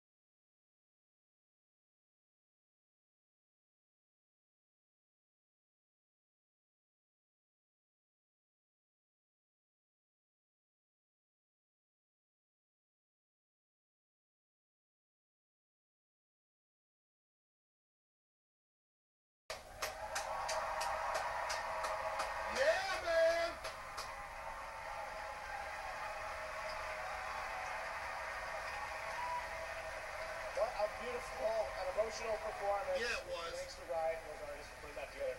Incredible. All right, let's take a look at this very exciting brand new game announcement prepared just for the Game Awards 10th anniversary. I'm ready.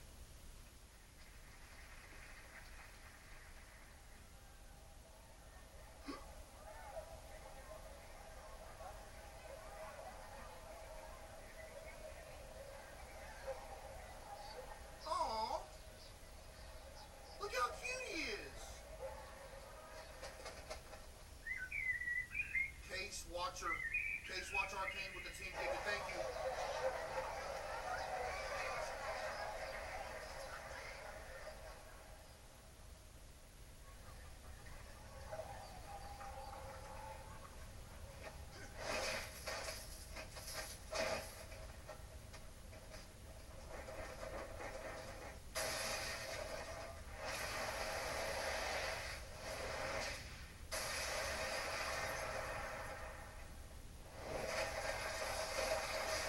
He just snapped that dude up. God, he put him through a wall.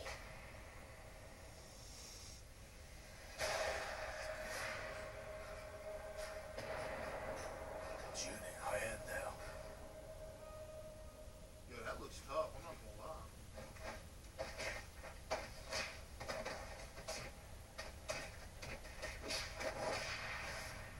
Okay, yeah.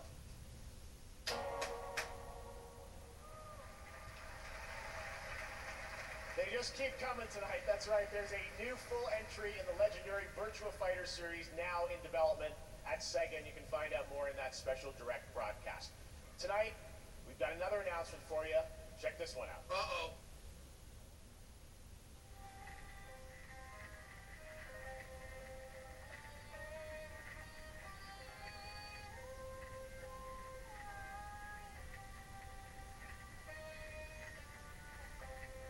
What? I feel like I've heard that before.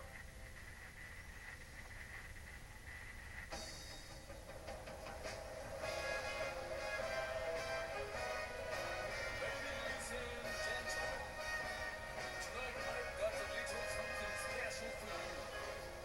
We're gonna try out a brand new tune.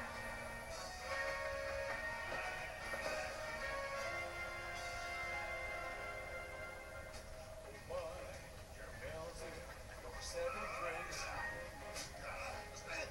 What is this? Yakuza?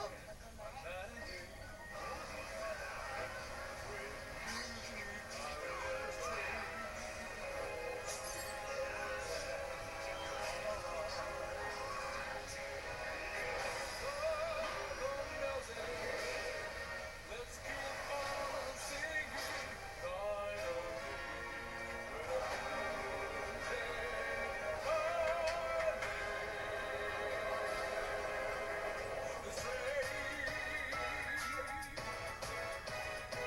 Oh, that beat tough.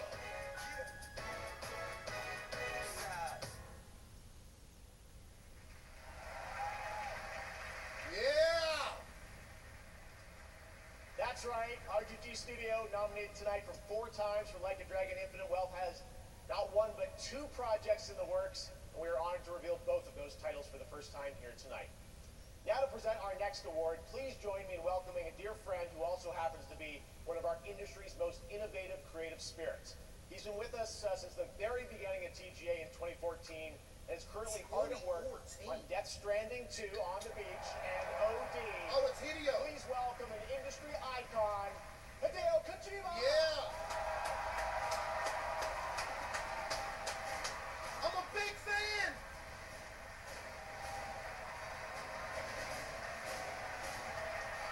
Dude, he got aura, chat. Golly.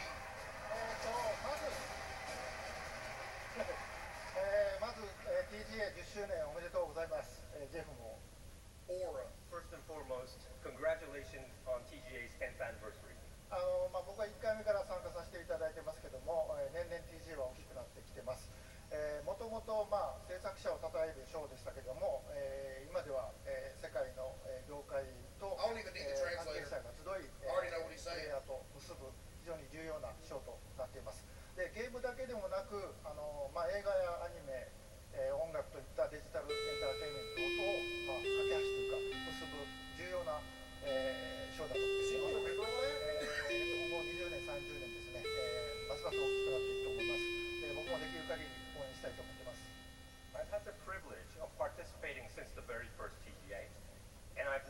how the role of TGA has grown every year.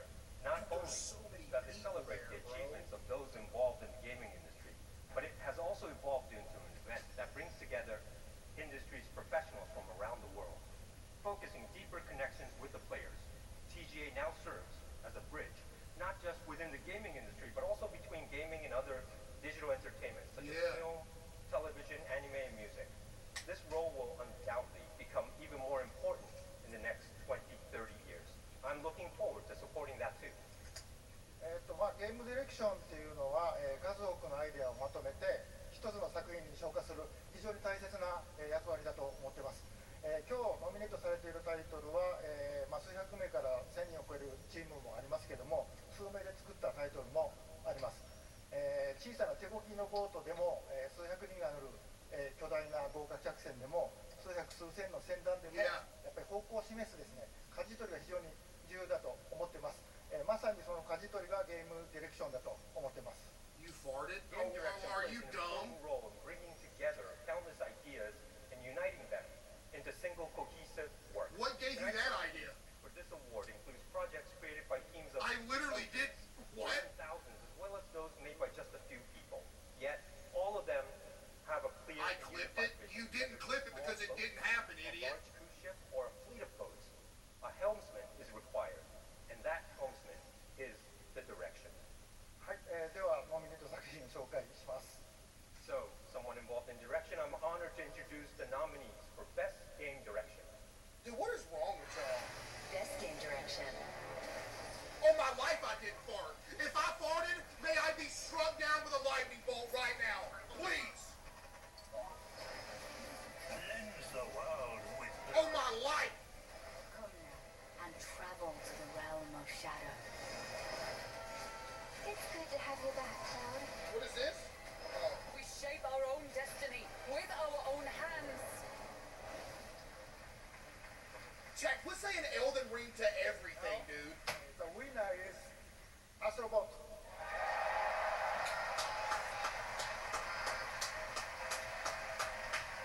Yeah! Astrobot! Yeah! What is Astrobot? It's that PlayStation game everybody was liking. It looked cool, it ain't my style though. Say, y'all mess with Astrobot?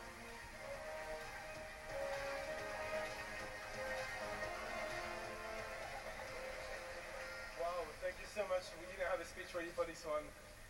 This is really amazing. So thank you so much. Team Asobi back home, all of you, really, this is for you.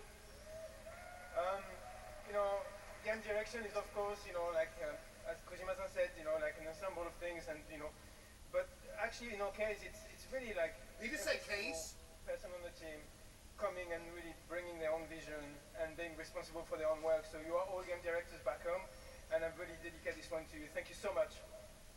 He just gave me a shout out.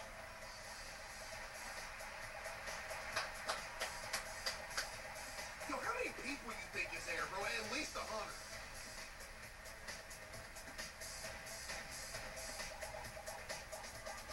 Congratulations, Nico and Team Asobi. And now, let's journey to another world for our next announcement. What?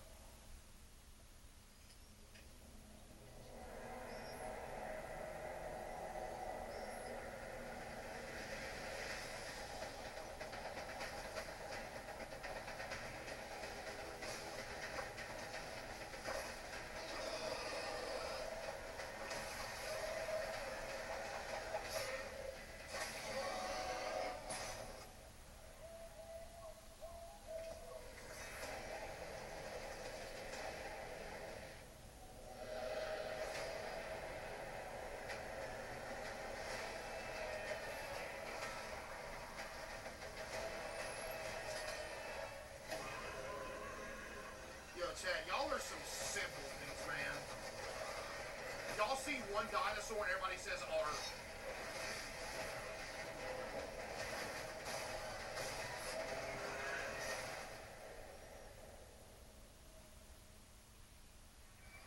Y'all see a dinosaur, you say art. You see a sword, you say Elden Ring.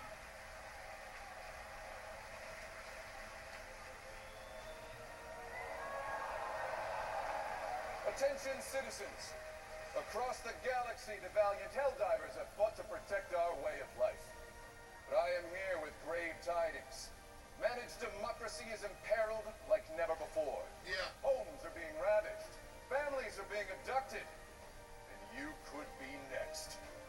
That is, unless you direct your undivided attention to the following announcements. Okay. And remember, freedom conquers all. Yo, he kind of killed that. I'm not gonna lie. He killed that. They arrived without warning, laying waste to our peaceful colonies, No, the teddy. No. crushing all resistance. Yo, Sarah with the 10. W. Sarah with the 10. Thank you. They stole our citizens' homes and their minds, and something much, much worse, their freedom. But when our citizens are attacked, our greatest heroes arrive to set them free. Okay, that look good.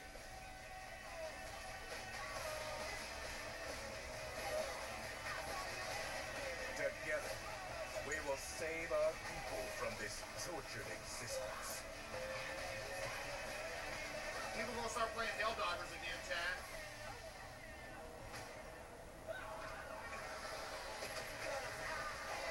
For we are those who stand in the way of old tyranny, who will give our lives today for a freer tomorrow. Usopp. Take back control. Well, you know what I mean, man.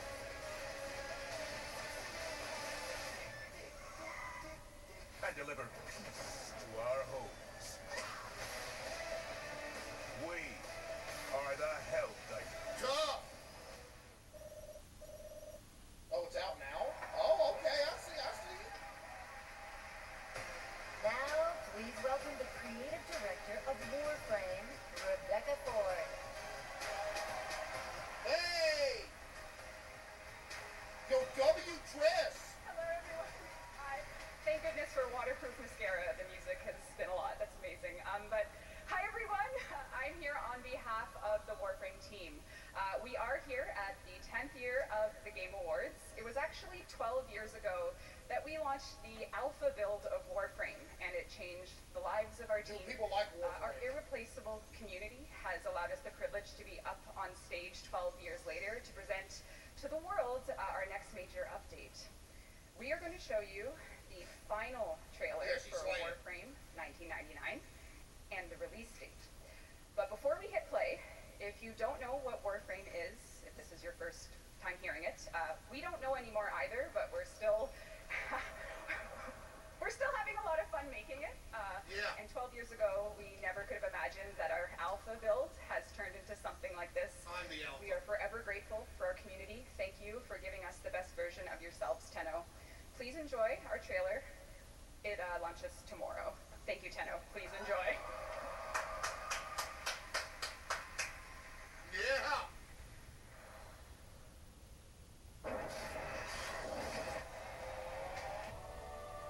I realize what I am as. I don't know nothing about Warframe, by the way. I've never played it. Y'all like it? All people understand what is at stake.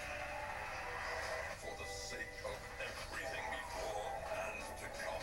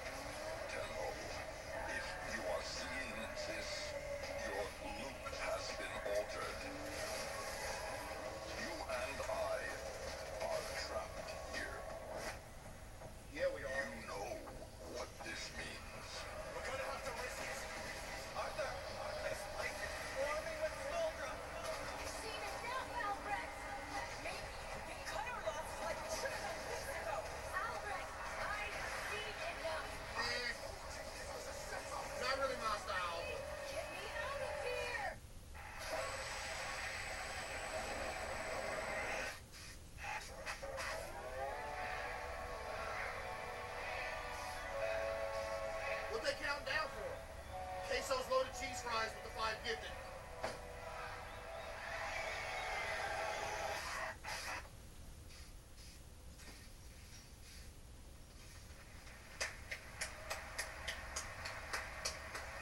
That looks great, and if you're watching TGA on Twitch or Steam, you can get a free Knicks Warframe tonight during the show. Still to come, Snoop Dogg takes the stage, world premiere new music, and the Game Awards Orchestra returns. But first, earlier this year, Powworld took over the internet and broke records for the independent studio Pocket Pair. Tonight, we have a first look at the game's next update.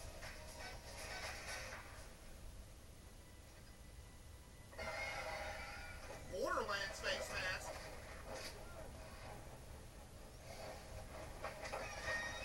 Yo, chat, y'all still mess with Powworld?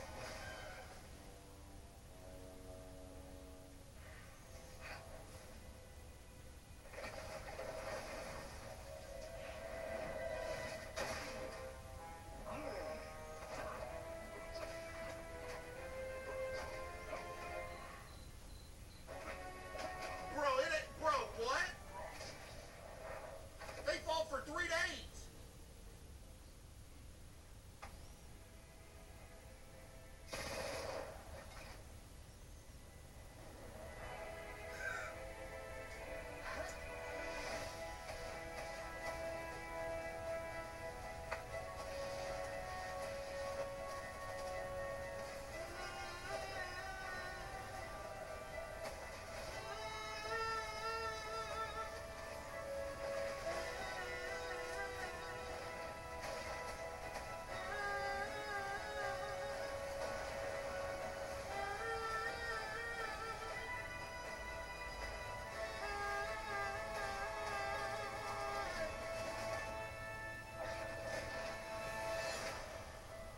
Yeah!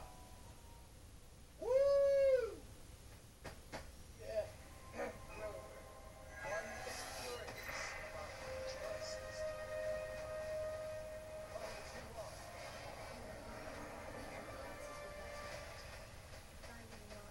What is this?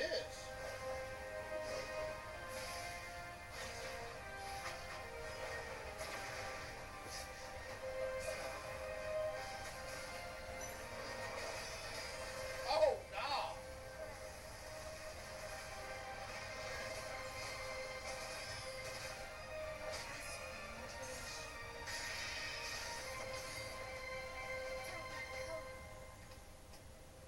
Yo, he dead. Oh, no, he good. He got wings. My bad.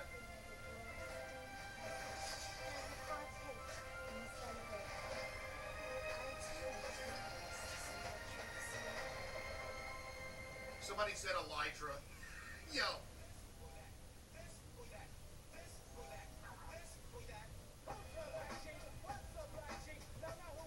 Ugh, Black Ops 6. Ugh. Kale Xbox. Hey, we got a Microsoft sponsor tomorrow, so chill. At least till Saturday, or at least till Sunday.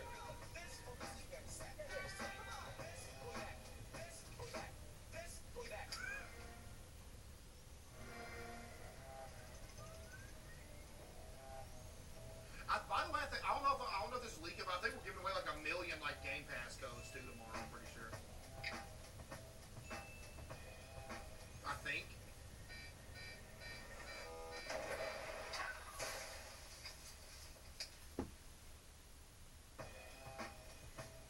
I don't even know what the Game Pass is.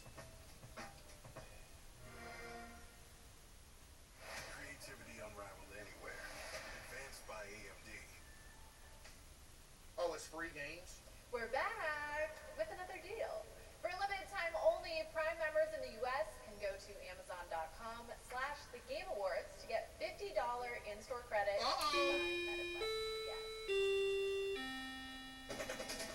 From Yacht Club Games, winner of Best Independent Game at the first Game Awards, please welcome Celia Schilling and Yo, that music goes hard.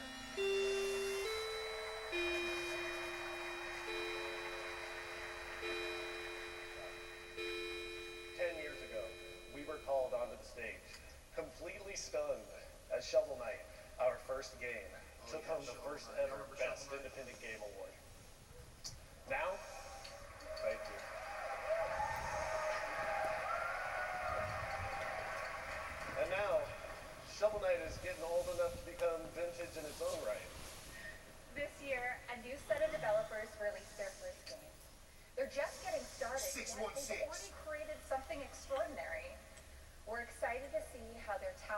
shape the industry for the next 10 years. These are the nominees for Best Debut Indie Game. Best Debut Indie. It ain't gonna be a horror game.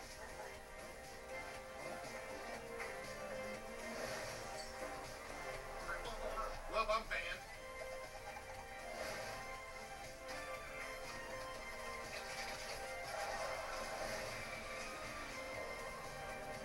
Ooh, Specific Drive? No, we need a horror game. No Specific Drive, not gonna lie. And the Game Award goes to Balatro. Okay.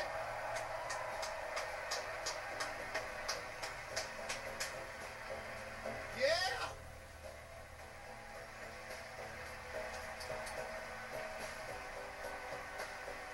"616 isn't that big. You're not that big." I appreciate that, but none of us are local punk. We are honored though to accept this on his behalf. And while he's not one for the spotlight, he does like to shine his spotlight on other games that he thinks deserve equal recognition. So not only wants he to recognize all nominees tonight, but also all indie games that were launched this year that might have flown under the radar.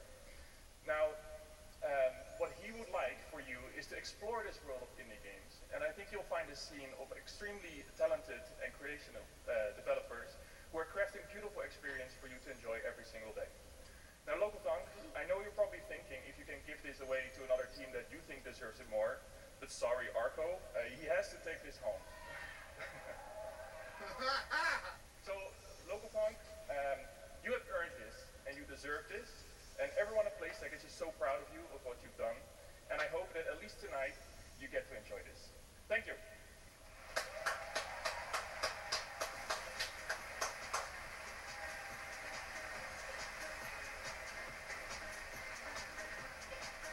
Congratulations, Local Punk. All right. As we've been saying all night long, we have some very special game announcements tonight. And this is certainly one of those. Uh-oh. Enjoy. Uh-oh.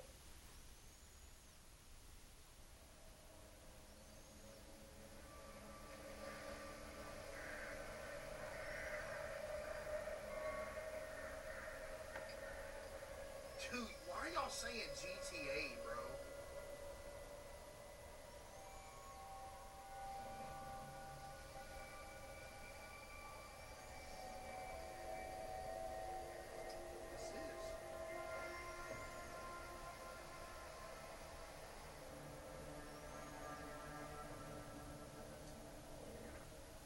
Red Flame Floating Simulator? Oh, never mind.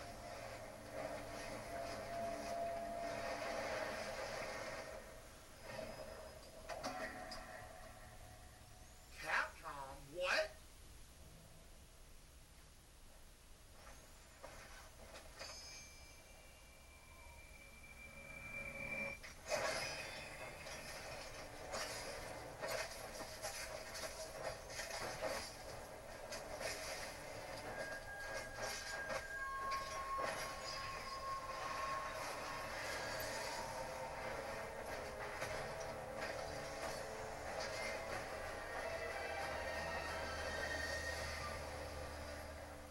Yo, that look good.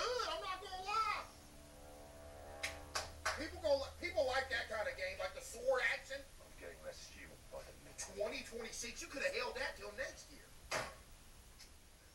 Buddy, what?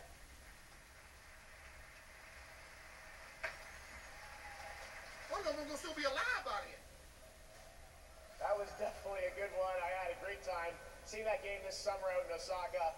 I love that franchise now combines swordplay and a Japanese dark fantasy setting with some amazing over-the-top enemies you saw in that announcement trailer. Thank you to Capcom for that.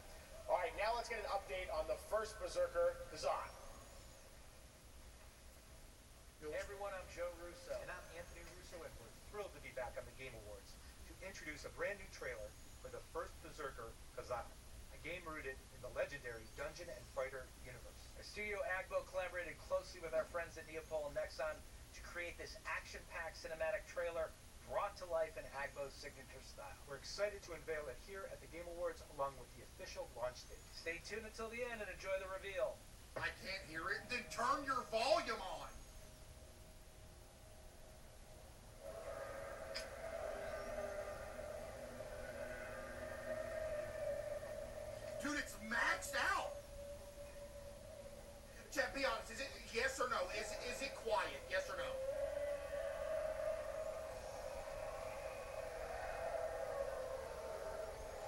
mostly knows.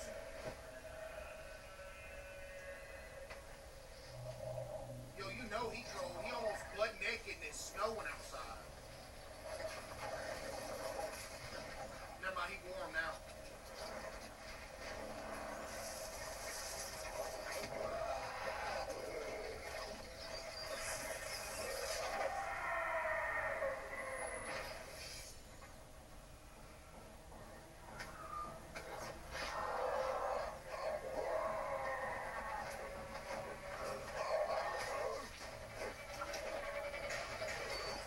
Yo, ban whoever just said God of War.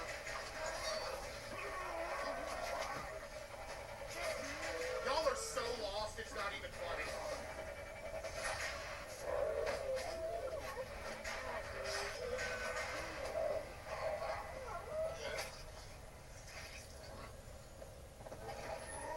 Y'all are so lost.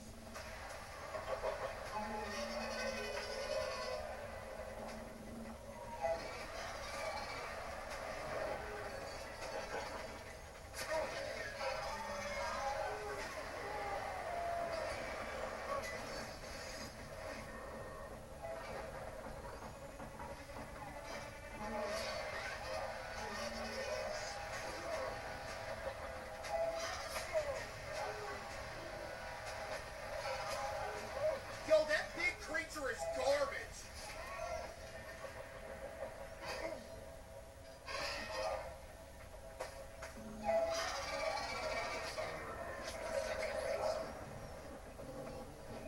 How you that big you can't kill a human?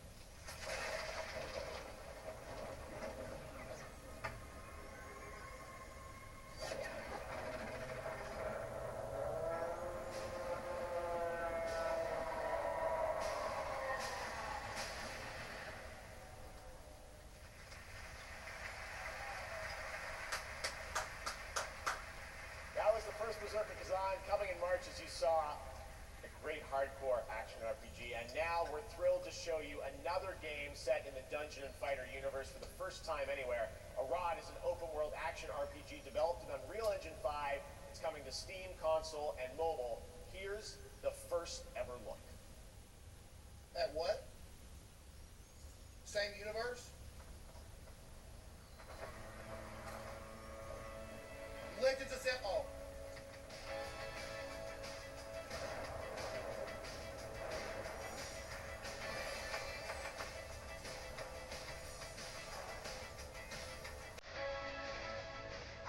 Look at the kitty! Yo, I gotta use the restroom, chat. Oh. I'll be drinking too much water.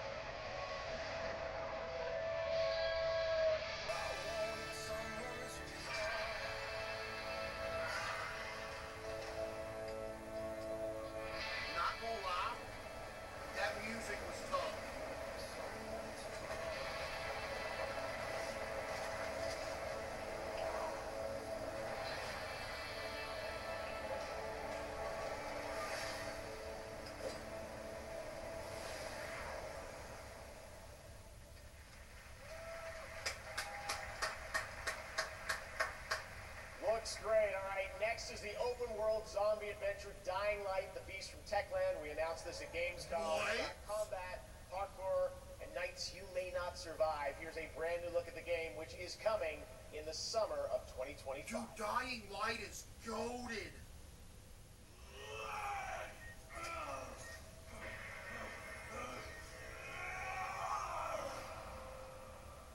It's not your fault, Kyle. Is that Chris Redfield?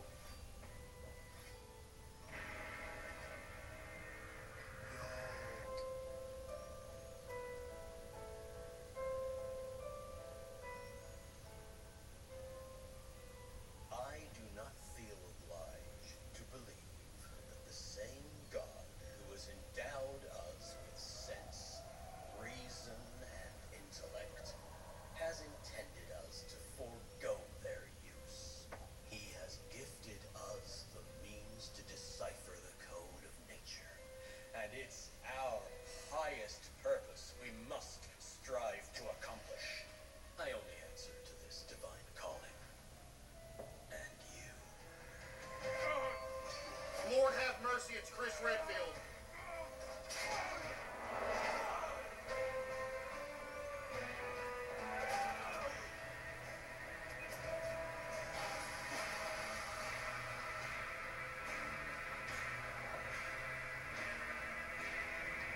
Do you see who's the real beast here? Yo. Oh, this is gonna be fire, bro. There's a car?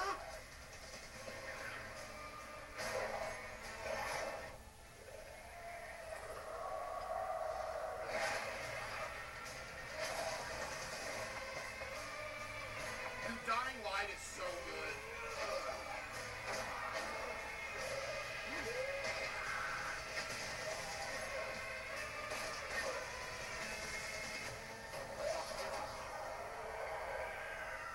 That's tough, bro. That is tough. Now we'd like to honor some of tonight's other nominees and winners. Here are the nominees for Best Action Adventure Game.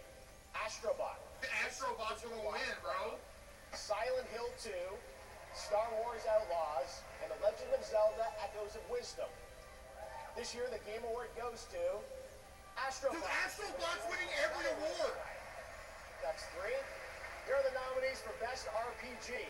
Dragon's Dogma 2, Elden Ring Shadow of the Erdtree, Final Fantasy VII Rebirth, Like a Dragon Infinite Wealth, and Metaphor ReFantasia. Like a Dragon. And the Game Award goes to Metaphor ReFantasia. Congratulations.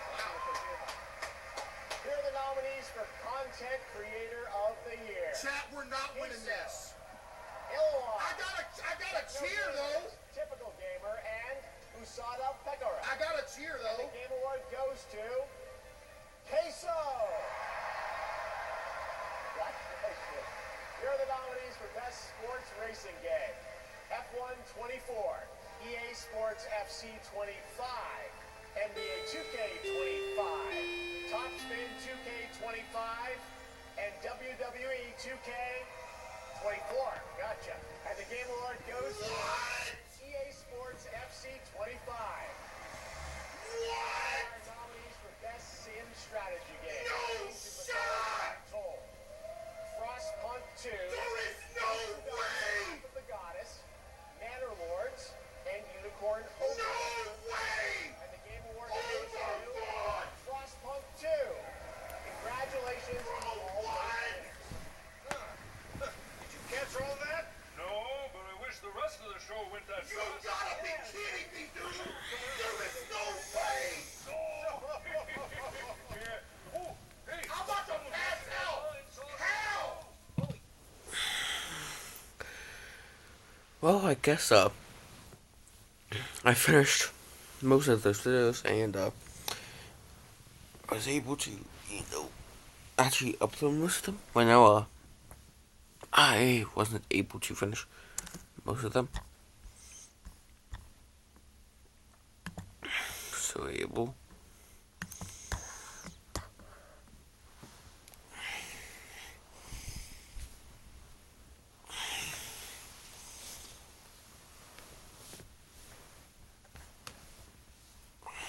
And it didn't really makes sense why I was so tired all the time. I was going to bed earlier than ever. So I talked to my PCP during my annual visit, and he ordered some tests. We got to the bottom of my sleep apnea in no time. Now I'm back in action. My PCP specializes in me. Find your PCP at one of our convenient locations. Plus, you'll get access to a network of nationally recognized specialists. There's nobody in the room who's a better gift giver than me. But you know, there's no gatekeeping around here. I'm telling you right now. For anybody that needs some extra love during the holiday, check out the Google Holiday 100 to unwrap the holidays with this year's top trending gifts. Notice anything different? Yeah, we actually moved my little bobblehead a few inches over. Let's get started with another meme review. Huge thanks to Audible for sponsoring this video. A map of the United States if it was an Oregon donor. That's funny. Get it? Because Oregon donor? But this is an Oregon donor. Is it Oregon or Oregon? Spell Oregon. See, it's Oregon, but is it Oregon or origami? And Oregon. That didn't clear up anything. Doctor, I've been bitten by a wolf. Where? No, just a normal. Oh, that's good. That's a nasty bug you got there. Oh my god. We use bug for too many terms. A bacteria? Bug. Virus? Bug. Which virus? Who knows? A bunch of bugs. Parasite? Bug. Got a tick bite? Bug. Like pretty much if you go to a doctor and they write something about like a bug, they're like 50% chance likelihood that they're getting it right. Evolving from violent language. Instead of, I have a concussion, I'm in my bonked up state. What? I'm concussed, I'm all bonked up. My brain is bruised, I've got brain bunk. What is that, TM? Is it trademark? I'm in my concussive era. It's serving gourd. My concussion may affect the quality of my work. Getting my concussy slonked.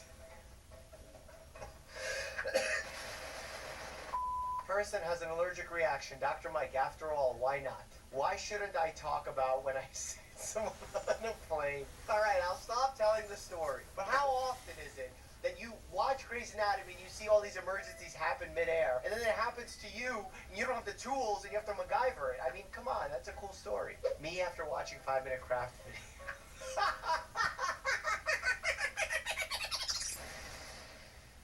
Little medical bracelets, but they tell the nurse they're not allowed to do a TikTok about you. That's every patient because you have something known as HIPAA, Health Insurance, no, Health Information Patient Privacy Portability Act. I have no idea. Health Insurance Portability Accountability Act. Oklahoma. Good Lahoma, bad Lahoma. I guess depending on which way you look at it. What happens in Oklahoma? If you live in Oklahoma, tell me what happens down there. Dr. Mike, eat a spoonful of sugar to stop hiccups. Me. No, you don't need that big of a spoon. Just a regular teaspoon. Decided I need to eat something healthy, so I made a delicious omelet this morning. I seasoned the eggs with sugar, oil, chocolate, and threw in a little flour for texture. That is not an omelet, that is a brownie. Do brownies have eggs in them? Slicing my strawberry shortcake ice cream bar like it's Wagyu beef. It actually does look like Wagyu beef. If anyone's ever had some of that Japanese Wagyu, A5 Wagyu, oof. But it's not super healthy because it has a high fat content. The good part about eating the strawberry shortcake ice cream like this is you will get full sooner because the more bites you take, the more you're tricking your mind into thinking you're full. This aged well. Okay, when they say this aged well online, that means some take was good that was made a long time ago, but why did this age well? Oh, it's a well that aged. Okay, well done.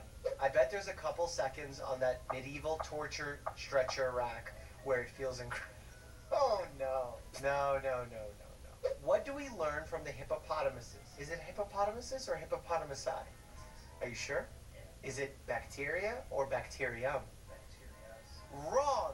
Bacteria is plural, Sam. And bacterium is a single bacteria. Yeah, I probably will. You can gain weight from eating any food with caloric value. And I threw in caloric value because I know someone's going to be like, can you gain weight by eating paper? No, you can't gain weight by eating paper. But anything that has a caloric value, if you overeat, you ultimately have a surplus of calories, your body's going to store that. Certain nutrients are easier stored than others. Certain nutrients have more caloric value than others. Certain nutrients are harder to break down and access those caloric nutrients. So it's different, but it's all the same. Today I operate on a little girl. She needed O negative blood. We didn't have any, but her twin brother has O negative blood. I explained to him that it was a matter of life and death. He sat quietly for a moment, then said goodbye to his parents. I didn't think anything of it until after we took his blood, and he asked, so when will I die? He thought he was giving his life for hers. Thankfully oh my. I was gonna pop out my lower lip and say, I feel bamboozled. Why do I feel like when I ask for emotional support, it's mostly him just asking for scratches? But somehow scratching him is like a level of emotional support. At least Bear likes me with my mustache. Music makes you caps lock shift, control, alt, delete. What? Music makes you lose control! But music also makes you ASD. ZXC. Why, you looking kinda ASXC. Croc enthusiasts can now buy mini Crocs that attach to their regular size Crocs so they can wear more Crocs. I need to know the obsession of Crocs in healthcare. I understand that they're comfortable. I understand they're easy to slip on, they're easy to clean. They have holes. Fluids go in those holes. Sharps go in those holes. These are not medically appropriate shoes. Goose bumps. Do geese have, is it goose or geese? What about a male goose? Female goose? Sure. What about a goose? Vintage ice cream scooper, very good condition. Was cleaning out garage, I found this antique ice cream scooper. This needs to be cleaned. That is not antique. Maybe you could say a little retro, but that is a speculum that goes inside the female genitalia to check out the vaginal canal and possibly the cervix. A teenager at work asked me if I was old enough to have seen a PlayStation 2 in real life. And if anyone needs me, I will quietly be walking into the sea. Oh my god. I collected money for PlayStation 2 inside a Pokemon tin can, which included quarters, $50, and singles that my grandpa gave me for doing little things around the house. And then we went and I paid with that change at KB Toys, which I believe is bankrupt now. I thought I was so cool because the only game I could afford was Tekken. I don't feel well. Okay, breathe in, Kirby. Sharon, send in my next page. Back to the memes and my mustache in just a second, but first I want to thank Audible for sponsoring this video. September is my favorite time of year to try something new. Something about the end of summer vacation and the start of a new school year always inspires me to start a new chapter myself. That's why I started listening to Bad Advice by Dr. Paul Offit on Audible, which I'm loving not only because Dr. Paul Offit has been on the channel, but also he does a great job explaining why celebrities and activists aren't your best source for health information. You should seriously check it out. And Audible doesn't just have great titles like that, but they have podcasts or their exclusive words and music series from people like Snoop Dogg, John Legend, or even Tenacious D. New members can get a free trial too, so to get started, just visit audible.com/Dr. Mike. Remember, doctor is spelled out, or text Dr. Mike to 500-500. Alright, let's get back to the memes and the mustache. Man shares picture before and after liver transplant. Why did the child become darker and yellow? Oh, did he take the child's liver? Oh, that's neat. Don't say that. Come on now. By the way, jaundice is a thing that happens when you have a failing liver because it messes with your bile metabolism. Bacteria, viruses, parasites, cancer cells, immune system, a peanut. Yeah, for real. Sometimes our immune systems overreact to things that aren't dangerous, but also immune systems are wonderful. Wonderful. Thank your immune system right now because you're surrounded by germs, by bugs, by cancer cells, and your immune system is taking care of all that without you even thinking about it. Women love telling you to wash your water bottle. It gets clean every time I fill it. Not necessarily, you backwash into it. I can't begin to tell you the amount of disgusting bacteria that we all have in our mouths that if you let sit in a used water bottle, how fast it grows. Oh, it's like a petri dish in there after a while. Nobody, nurses and lab techs. Every time I walk by one of my nurses or phlebotomists, they go, Mike, nice veins. I'm like, you ain't getting any blood out of these, Dracula.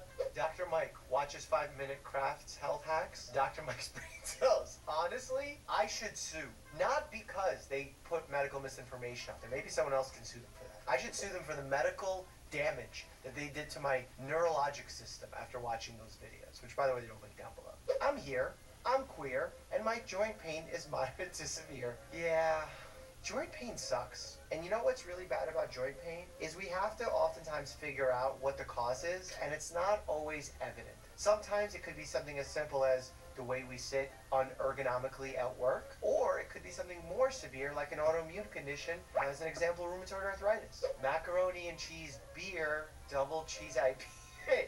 You know what's hilarious? I just went to see MKBHD, Marquez Brownlee, big tech YouTuber if you don't know, the biggest probably, play Ultimate Frisbee because he's a professional Frisbee player. I should say it's the American Ultimate Disc League. He won in the playoffs, which was really cool. I got to say hi to him. Here's a photo of us. But there was a dude drinking IPA in front of me, and it was like citrus, melon, and peach mango. I'm like, how many fruits can you put in a beer before it's no longer a beer and it's a juice drink with alcohol? Come on, that's cheating. A wise doctor once wrote a prescription for penicillin because they were concerned about a penicillin allergy, but they knew 90% of patients who think they have penicillin allergy actually don't. Why is this funny? I can read this. Thanks for translating. Yeah, no problem, man. Save money by buying the lenses and not the frames. Honestly, the frame whole thing is ridiculous. And I don't know if this applies to eyeglasses. I know it applies to sunglasses. It's run by like 1 or 2 organizations that have a monopoly on worldwide frame distribution. And it's so shady. There's like really good videos on the topic. Morning, want to sleep. Afternoon, dying to sleep. Night, can't sleep. This happens so often. Not everybody. I can't put everyone in this category because some people do suffer with true insomnia for a myriad of reasons. But so many of us are at fault for our inability to fall asleep at night. A lot of it has to do with what's within our control. Not taking long naps during the day, not drinking caffeine close to bedtime. Stop taking pre-workout at 7 p.m. when you come home from work tired, you want to go to the gym. It has a ton of caffeine. It's going to be in your system. It's going to make it hard to fall asleep. Then you get anxious. Then you get angry. Then it ruins your mental state. Then your blood pressure goes up. That's how heart disease happens. How men shower. Deep scrub, water will get it.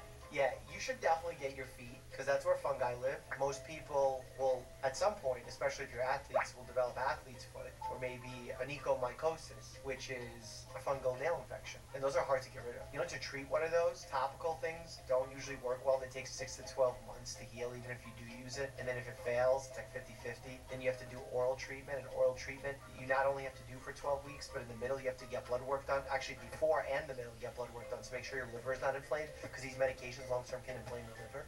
Clean your foots. You know how I got these scars? Oh my god, I've cut myself with those. For those who don't know, those are icy pops. They're not great for you. Artificial colors galore, a lot of sugar added galore. If you have them every now and then, probably not the end of the world. But when you open them, you have to like tear it open, and it creates these really fine, sharp edges that when you suck on the icy pop, it ends up cutting your mouth. Kind of wish I had one of those right now to cut this mustache off that Sam forced me to wear throughout this video.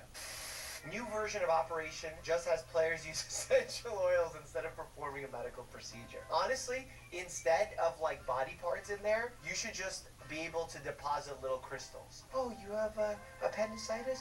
Here's a little jade crystal. Oh, you like to be more fertile? Here's a jade egg, courtesy of Goop. Real thing that happened, by the way. One bite of this chip would kill a 15th century peasant instantly. Why? Have we developed superpowers that they didn't have in the 15th century? And why a peasant only? What, would royalty be immune to Doritos Cooler Ranch? Every time I eat Doritos, and this is not factually accurate, I feel like I'm eating poison. But it tastes so good. And it probably isn't poison. It's just not an ideal food to eat often. Med school be like, identify the nerve. Oh my god. Here's a picture of what cadavers' bodies look like when we have to identify nerves. And you're gonna see how similar it is to this picture. It's really, really hard. I would go in, and when you would learn the nerves, you'd be like, oh, these are really clean, I get it. But when they remove all the other landmarks, and there's only one nerve pinned, it's really hard to identify where you are in the body. What can be smooth, but also rough? Endoplasmic reticulum? I knew it! I didn't even read it, I swear! Wait, why is this funny? I think the first comment is someone trying to be sexual. But the whole time I thought endoplasmic reticulum. What also can be smooth and rough? I know. A Brazilian jiu-jitsu fighter. They're smooth. They're also rough. Someone with eye drops puts eye drops, eyes drop. Okay, at least I followed along that one. Okay. By the way, we overuse Visine because Visine, what it does is it vasoconstricts the arteries in our eyes, and that's not always good because if your eyes are vasodilated, meaning the blood vessels within your eye, that might be for a reason, and just forcing them to close shut may not be ideal. In fact, I know Dr. Glockenblocken is not a huge fan of Visine. It's one of his greatest fears, or so he told me in our interview. Didn't you say you hate Visine so much and it's like your biggest fear? It is. I might have said that. I do hate Visine more than anything else in the world. Yeah, I had to save a gentleman's life on a transatlantic flight. A cat. A can. A cat scan. Touche. A cat in a cat scan. A cat can scan. A cat can scat a cat in a cat scan. Oh no. A cat can't scan a cat's can in a cat scan. That's my can. The cat lovers are gonna love this one. Here's some college advice that I gave to my nephew, but might also work for you. Check that out, and as always, stay happy and healthy. Trust me. I'll shave it, unless you tell me not to in the comments. Huge thanks again to Audible for sponsoring this video. As a tech reviewer, everyone expects me to give the best gifts, and now with Google's Holiday 100, I can make sure that's true. Shop the top trending products for this year with Google's Holiday 100. I am definitely going to be the best gift giver this year.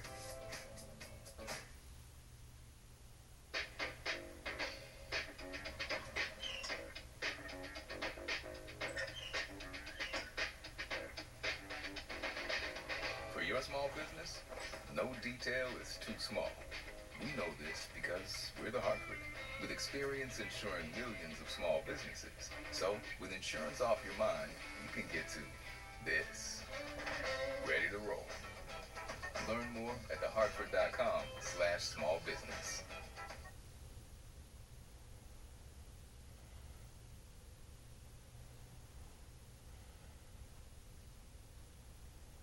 Soon we'll be telling the whole stadium how Liberty Mutual customizes car insurance to save people hundreds.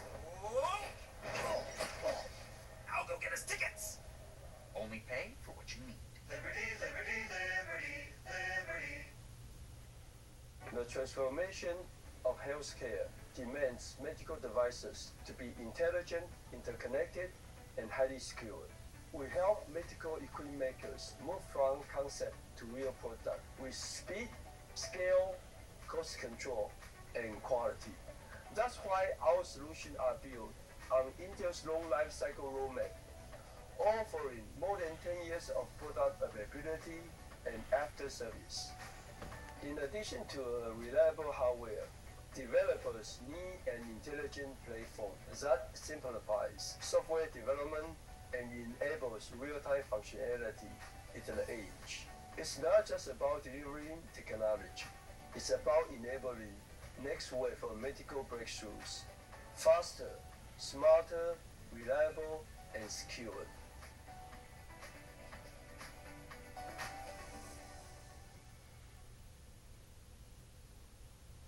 The study of the heart, cardiology. The study of the lungs, pulmonology.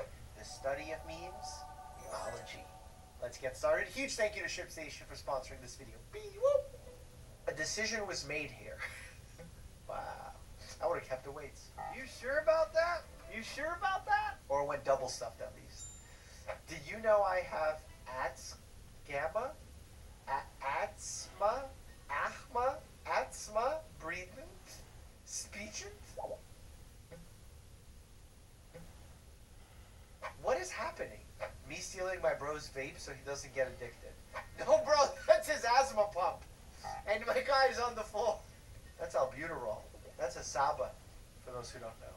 Primary care physician. You mean my 24-year-old friend in med school who I'll text my symptoms to against their will? Oh my God. That was me. The amount of people's rashes in all sorts of places, their partners' rashes, their children's rashes, are all on my phone. This is inappropriate. There is no HIPAA here. They're not my patients. They need to stop sending me, stop sending me rashes. What are your plans for this year? Me and a friend are going to buy some glasses. And after that, we'll see. Honestly, my vision's getting so bad I'm considering surgery, so I relate to this. He'll make biscuits on your chest until you feel all better. That's cute. But that would be a problem if the defibrillator is actually missing, because you need it in case someone's heart stops and it has a shockable rhythm. Because that's the only time you use a defibrillator. Although the cat doing this as a form of chest compressions. Can we show a cat doing chest compressions just to make me feel better? I'm feeling quite... God, I hate these. Lassie? Sassy? What is that image of? Broken paw? It's a lassie is a dog. Is that a lemon? Is that a broken lemon? Unwell? Because the dog saves someone that falls in a well? What? No, not even close. God, I wish I knew what this ball was. Is that a turnip? Is that a food? Is that a papaya? No. Is it a fruit? Yes. Onion? It's not a mango, but it's another fruit that starts with M. Melon? That's a melon? That's a diseased melon. I'm feeling quite melancholy. There you go. Gynecologist uses speculum on stubborn pistachio shell. This is something I so would do after I wash it. Drink this and my knees no longer crack and my joints move smooth. Yeah, do not drink that. Obviously, it's a joke. Never drink that. Never consume that. I'm going to say that over and over again on this channel. When someone asks what the capital of Russia is, Moscow? Moscow! I was like, oh, it's because it's a cow. No, it's because it's a Moscow. Medical influencer. This pissed me off when I saw it the other day. Selfie ring light. Okay, fine. I used to have one of those. Now we have aperture lights. Tripod stand. Don't even use. Do we do tripods still? No, we have C-stands. We're a high end. Fig steel. Clearly didn't see my video. Haters in my DMs. That's true. $20,000 in savings from ads? No, I hope it's more than that. HIPAA violations? Never. That's priority. Emails from hospital admin threatening to fire you if you don't take your BS down. That's actually never happened, knock on wood. My bathroom floor is always wet because Neutrogena told me to wash my face. I still don't know how to remove cleanser from my face. I sometimes rub, I sometimes splash. It never fully gets off. I don't quite understand how you're supposed to get soap off unless you're in the shower. Thinking about purchasing a Verco 3700 BRM desk so I could finally get some decent sleep. Honestly, I'm going to put a statement out into the world that I cannot prove factually, but I believe deep in my heart. These desks are responsible for 10% of scoliosis cases in the United States of America. Because we all were like this the whole time. Class action lawsuit against them. Let's go. Who's with? Dude. Big burger, mini burger, big soda, little soda. Minnesota.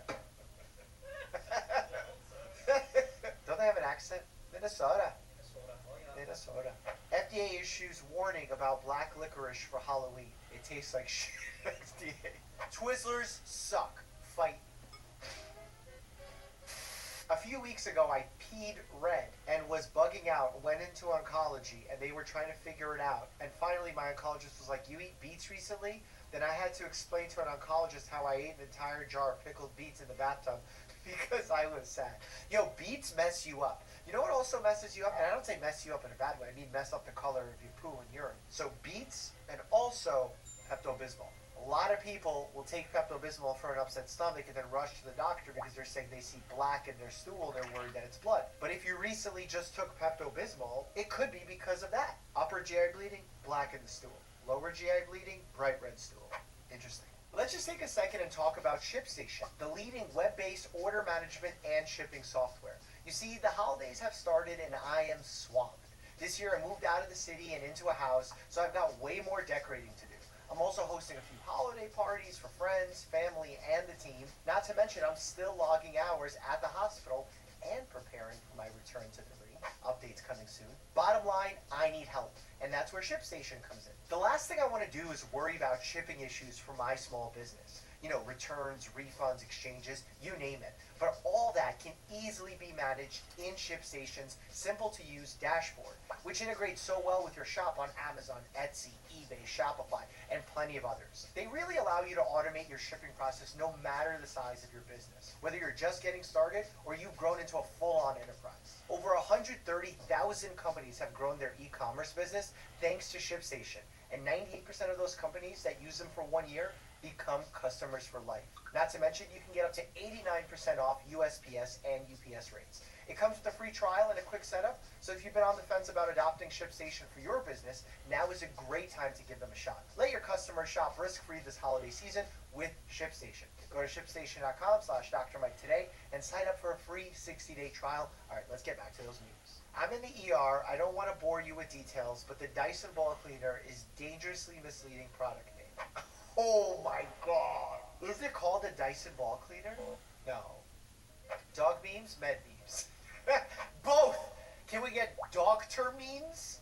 ECG made easy. The humpy bit, the jiggly bit, the lumpy bit. Okay, the patient looks bad is the most important thing. Just the other day, one of my nurse friends sent me a picture of an EKG and goes, do you think this patient's safe enough to discharge? I can't decide when a patient is safe to discharge based off an EKG. I need to know what the patient is doing. I need to know what they're feeling like. I need to know what medical conditions they have. And yes, if the humpy bit and the lumpy bit looks like a jiggly bit, that's a problem. Grandma, you have any peppers? Yeah, baby, check the cabinets. Pepper. Sell by August 29.99. You know what's funny? I probably have that same little thing of pepper. That's McCormick. My looks McCormick, right? Looks like McCormick of the 90s. Hey, it says sell by. It doesn't say fast buy. So they sold it. They're allowed to still have it. Does pepper go bad? Things break down. That's part of life. When you're eating ice and accidentally bite your tongue, so you put the ice on your tongue to stop the pain. Doctor. Well, that does stop the pain, but it actually may not help with the healing. We're learning more and more that putting ice on injuries may not be the best choice. And many times, putting ice on an area, especially for an extended period of time, can delay healing or even damage the superficial layer of skin. You won't crash after drinking coffee if you never stop drinking coffee. Well, you will, because what your body does is if you start trying to over-medicate your body with a substance like caffeine, your body will grow tolerant of the caffeine by down-regulating receptors that react to the caffeine. And then as a result, no matter how much caffeine you drink, the less effect you're going to have. So that it's kind of a dangerous game you're playing, where you increase the amount of caffeine you're taking, therefore you slowly start increasing its effect, but then that starts down-regulating, but then the toxicity actually keeps going up. So you don't want to do that. Fitbits are like Tamagotchis. Except the stupid little creature you have to keep alive is yourself. That's so true. Okay, I'm going to do a hot take. I think Fitbits, trackers, Whoops are incredibly useless. I said it. If you love it and it's motivating you and you think it's going to work, by all means, do it. I just don't see the value in constantly tracking your steps, because when I look at the evidence, people stop looking at these things. How many people are still taking care of their Tamagotchis that came up a long time ago? It's been 84 years. Help, I need CPR. Crab Rangoon, put right in my mouth. Ew. Who likes crab rangoon? Cookies and cream, put right in my mouth. That's the correct one. Gerber's, ghost peppers, baby's first heart attack. That would be so messed up if someone gave ghost peppers to a kid. And I know there's some sicko out there that's done it. I know it's happened, and that's really messed up. In fact, lately I've been seeing a lot of adults refusing to introduce solid foods to their kids. You know, the American Pediatrics Association is very clear. Starting to do introduction of one food at a time, 4 to 6 months of age, is ideal. Why one at a time? So that if you do two and your child has an allergic reaction, you don't know which one caused it. But if you do one, you'll know. And we say, in most cases, to start with allergenic foods like peanut, eggs, because early introduction of those foods leads to decreased rates of allergies. Leaving house, good for depression, bad for anxiety. Staying at house, good for anxiety, bad for depression. Standing directly in the doorway to achieve peak mental health. Honestly, depends what your anxiety is caused by. Because you can have social anxiety, or you can have anxiety worrying about what's happening in the outside world because you're not there and you're getting FOMO anxiety. See? Practicing doctor knows nuance. When your patient has hyponatremia, yeah, you got to be careful. You want to throw some salt, but you don't want to throw too much salt. Because you can throw too much salt, you can throw the whole thing out of whack. If you over quickly correct hyponatremia or hypernatremia, you can get into trouble because of fluid balance. Me studying for the degree I chose myself. Honestly, that was just, it needed to end on me studying, period. You don't even need all the other stuff. I feel like the skeleton wants to so bad, but his pickup lines are just awful. What food makes you grow? How long are cuts? What I find fascinating about this image is that this skeleton's able to balance with no musculature at all. How are the bones moving? Hey, does anyone, no talking, does anyone know CPR? Oh my God. That's not what you're supposed to do. You're supposed to call 911 or nominate someone to call 911. And you should know CPR if you watch this channel. Okay, we have 2 doctors and a patient. Well, looks like a ghost. A candy cane going inside the surgical field. Patient waking up, doctor winking. Malpractice? If you're gonna put something in my stomach, at least make it delicious. Who puts a candy cane? Disgusting. What maniac went around and said, let's give children a fish hook that tastes like toothpaste? I actually don't even always wash my face with a cleanser. And you would have known that had you watched my video of my bathroom routine. Some really fun facts in here. Click here to check it out. And don't forget to visit ShipStation.com/Dr. Mike to begin your 60-day free trial. As always, stay happy and healthy. Transformation of healthcare demands medical devices to be intelligent, interconnected, and highly secured. We help medical equipment makers move from concept to real product with speed, scale, cost control, and quality.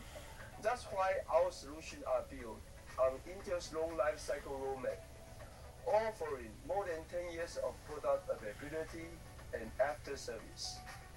In addition to a reliable hardware, developers need an intelligent platform that simplifies software development and enables real-time functionality in the age. It's not just about delivering technology.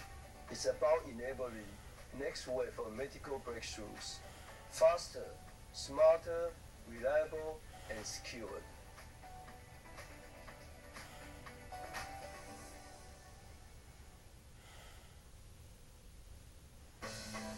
If someone demands payment with a gift card, it's a scam. Don't share gift card codes or personal information. Stay one step ahead at scamspotter.org.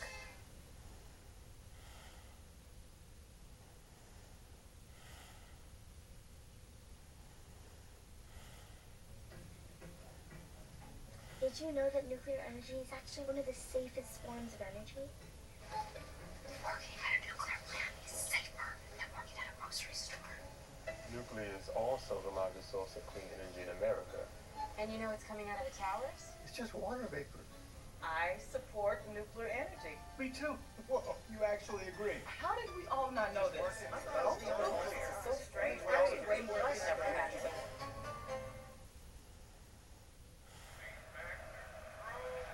Running late?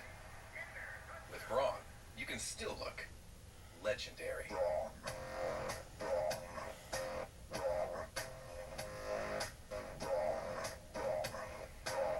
Braun Series 9 Pro Plus.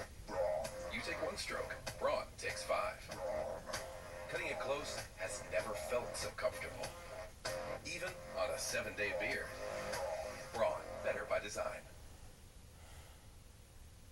When I swallow my water weird and it creates the worst chest pain known to man, yeah, like it feels like it just goes down. It's like a muscle spasm cramp in your epiglottis or something. If you ever experience the feeling that something is in your throat, like something is sitting in the back there, the medical term for that is super strange.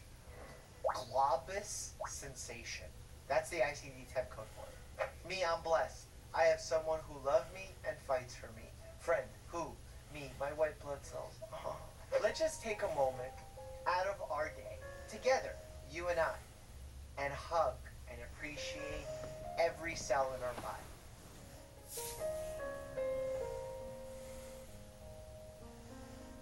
You know what you just did? You hugged a platelet. How do you usually express your emotions? I look through social media until I find a meme I relate to, and then I comment moved. That would not make sense to someone 30 years ago. But to me, it's full-on fax machine. I wish I could make this sound. You've heard of Elf on a Shelf? Oh boy. Memes that require me to guess.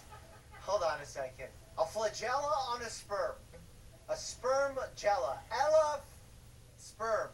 Sperm face. Sperm hair face. Medusa sperm. on a shell, sperm on a worm. No? Worms on a sperm! Worms on a sperm! What kind of hair is that? Afro. Yeah, the characteristic of an afro is that it is what? Curly. And how do you get curly hair? You put curlers in it. Curly spermy. Hold on a second, I'm gonna get it. It's a perm on a sperm! That's my guy. That's my boy. I'm staying home today. I have mood poisoning. I want to be able to use that for myself.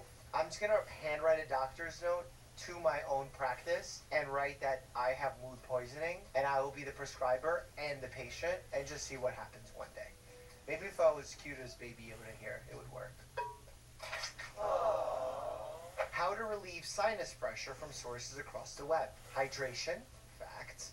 Nasal sprays, okay. Decapitation, what? I didn't expect that. Steam inhalation, okay. I'm with all of these, but nasal sprays, let's just say like saline nasal sprays, because I'm not a huge fan of those Afrins and such, because after you use them for a day or two, you get this really bad rebound congestion. When you spray that spray in, it makes all the blood vessels tense up, so you get less blood flow to the nasal mucosa, and as a result, you make less mucus. But then the second you stop using it, or you build up a tolerance to it, those blood vessels open up wide, you get a ton of mucus, even worse than when you were initially sick. We draw blood using an all-natural method. Is that a cat? Do cats draw blood? Oh, scratchy, scratchy.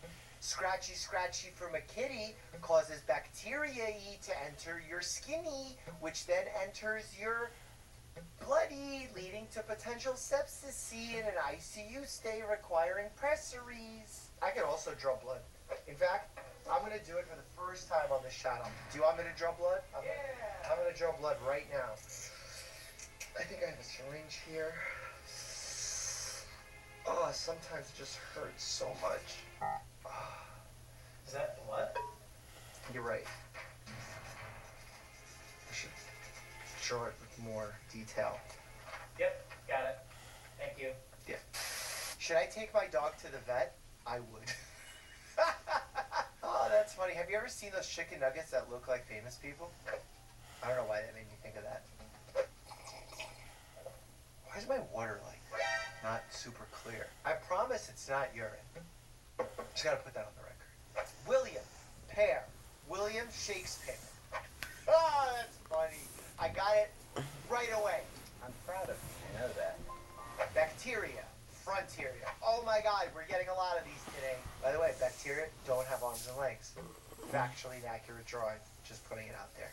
Regular DNA, Italian. I'm still drinking this water that's a different color than traditional water. I prefer mung bean. Oh yeah, mung bean pasta. Ooh, the amount of protein and fiber in that pasta makes the belly go.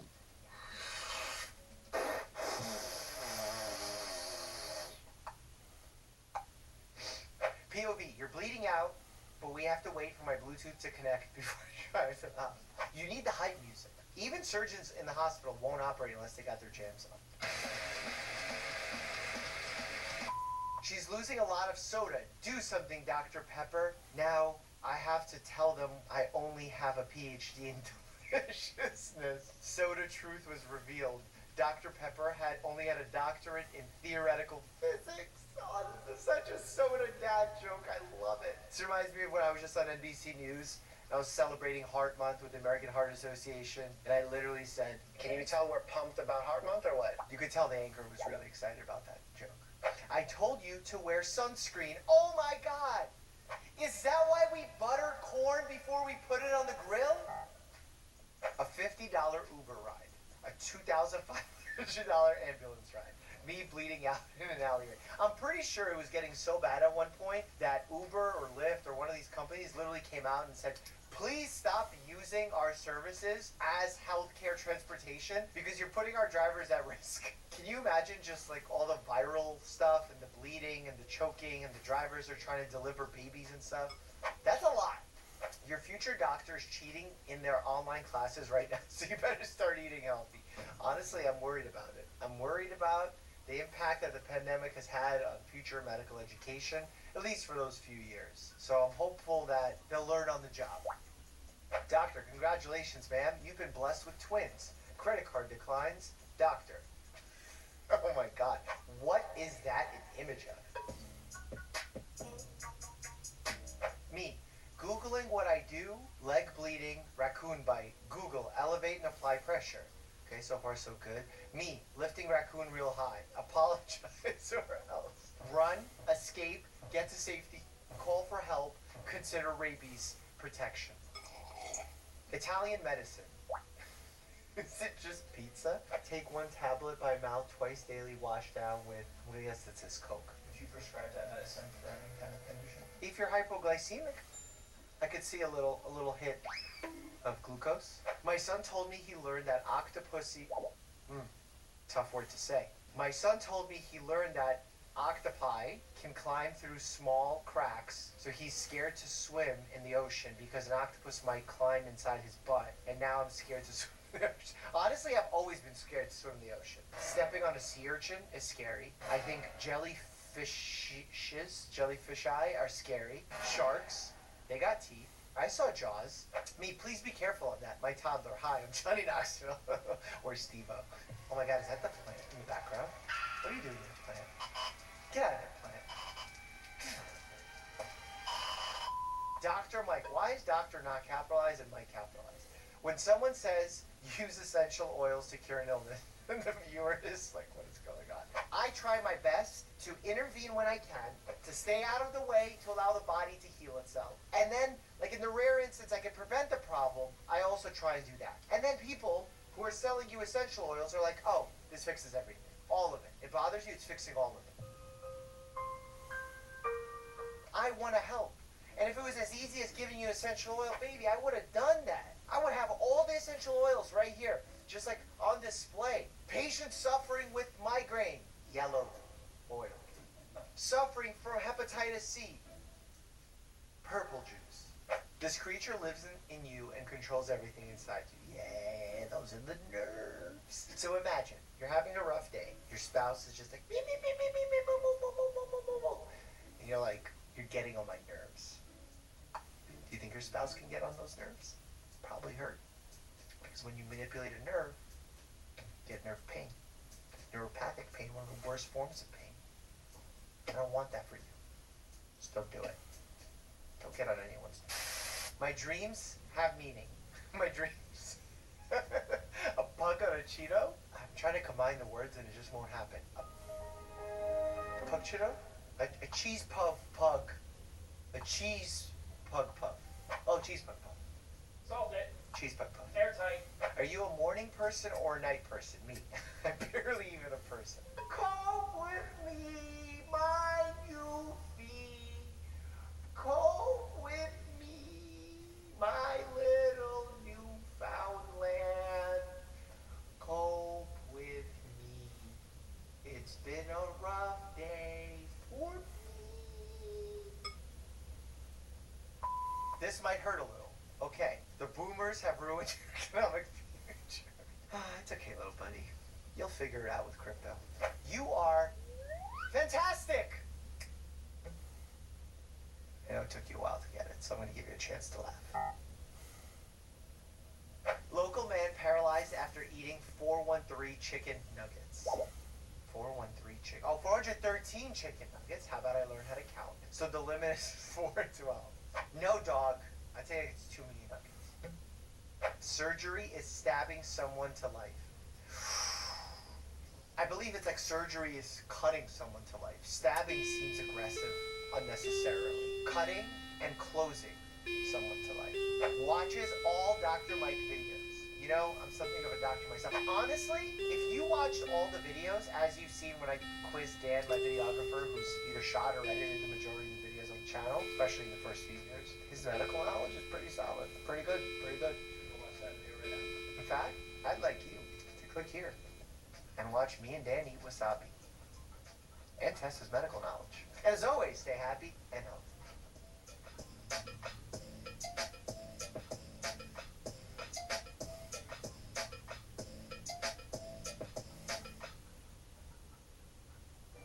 You find yourself between the There I grown-ups was, in the middle of my colonoscopy. and these hooligans. Do you listen to Uncle Bob's intestinal tales or shop deals on toys?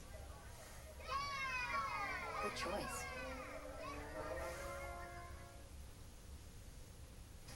this wow skin from Olay Body Wash. It's new super serum with 5 powerful ingredients. 5 benefits in one. My skin goes from dull to luminous. For me, it's only Olay Super Serum Body Wash.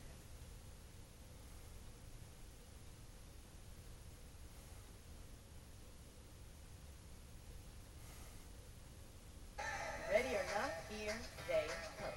The new generation of problem solvers, innovators, and greatness is here. And there is no stopping her. These girls are well on their way to changing the world, whether you're ready for them or not.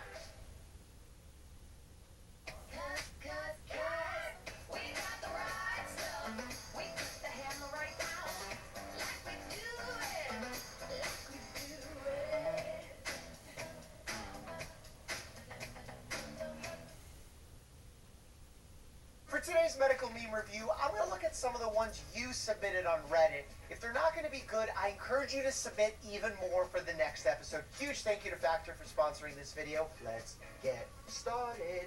Bee-whoop. As a doctor, I would never make a joke about an unvaccinated baby. But hey, let me give it a shot. Doctor 1, anti-vax crowd 0. Accidentally hits elbow on table. My entire arm goes into static. Yo, the humorous is not so humorous when you hit it. Nothing rhymes with humorous. Damn it. Hitting this really lack of fat, skin, muscle, bony protection area puts the nerve really accessible to be able to get hit on stuff. So yeah, it hurts. Coincidental memes can't exist. The coincident. How dangerous is a slingshot? Oh my god! And you got likes! And you got... Yo, he got views though in 12 days, 5 million? My guy's crushing. What does he have now on that video? Because like, yo, I might start shooting slingshots if that's the case on the channel. But yeah, how dangerous is a slingshot? I can answer that medically. Very dangerous, especially for your orbitals. Comfortable, sir? No, no. Come for food. Big brain. Oh my god, that's on a website called Punha. That's what I noticed about that meme. Doctor, a person who kills your ills with pills then kills you with bills. Rapper. That's actually pretty good. Debilitating pain, putting the heating pad on high, you're burning flesh. Yeah, you gotta be careful. And not just be careful with the heat. You also gotta be careful with cold. That's why I always say, like, never put the cold directly on your skin. Put something in between it, and 20 minutes on, 20 minutes off is a good rule of thumb so that you don't overcool an area. That's an actual thing. Just saw a video and Dr. Mike... Hold on a second. It's pretty accurate. The correct thing to do is chin tucks, and I should do those every morning. So look at my... How do you feel about that? You can have a little air bubble in your syringe as a treat. What? Is this cat trying to... This is a Reddit submission. People on Reddit really out there thinking that they put a cat dressed up as a doctor, they can just write anything and it's going to work. You're correct, sir. Okay, there might be a meme community where cats secretly try and murder you. I feel like I've heard that before. Isn't that a thing? I'll give this one a pass, even though I still think the humor on it is like really low. But at least it's accurate. And by the way, the fact that there's an air bubble, for that to cause an air embolism, like a true air embolism, is very, very rare. It needs to be like a pretty significant amount of air. If you smell toast, you might be having a stroke. A stroke of luck, that is. It's toast time. You know what's funny? I've always heard, I don't know if this is in medical school, that if you smell burning rubber, it could be a sign of an incoming stroke. Hold on a second. It's not stroke, it's seizure. Seizures beginning in the temporal lobes may remain there or they may spread to other areas. Patient may experience sensation of a peculiar smell, such as burning rubber. That's from Johns Hopkins, baby! And my buddy John knows what's up. Yo, they revoked his medical license. Beer, Fanta, Mr. Pepper. You know, I have mixed feelings on when people call me Mr. Mike. Either Dr. Mike, or Mr. Varshovsky. Even that sounds weird. Oh my god, if someone called me Mr. Varshovsky, I'd be like... And Dr. Pepper's not really a doctor. Kind of misinformation. We should have the Federal Trade Commission take a look at this. Dr. Pepper, I'm coming for you. Mayo... I don't know what I'm looking at. What does that say? Are there doctors in mayonnaise? You might call this... The Mayo Clinic? Hey! I'm gonna delete the Reddit. I'm this. Give me one more bad meme. You shot what looks like foam insulation across a building, and you put some dudes in white coats, and you think that's good enough to get me to say Mayo Clinic? I didn't think this meme review would turn into a roast of your submitted memes, but boy is this bad. Back to the memes in just a second, but first I want to talk to you about Factor, who deliver fresh, never frozen, dietitian-approved meals right to my doorstep. If you've watched any of my cooking videos before, you know that despite maximal efforts, I don't exactly have a knack for the kitchen. And ordering takeout all the time can also be a pain for my wallet and cholesterol. So I've been on the lookout for a more reasonable way to feed myself at home without having to go to school to become a chef. Factor has been perfect for me. Their chef-crafted meals only take me 2 minutes to heat up before they're ready to eat. There's no prep, cooking, or cleanup. I love how simple it is. The meals are all really delicious and I'm always left satisfied. They also do a great job at nutritional labeling so you can keep your macros in check. Just a heads up, some meals can be heavier on the saturated fat and sodium side, so make it a good habit to check the nutrition facts. There's so much variety too, from keto, vegan, and veggie snacks, smoothies, and so much more. You can also customize your order between 6 and 18 meals per week. That's really helpful for me if I know that I'll be out of town, or working extra shifts at the hospital, and eating at home less often. Head to Factor75.com or click the link below and use code DrMike50, remember Doctor is spelled out, to get 50% off your first Factor box and 20% off your next box while your subscription is still active. Alright, let's get back to the memes. Human blood cells, Italian blood cells. No, not true. Those are sausages / pepperonis. By the way, I'm going to give you a life hack. If you see no nitrates added on like a sausage label or something like that, know that that almost means nothing. They usually then just add celery root powder, which as a byproduct has a ton of nitrates in it. Just because they didn't add nitrates on their own, it doesn't mean there's no nitrates in the packaging. And that's not saying nitrates are horrible. I'm just saying, in the grand scheme of things, be careful how they can trick you. Doctors use their stethoscopes to listen to different parts of your body because they usually forget where the heart is located. I actually have had patients say that to me before. Like, I'm going to listen to your heart now. You don't have to breathe deeply because I'm done with your lungs. And I put the stethoscope here. They go, what are you doing? My heart's on the other side. Yeah, we can hear different heart sounds. Here, here, here, here, here. You know what's funny, though? If there's a patient with dextrocardia, which they have the heart on the opposite side of their body, like their organs can be flipped. If I had that, I would mess with my doctors. I'm like, does everything sound normal? And they would go, oh, yeah, everything sounds normal. I go, wrong. My heart's on the other side. Didn't notice? I'm leaving. Photoshopping myself next to Dr. Mike. Flying to New York City, making myself sick, canceling all appointments until I get one with Dr. Mike. Or, next time we have a tour, you come out and get a picture. Or, don't wait for me on the street because I don't know where I'll be, but if you see me, you wave, and then if I go wave back, you can come on over and we can chat and we could do a photo.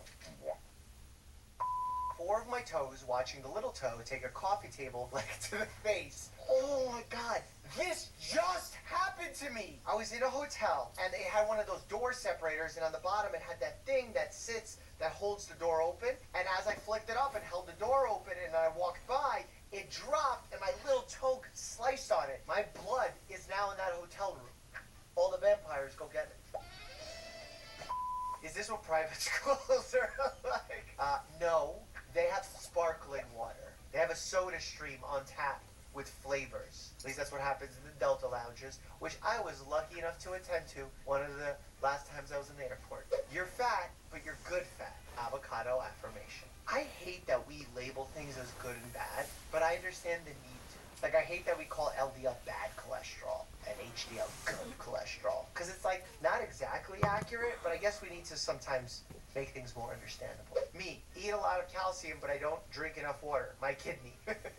That's a calcium stone, and they're quite painful. I've actually passed one before. Some people are just genetically pre-induced to have that happen to them, and they have to drink some special formulations of juices every day in order to help with calcium excretion and absorption. There's also a unique type of stones called struvite stones, which happen as a result of some type of bacteria. There's also ones that pop up on x-ray and other ones that don't. Kidney stones are interesting to study. And the difference between the pain that a patient has when they have a kidney stone versus, let's say, like an appendicitis, is during an appendicitis, they want to sit still. They don't want to move. Moving causes pain. With the kidney stone, they're kind of like wriggling all the time, trying to get the kidney stone loose or something. You have to let it breathe for a few minutes. Hold on a second.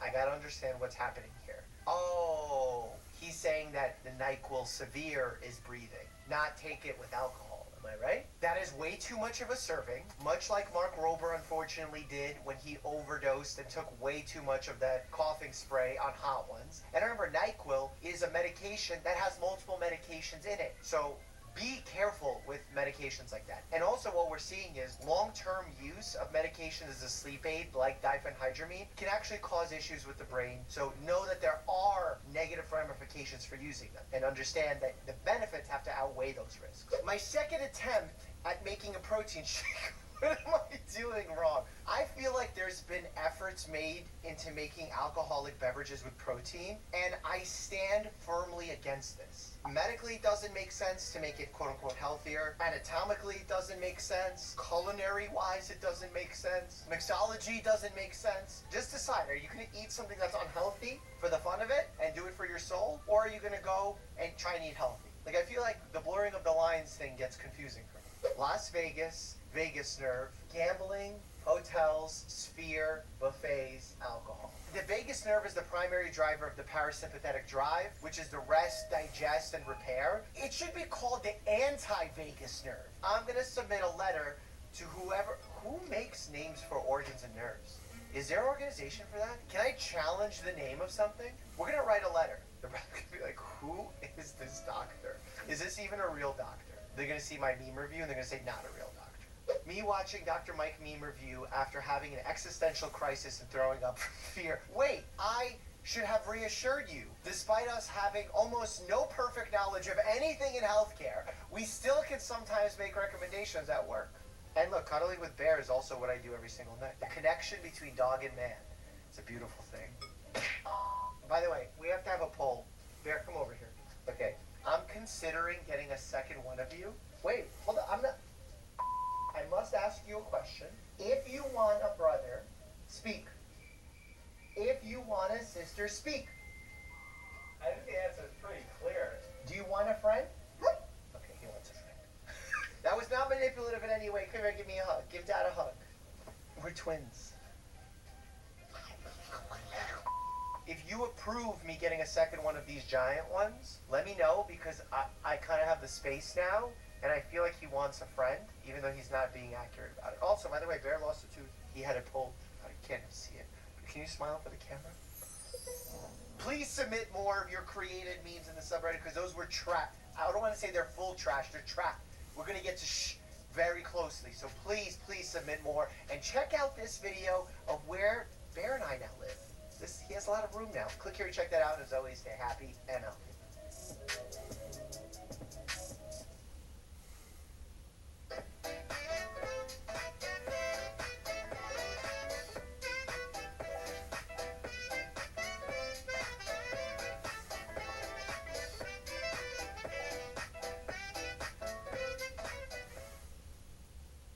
There's nobody in the room who's a better gift giver than me. But you know, there's no gatekeeping around here. I'm telling you right now. For anybody that needs some extra love during the holiday, check out the Google Holiday 100 to unwrap the holidays with this year's top trending gifts.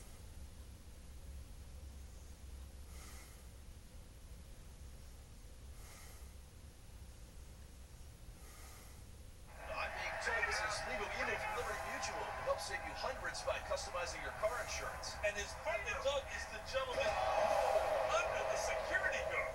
Only pay for what you need. Liberty, liberty, liberty, liberty.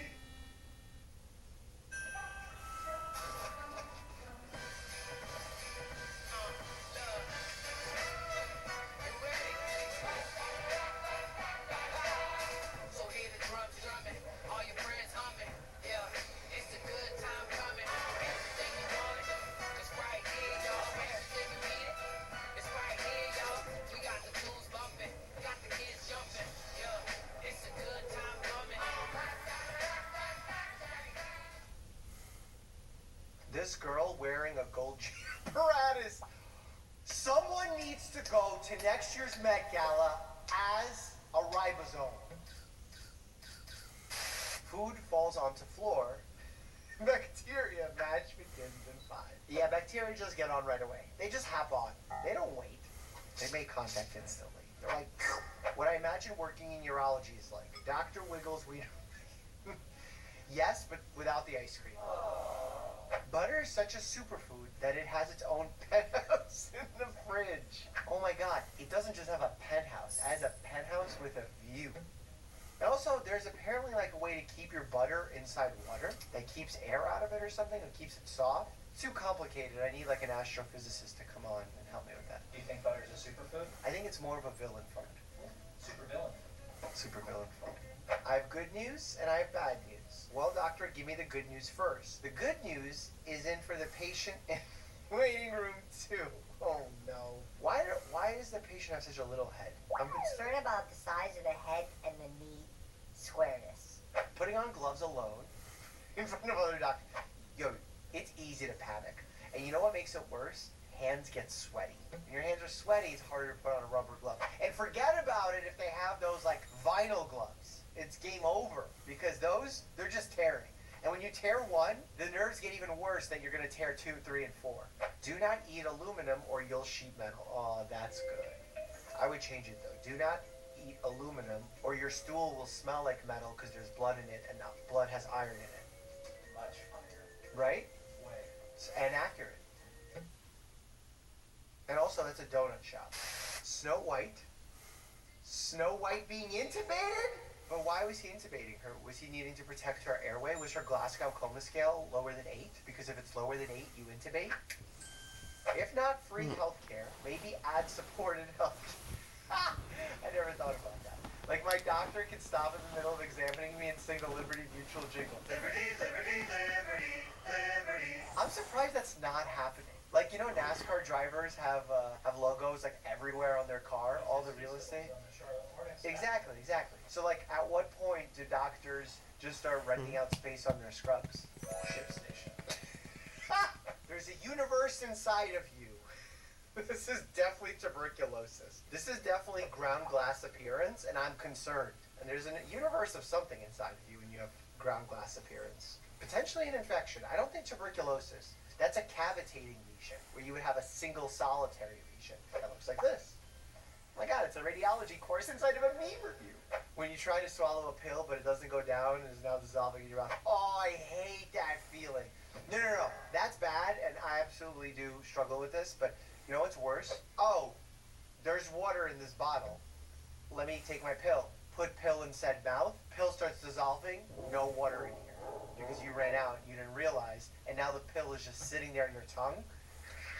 Jacuzzi simmering in there. Because the temperature of your mouth is around 98 degrees, 99 degrees, which is what a jacuzzi is like. And in a jacuzzi, you tend to simmer in there in the warmth, and you slowly disintegrate, and your skin shrivels up. That's what's happening to the pill. Don't tell me you're okay. You're not okay. I can smell the hurt inside you. Don't walk away. Talk to me. Beware of emotional support dog. This is actually one of the top dog comics I've ever seen. And Bear's an emotional support dog. Bear, where are you? This is the other emotional support animal. He's grown a lot since the last video. Who's a big tummy? Jack Link's Oops All Moisture Packets. Oh, that's funny. And it's ironic that there's moisture packets that say do not eat in a package of food that you will eat. You would think that they would find a unique way to deal with this problem. Hospitals when I donate a kidney, hospitals when I donate 30 kidneys. Yeah, where are you getting kidneys from? When the 2 cans of Monster you just slammed are making your heart beat too fast, so you have a beer and a Xanax to bring it back down again. Health. Please do not become your own chemist where you start playing with your health. Even the combination of alcohol and cocaine creates a substance known as cocaethylene, which is so toxic to our bodies and lasts for much longer. Don't do that. When you have a date right after surgery. Oh my god, are those high heels underneath? Pesto Bismol with garlic. I don't think that would help an upset stomach. I think that might irritate it. Ah, this is great Photoshop though. This is pesto. You heard of Elf on a Shelf? Get ready for Skeleton on a Peloton. And the jaw is quite literally dropping. Chest compressions are useless, and it's better to wait for medical professionals to come help. I'm about to get very unhappy. You're about to get very unhealthy. No, they're not useless. They buy you time in order for medical professionals to get there. So if you're alone, you better be calling for help first. If you're not alone, you ask someone to call for help while you start doing the chest compressions. Because the faster you get to doing chest compressions and the longer you stay doing them, the better the chance the person has to be brought back to life by advanced cardiac life support. My sister is about to have a baby and my brother showed up to the hospital in a suit because first impressions matter. Maybe your brother is making a move on some of the employees that work in a hospital. They're holding down a steady job, they're very interesting, they deal in high pressure situations. He's just thinking about his dating life. Oh, maybe he's doing it for the baby too. Women choosing a deodorant. Cherries, passion fruit, vanilla. Men choosing a deodorant. F-16, sharks, war. Yeah, that's like the whole thing behind Axe body spray, which, by the way, is not only ridiculous how much we used to put it on ourselves in high school. Like, literally, we're just like, shh. And it was so bad. It was probably so unhealthy for our lungs. And you know what I used to do as a kid? This is not recommended. I would take one of those, like, long lighters and shoot the Axe spray at it. And I thought that was so cool until I realized it could explode on me. Not recommended. Not recommended. No doing that. A year in the gym versus 2 weeks out of the gym. Why does it feel like that? And you know what's funny? I've been out of the gym for like a decent amount of time, and I need to get back in, and I need motivation. So please, if you want to leave me a motivating comment, it would help. Dilation pumpkins made by midwives at a hospital, disturbing but funny. Oh, that's actually pretty helpful. We actually have a kit for this that looks like this to teach residents and students about different dilations. And we're talking about cervical dilation, by the way. Giving birth isn't as painful as being kicked in the nuts. Have you had a baby? No, but over the years, women say, let's have another one. I never hear a man say, come on, hit me in the nuts again. Clearly, you've never watched Steve-O on Jackass. How long will you guys leave out a glass of water in your house and still drink it? It's not like it goes bad, but after a while, it's weird, right? No, it goes bad. Just because the glass was washed does not mean there's no bacteria in it. Bacteria kind of flows up in the air. So like the water allows the bacteria to multiply. Anything where there's moisture, bacteria can multiply. Please don't drink old, soggy, bacteria-flavored water. I just poured this like an hour ago. This is fresh. And actually, this is from Harvard. So you know your boy got credit for going to the Harvard Kennedy School and doing a talk about something. Keeping tropical fish at home can have a calming effect on the brain due to all the endorphins. I was like 2 seconds too late. There's definitely endorphins. There's definitely some kind of visual effect with the lights and the fish and all the stuff, the colors.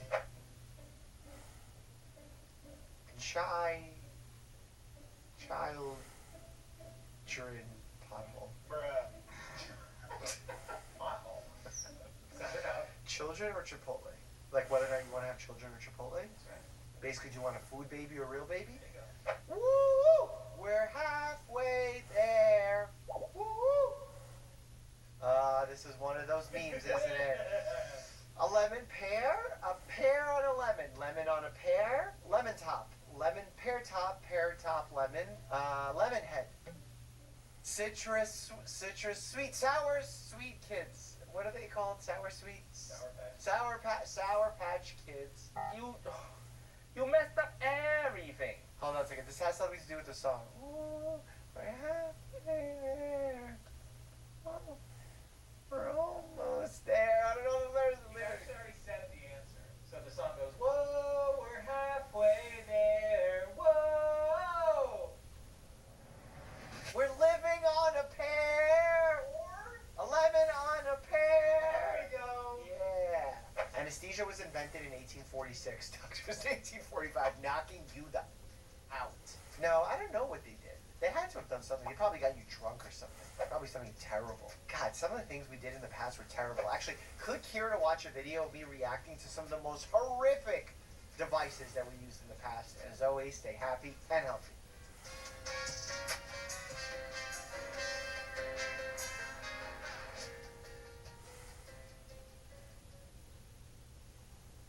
This is the story of the one. As a lineman, it's his job to keep the power on. That's why he chooses Grainger for professional-grade products and next-day delivery, so he can rise to every challenge. Call, click, or just stop by. Grainger, for the ones who get it done. Are your daydreams filled with sunshine and a certain je ne sais quoi? The French Riviera is calling. Protect your European vacation with Allianz Travel Insurance to help you answer travel challenges with a nonchalant c'est la vie.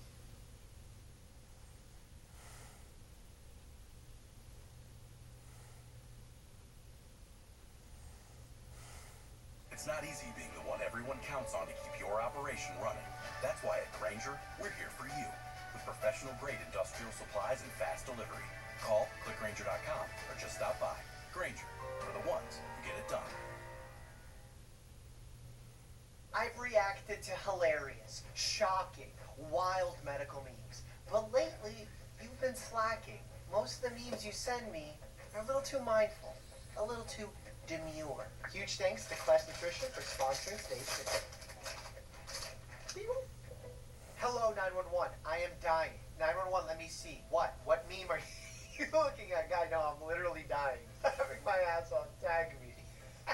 And he's playing solitaire. 911 shouldn't be talking about memes. You have to be supportive. But to be supportive could mean that you're sending someone a meme. This is a deep one. Do babies grow on their own, or do we need to interact with them? I forgot to look at the group name, and I was genuinely concerned. They thought you had to plant them in the soil and allow them to flourish through photosynthesis. I turn up music because I'm partially deaf. I'm partially deaf because I turn up the music. Yes, yes, yes, if there was a more accurate meme, I don't know. The reason this meme is so accurate is because so many of us listen to music on full blast, especially with in-ear headphones, audio canceling, noise canceling headphones, so we just hear the music. And if you listen to anything over like 60-ish%, you're damaging your eardrums. Look at how quickly you can develop eardrum damage, tympanic membrane damage, based on the decibels and how long you need to be exposed to said sound. Peebus, food grade, just fizz. What's Peebus? Is this an actual drink, or is it just fizzy? Kurgerbing? I'm confused. Is it just like, is this what people with dyslexia see when they see a Pepsi? Am I missing something, Sam? Worst pinata ever. I just had 3 of these removed because they were coming for me. For those who don't know, this is some kind of bee wasp nest. Beehive? Wasp hive? Is there a wasp hive? Or do wasp hives live in beehives? Do you think a wasp can go and mix it up with a queen bee? I think they're very customized. I think queen bee's only interested in one creature. Person? Jay-Z. Let it sink in. Let it sink in. Queen bee? Beyonce. Yes! Worst pinata ever. Followed by the worst joke ever. What the predator sees after 15 seconds of chasing. For those who don't know, the predator can see inside of you. Thermal imaging so it can catch you in the forest. But now it can catch your psoriatic arthritis or rheumatoid arthritis. And I say that it's autoimmune arthritis because it's polyarticular, which means that it's in multiple joints. Polyarticular. Stop dieting, start farting. And that's the way you get ripped. Just a little gassy monster, just like Bear. Y'all ever just say F it and eat it with the shell? No. With sunflower seeds, maybe, but not the Big Mac paper. Don't eat paper. I had no idea you could buy this. I've just been using chocolate and Netflix. I've been just using puppy slobber and dog kisses. And never hurts to have a good protein chip. Yeah. My head hurts, my throat's scorched, and I have terrible taste in my mouth. Man, we got lit last night. Also, you got carved. And if you get carved and lit in the same night, medically, not compatible with life. This is how you make neon green. The neon green. The neon green. It's the first pun that I got right away. Verde. Verde. Sam Bowers, if you're in this Discord, your life needs to be consuming Dr. Mike videos 24/7. Turn it on your phone, TVs, tablets, watches, you name it. Whoa! We got Mama Dr. Jones on the telly, Brandon Marshall on the laptopy, gaming on the other laptopy, a little kitty watching Brandon Marshall. Oh, and Mama Dr. Jones on the lower laptop, and on the iPad we got a medical memes. You know what? I approve of this image. Sam, did you really write that? I did. That's really sweet, actually. You're fired! When I start seeing Christmas decorations in early November, seriously. Don't put Tabasco in your eye because it's really going to burn. The capsaicin doesn't mesh well with the eyes. That's why if you're eating like spicy food and you rub your eyes, oh boy, that's a disaster. Lots of watering, lots of histamine response. Ooh, pain. If overthinking was a workout, oh my God, I would have an 8-pack. I would have a 4-head and an 8-pack. Now, I would have even like oblique muscles, because you know sometimes when I get angry, you've seen it, you've seen that vein come out. Some people have that vein on their abdomen too. Hope everyone is enjoying the long weekend. Yes! Yes. I see you've been stabbed. Yes, please help. Are you sure that's what's causing the problem? Because I was looking at your BMI. Is this like a judgment joke? Oh, Bear came in. Come say hi to the meme community. Come on up. Oh, his breath is bad today. You can't have my Quest protein chips. Sorry, Bear. Not for you. Not for you. I don't understand this meme, Bear. It should have been like, please help. And it's like, oh my God, you really do need help. Yes, I've been stabbed. Oh no, I was talking about your BMI. I just fact-checked you. Elizabeth Stanton / Elizabeth movies. Nah, man, Night Shift is pretty easy. Derek age 24. Oh my God. You could see the wear and tear that waking up at 7 p.m. has caused on Derek. Not only are there conditions related to working a night shift, like night shift work disorder, but there's also evidence that those who work night shifts have more health problems in general. If you had a choice and you don't love working night shifts, I think the healthier choice is to work during the day. But you know, there are some services that require someone to be at night, and there are certain people who, based on their chronotype, prefer to be up at night. Matthew Walker and I actually talked about this in a whole video. Doritos. Ew! As I saw that image, I thought about licking my finger, and then I was like, oh, you don't want to do that with the toe. It's sweatier, and there's fungi sometimes. Ugh. Brother, ugh. Humans, I can barely sleep at night. Also humans before sleep.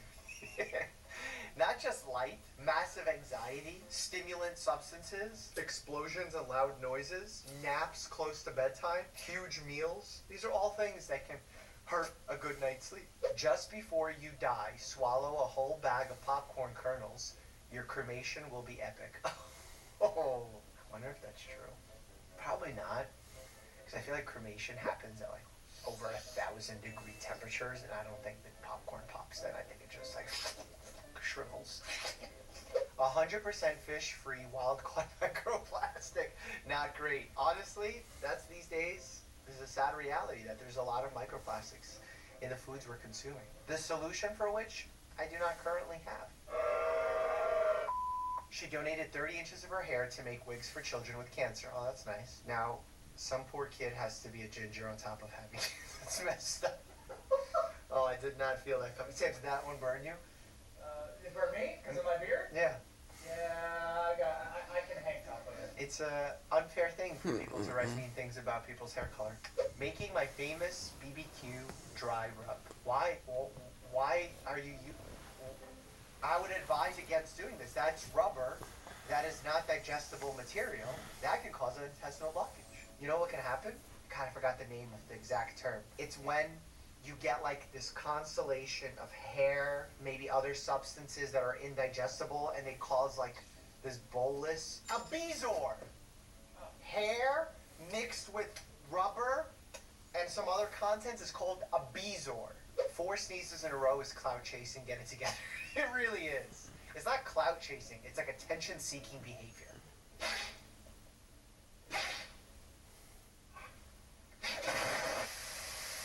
My brain when I read the word hippocampus.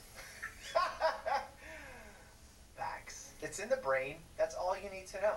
You're good. Otherwise, you're good. There's a definition if you'd like to read it, but just know that has nothing to do with college and has nothing to do with a hippopotamus. Having a deconstructed Diet Coke. Diet Coke caffeine-free caffeine pills. That's a lot. That's like the other day I heard someone say like a Napa latte, which is like you take a nap and you have an espresso so that when you wake up from the nap, because it takes like 30 minutes for the caffeine to kick in, you get like double the rest because your body clears the adenosine, which makes you feel more alert, and then your body also blocks the adenosine receptors with the caffeine as well. Kind of interesting. We'll see the baby in a minute. Your plan doesn't cover the ad-free version. Oh, it's so sad that the EKG strip is so inaccurate. And why is there dynamite behind the EKG? Well, that's a little weak. I'm never lonely because I got these little guys with me. You know, it happens to me too, and I don't even have a good answer. Floaters? I don't know. The little squids that hang out with you. Medically, I'm not saying it right, but it's funny. If a movie character gets shot here, they're required to keep it to themselves for a while. Later in the movie, they must open their shirt jacket, revealing an alarming amount of blood, followed by another character saying, "You're hurt." This is law. How do you not notice getting shot in the abdomen? It's like one of the most painful places to have a trauma. Although, you know, the retroperitoneum, like that specific area of your abdominal cavity, can actually hold a lot of blood without you realizing that the person's bleeding. Very interesting. Vitamin B12, intestine, intrinsic factor. Oh, word! You need intrinsic factor to be produced in order for your body to be able to get the B12. And sometimes believe it's called pernicious anemia, where you lack intrinsic factor and therefore develop anemia due to a lack of B12. Or should I fact check myself? Pernicious anemia is a type of B12 deficiency anemia that occurs when the body doesn't produce enough intrinsic factor, a protein that helps the body absorb. Not even a hematologist off the bat knew that. It's weird that after 10 years of practicing medicine, I'm excited the fact that I knew a fairly common condition. Fairly common in the sense of like it's tested often. I should have known that, and I shouldn't be as excited as I am, but maybe it's because I have enough protein.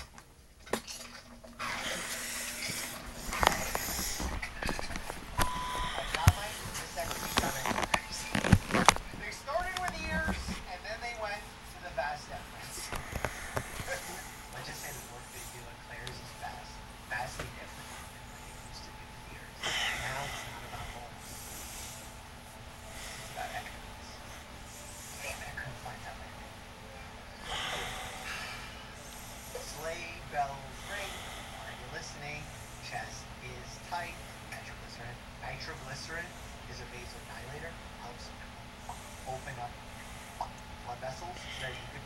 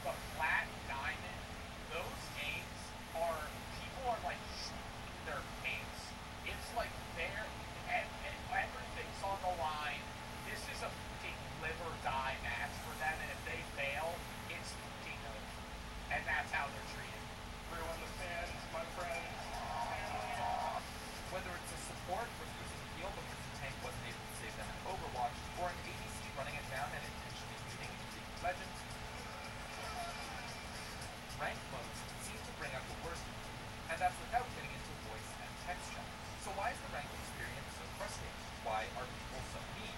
Because something's on the line. It's like gambling. When you lose, you get mad. Unranked games are fucking pointless. There's no stakes and they're boring. I don't want to shit on people that only play unranked, but fucking get in the ladder, buddy. What are you doing? What are you doing? You're gonna tell me you're gonna play fucking Valve, Ringo, Marvel Rivals, and you're not gonna play fucking ranked? You're gonna sit there and dick around on Jeff the Shark in fucking quick matches? That's not the game's intention. You need to be on edge. You need to be getting cold sweats. Armpit sweat should be dripping down your arms while you're sitting still. Your base BPM sitting in a chair should be 120 plus at all times. You shouldn't blink more than 3 times a match. Otherwise, it's not fun. Why am I sitting? What's the fucking point in it all, right? If there's no stakes on the line. It's the same thing as a friendly bet, putting $5 on a fucking game of pool or something. Just we're just playing. What's the fucking point? Yes, good job. The real question is there a way to fix it? Today, that's what we're doing. If I wanted to play a game where winning didn't matter, I'd play a fucking indie horror game. Perfection isn't good enough. I wonder what they think when they see me. Your life is as valuable as a summer ant. Your life had no value. It is nothing for me. Kiss your mother with that mouth? So bad. You're so good. Fucking trash, motherfucker. Fuck you. It hurts good.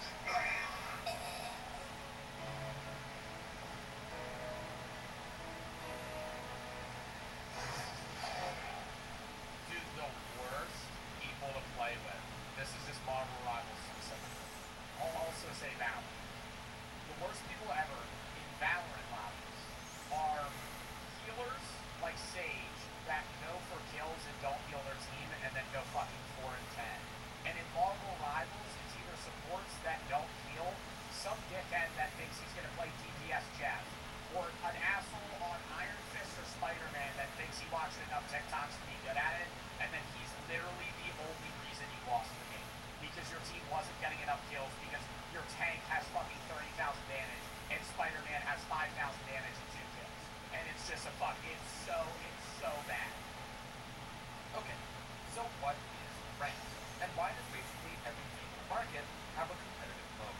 For players, ranked is a way to get an idea of your current skill level. It helps you track your growth as you climb through various ranks and makes games more exciting by putting something online. And you can brag people know about the rank. That's one of the biggest things, as stupid as it is. Because if you have a whole friend group that plays a game, you like being a higher rank than your friends. Because then you're better. You like being better than other people. That's why when you rank up in Marvel Rivals, and it says you're plat 1, you're ranked higher than 89% of players. And you go and go. And you want to get higher. Because you want to see that number grow. You want to be better than everybody else. Welcome to hell, motherfucker!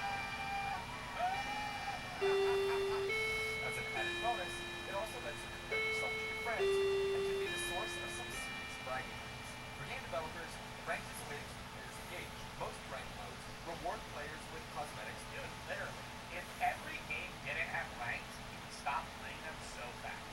Based on their rankings at the end of the season. Like the Victoria skin line in League of Legends or Rocket League rewarding players with trails and titles based on their rank. It's also a great way for games with professional scenes to track data of what champions are popular, which ones are overpowered, and which ones need buffs.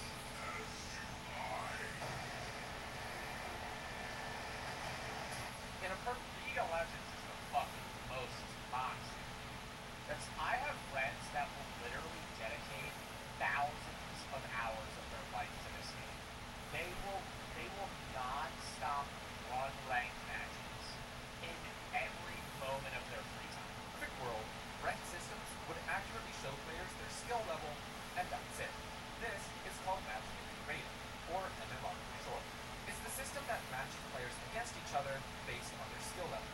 It's like ELO in chess, where gains and losses are proportional to the skill. That's weird because I'm in Plat 1 buddies, and sometimes I'll have teammates that play like the MMR's wrong, and it's like maybe there was a miscalculation on their account or something. Yeah, between you and your opponent. Meet a grandmaster, your ELO is going to skyrocket. Lose to a small child who still calls the night worse. Your ELO is plummet. It's a simple system, and it's damn effective. The big difference between MMR and ELO, at least in virtually every modern game, is that MMR is hidden. What is shown instead can be a number of things.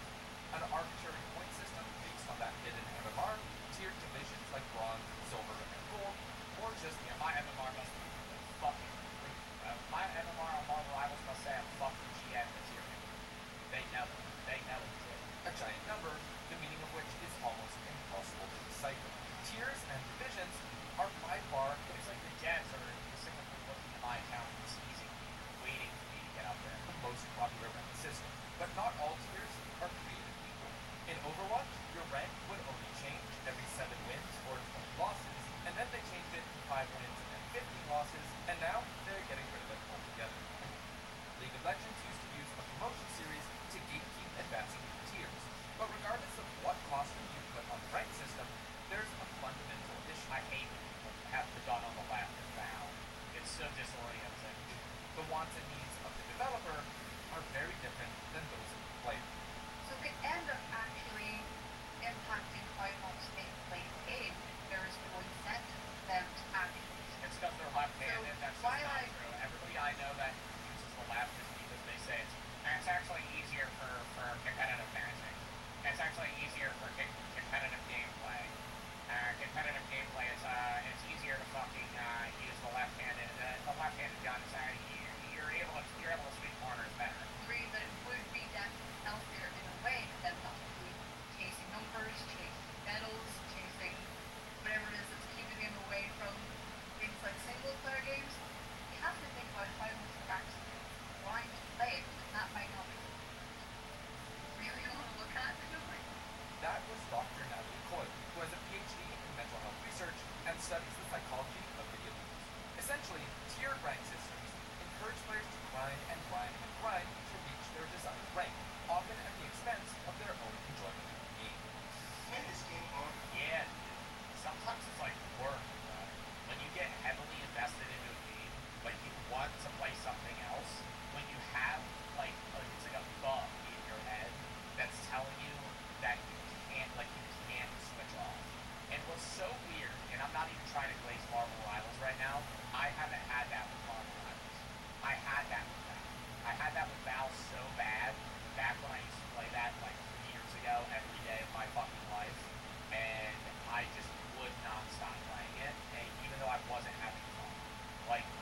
I would queue another match because I was like, I'm too far down in Elo. I need to get back up today. I'm not profiting. This is bad, and then I lose 2 more games, crash out, and turn on my phone. Online is so bad for your health. I can feel it in my neck. I can feel it in my neck. Oh my god. Right in my neck where the clavicle connects to the duodenum. Oh my god. That's where the pain is. They all want to go off and play kind of thing, but I can't because I feel obligated to chase the higher number in a competitive game. So it kind of plays into that way that they're not really enjoying the game as much as someone should be. So, right off the bat, we can see that the design of rank systems can be highly addictive, but that doesn't fully answer the question of why it can be so toxic. If you ask any ranked player, Oh my god, that stressed me out. See, that's why I literally can't play Valorant. Not getting that kill made me angry. Not at him, but it made me angry that he failed. systems can be highly addictive. What is that? He should have killed him. If you ask any ranked player what they hated most about climbing the ladder, one of the top answers will likely be the toxic teammates they encounter along the way. No, not toxic teammates. I want toxic teammates that are good at the game. Toxic teammates are great. It's when you encounter somebody that sucks at the fucking game, and they're the most annoying person you could ever meet. And you sit there and wonder how this person even exists because of how much of a fucking asshole they are and how bad they are at the fucking game. Yet they think they're good. Over the last 20 years, L'Oréal Paris has honored 200 women of worth, uplifting their communities. Women who see the worth in every person, overlooked or underserved, who see an opportunity to change, who see a chance for better.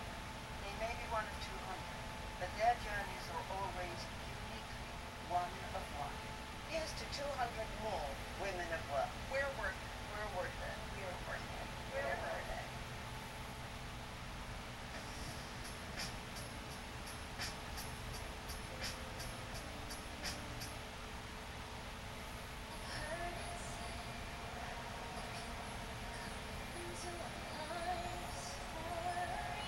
I've seen all kinds of magic on this ride, but you have changed me for good.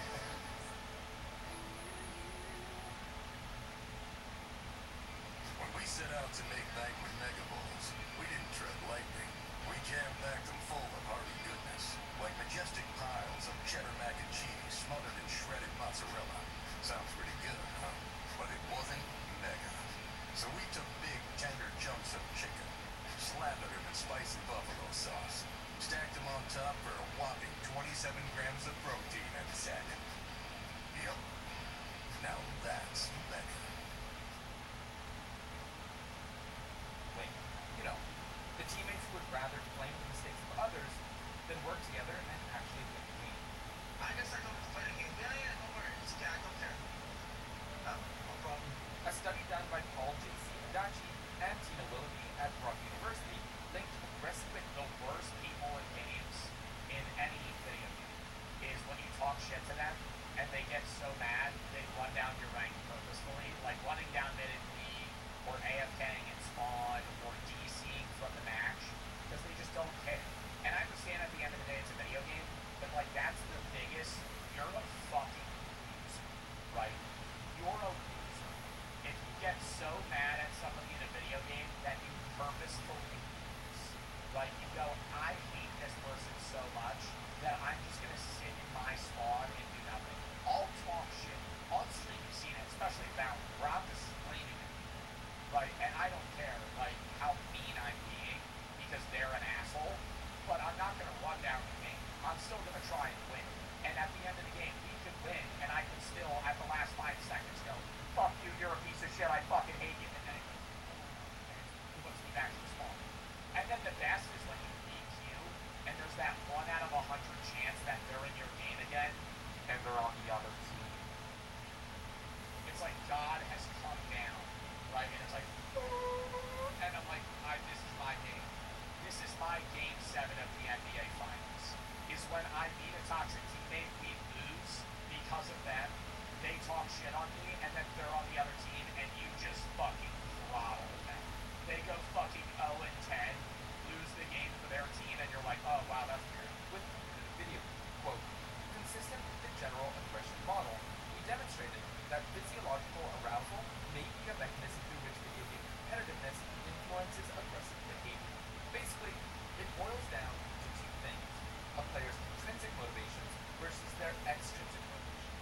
In other words, whether their desire to win comes from within or from factors without. A player who is intrinsic, I think mine's both. I am a sore loser. My mom used to let me win in, I'm a really, you guys know that. I try to be better, but I am a sore, I don't think I'm disrespectful if I lose. Like, I'll still be like, yeah man, you won. I'm a sore loser. Like, really bad. I used to cry when I would lose memory against my mom. The game where you just turn over cards and try to remember them. Or like, no. Like, I would cry. Like, I would be like, there's no way and there's nothing on the line. That was just like a stupid board game that you're playing, and I would cry. Like, I could lose Candyland and I would be like pissed. Now on top of that, you're adding a rank to completely motivated. Will be focused on self-improvement, learning from their mistakes, and working towards being better than they were yesterday. Generally, intrinsically motivated players have a healthier relationship with competition. Players who are extrinsically motivated are the ones who get toxic. Their motivations hinge on getting a higher rank, caring about how they're perceived by their peers, and winning, regardless of if they play well or not. The result is the only thing that matters. So, every time they lose or drop in rank, they feel negative emotions, regardless of how well they or their team actually played. I will say I get less mad now if I play well and my team loses in an honest way.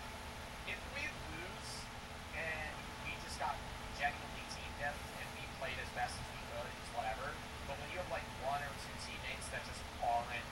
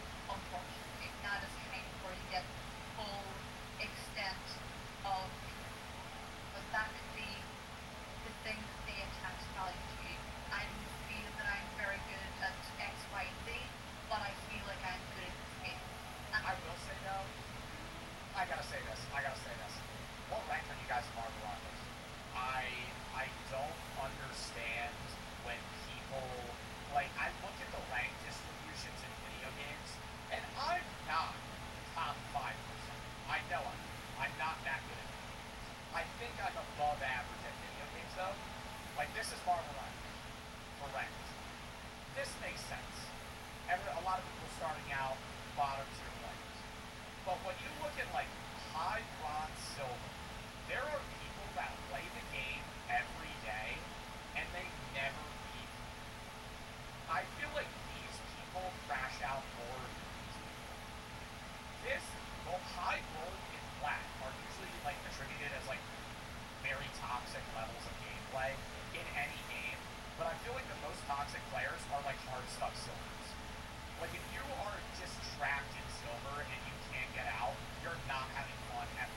If this is the only thing that I think I'm good at, I'm not thought to be jeopardized, then I'm going to fight.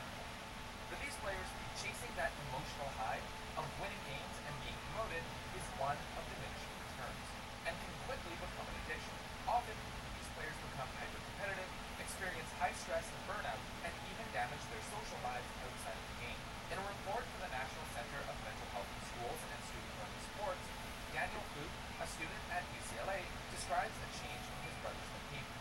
Quote, during his confinement, he put off doing homework, he skipped classes due to late nights of gaming, and he appeared emotionally unstable when he lost too many games and got demoted through ranks.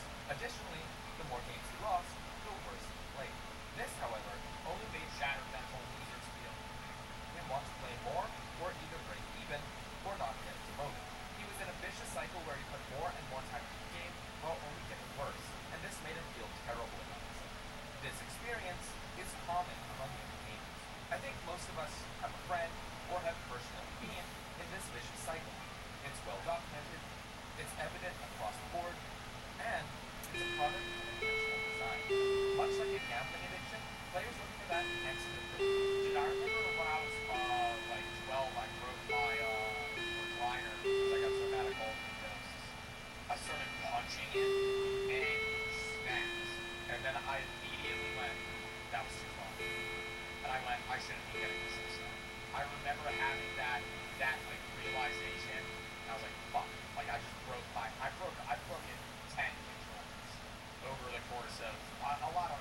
I've probably broken like 2 on stream because I've like either like slammed it and then the fucking one of the things doesn't work or the keys get all fucked up. Yeah, no, I've broken like not really 10. I've broken like 3 keyboards. I'm exaggerating. I've broken 4 keyboards, but I've only broken keyboards from spilling G Fuel on them. That next win to affirm their self-worth, and the more they feel stuck, the greater the desire to break free, and the more the game consumes them. For game devs, this is great. League of Legends has around 3.5 million active players every day. Wow! Right. And these players were coming back day in and day out. I wouldn't care if they're playing because they're having fun and they love the game, or if it's because I've created this artificial feedback loop which lowers their self-esteem to the point where winning a game is the only way they can feel good about themselves. As a company, if all they think about is my game, it's a big win. Unfortunately, there is no one answer of how to improve the ranked experience. Every player has different motivations for playing, and at the end of the day, it's up to each individual player to figure out if their relationship is healthy or not. Are you tilt-queuing at 2 a.m. on school night? Yeah. Are you having fun doing it? Maybe. It's not necessarily a bad thing, but it is good to introspect and think about why you're playing. Think about this. Many of you using grinds out there now are under 18. Do you realize that at 18 you have lived only 1/4 of your life? When you're using grinders, you're only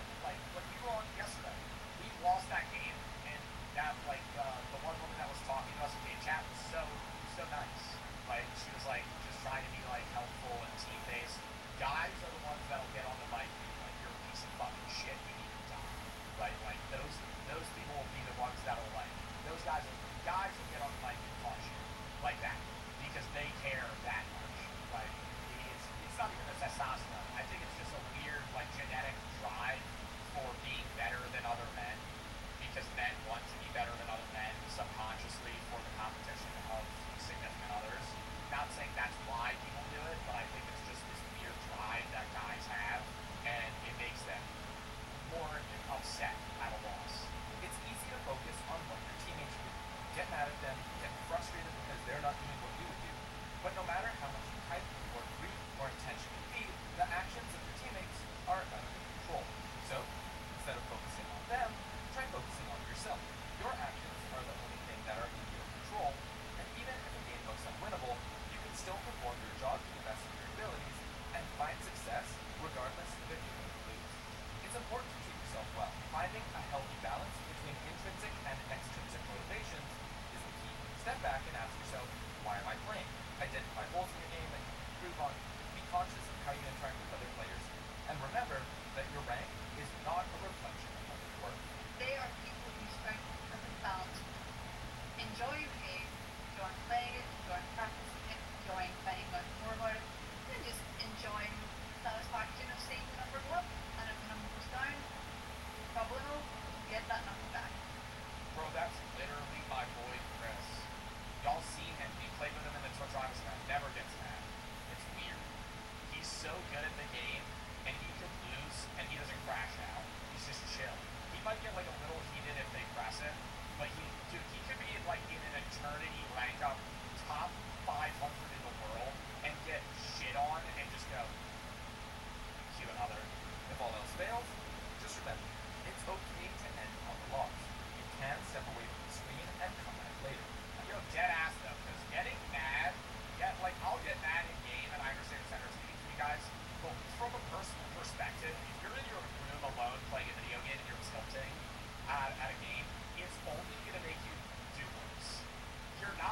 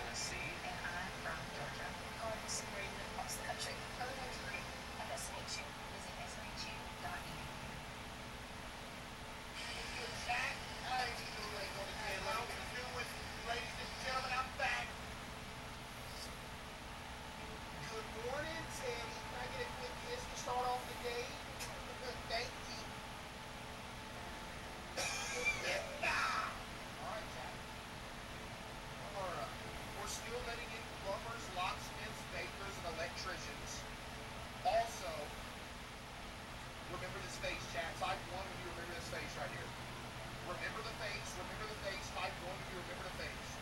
Okay, there we go. Come on!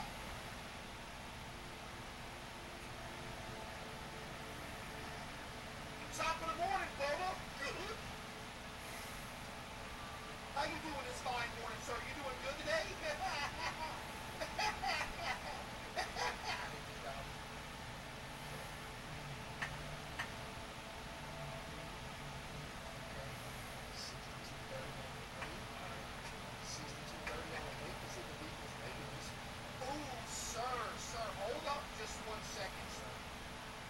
Sir, let's wait just 1 second. Your vehicle seems to be overweight.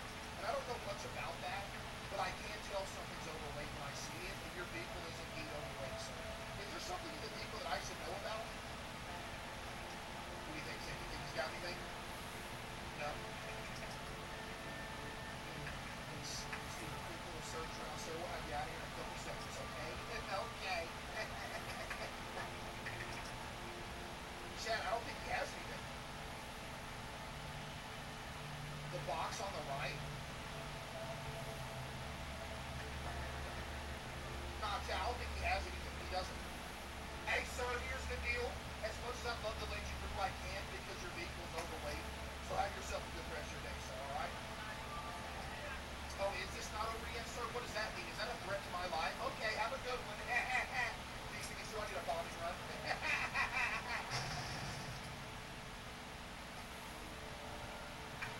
Next!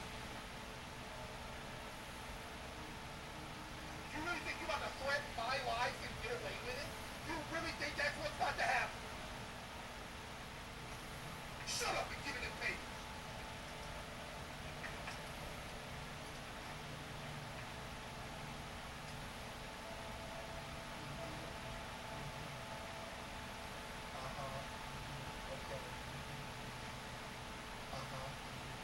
Wait, he doesn't have a what's it called? He has to have one, doesn't he?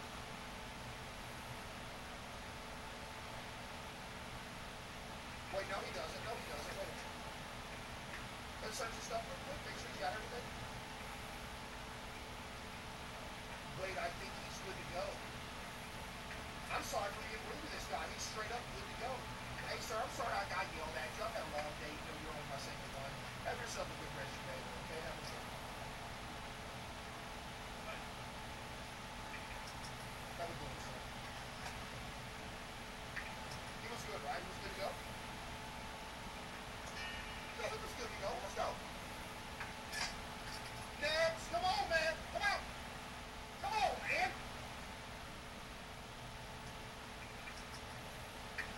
Man. You ain't washed this thing since you pulled it off the lot 20 years ago, huh?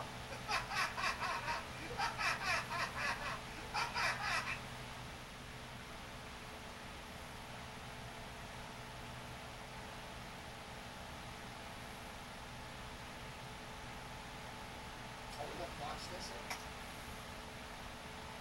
What, are we letting locksmiths in here, Chad? Are we? I'm not sure if we're letting locksmiths in. Maybe we are. Oh, we are. Wow, okay. Hold on, sir. We'll do a quick little drill. We'll have you out of here in a couple seconds, okay? Yeah, I'll get some air pressure. Just one something. Ah!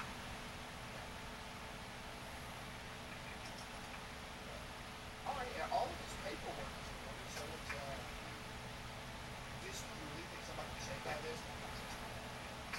All right. Okay.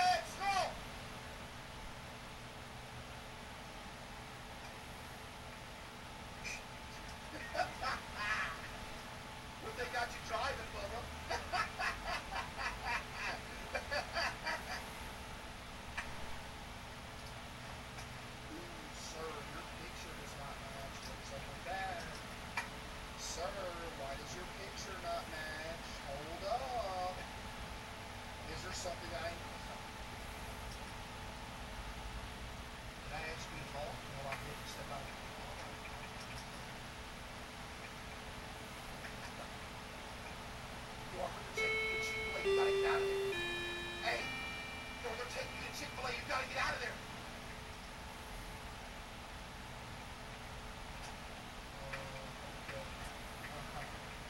He doesn't seem to have the child. He's good to go. Yo, dog, with the team, get the chicken for the team, get the dog. Thank you. Oh, will I not find anything in here? Because the last person that said that's dead now, buried 12 feet underground. So I suggest you shut up and let me do my job. Unless you want to join them. You want to join them? I didn't think so.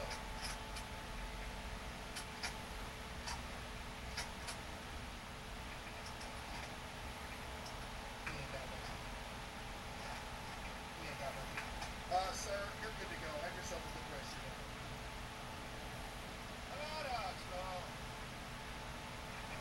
Chad, why has everybody got an attitude? Why is there anything to deserve an attitude from you guys? Be honest.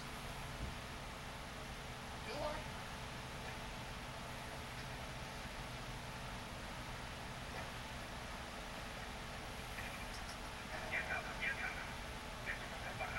Wow, what was wrong? I let him go with his picture being wrong. What am I doing? What am I doing? Hand me your papers. Bro. Wait, we're not letting builders in, are we? Ooh, sir, we're not letting builders in, unfortunately. Should we grab up a little quick? Okay, hold on. Hey, sir, here's the deal. As much as I want to let you through, I can't, because if I let you through, I'm going to lose my job. So, I can't let you through. Have yourself a good rest of your day, okay? I know, sir. It's unfortunate. Have a good one. Next!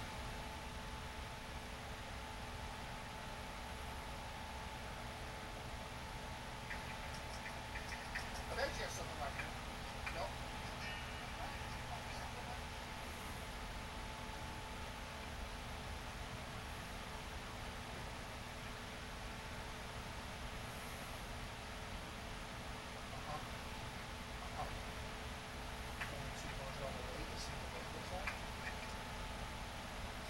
Equal makes weight, too, Chad. It makes weight.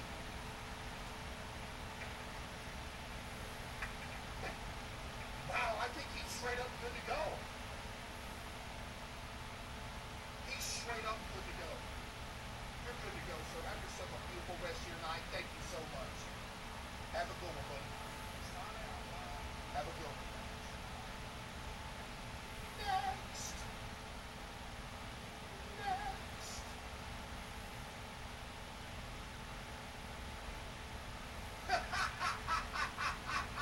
Step out of the vehicle right now. You think I'm stupid or something? You think I'm stupid? Huh? Do ya? I said... Sir, you think I'm stupid? Huh? You really think I'm stupid? You think I don't see that? Huh? You can explain to me what's in the wheel, sir? What's in the wheel? Go ahead, tell me. Okay, we find out.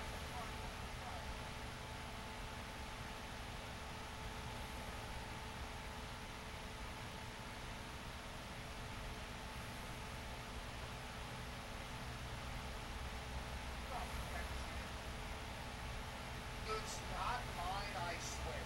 So that wasn't yours right there? That's your excuse. Old Faithful. Oh, it wasn't mine. Whose was it then, sir? Huh? If it wasn't yours, then who was it? If I find more in here, is it going to be yours or is it going to be somebody else's? Let me find out.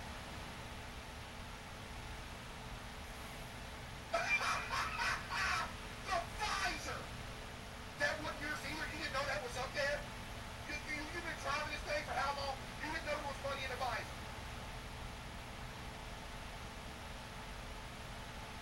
Oh my goodness, sir, you got me. Sir. Sir, is this a sick, disgusting joke right now? Did you honestly think this was a cruise? Do I see some of the back seat?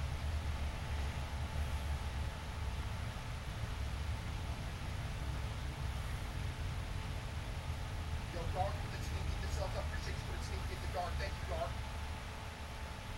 You got so much I gotta go store. Look at all that, Chad. Chad, look at all that, man.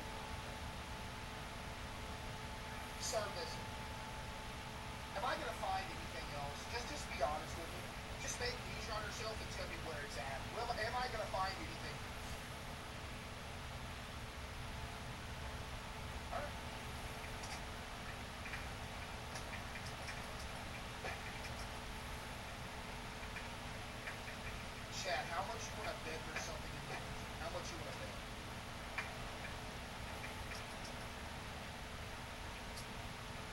Huh, maybe not. Sir, just got on the phone with the judge. You're getting life in jail, no parole. Unfortunate. Hey, you better get used to it too. I'm gonna make sure they throw the book at you. You understand me? You ain't never seen the light of day again.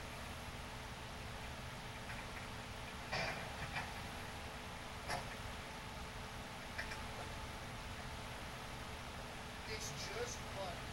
Hey, buddy, do you not understand what counterfeit money means? Talk about it's just money. There's a reason they're paying me $13.50 an hour and not you. How about you let me cook?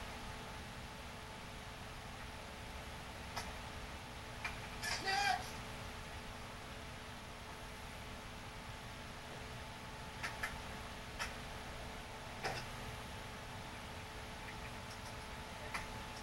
Man, would they flush you down the toilet? Get it? Get it? Because you look like Duke.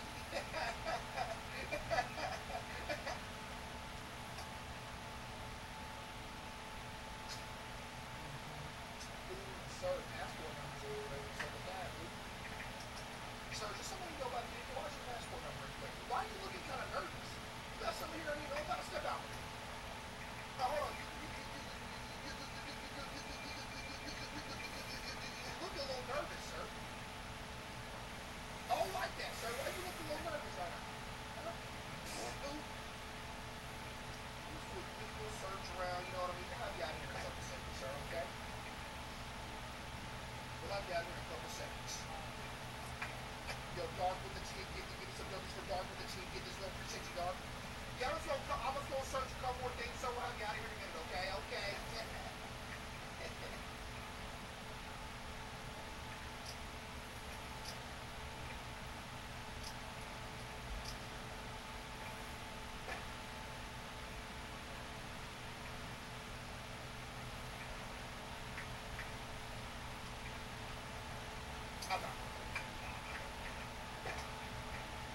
Alright, sir, unfortunately I can't actually use your passport numbers incorrect to have it.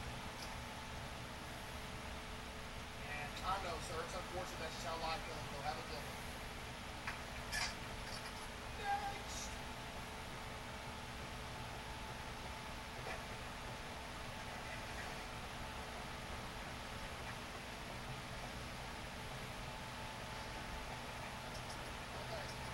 How you doing tonight, sir? You doing good? Hope so. Tanner. Are you related to the guy from Street Knights by chance?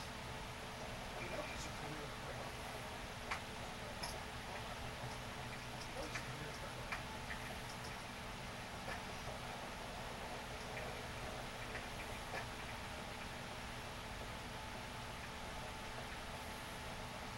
Wow, he looks good to go.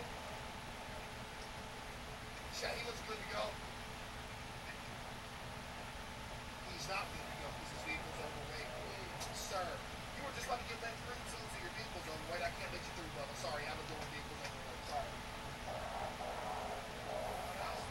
Oh, it might make you big mistake. Is that a threat on my life, sir? What are you reaching for?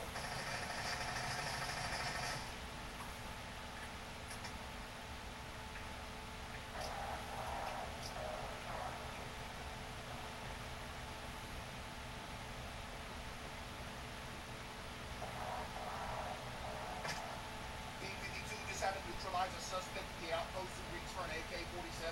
I'm forwarding you a picture right now of the AK laying on the ground beside him after I magged up him. Thank you.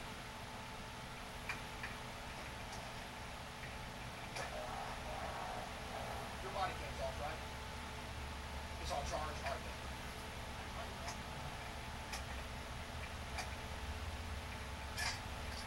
Come on!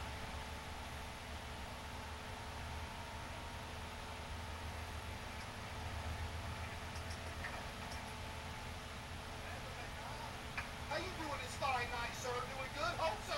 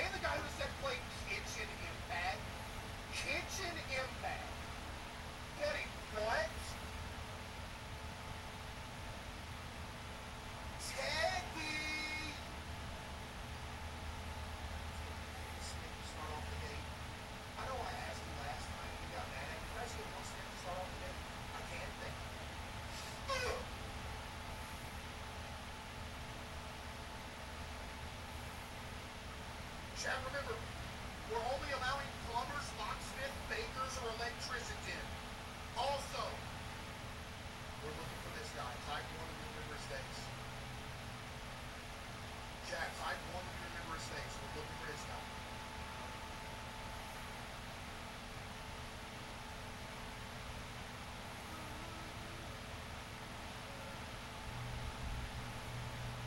Got it? Got it. Let's go. Start off today. Come on, buddy!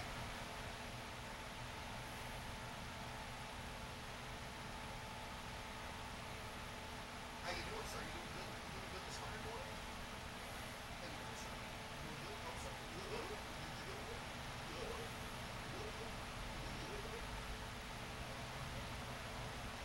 Okay. All the paperwork seems to match up. Chad, it's not him. Shut up. Chad, it's not him. Shut up. 1580 on the way. Ooh, I already see something wrong. Chad, I already see something wrong. You wanna know what I see that's wrong? First off, the vehicle is a little wrong.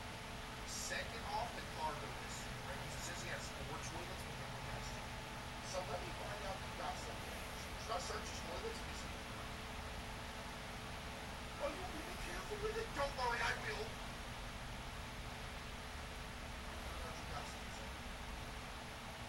Make sure they go to book entries.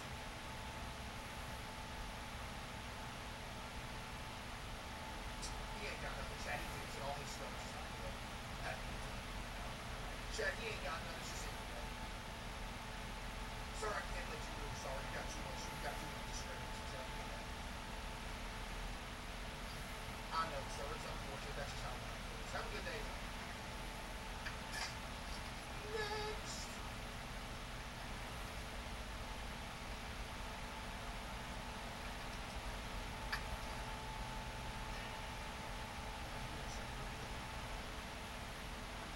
Ooh, sir.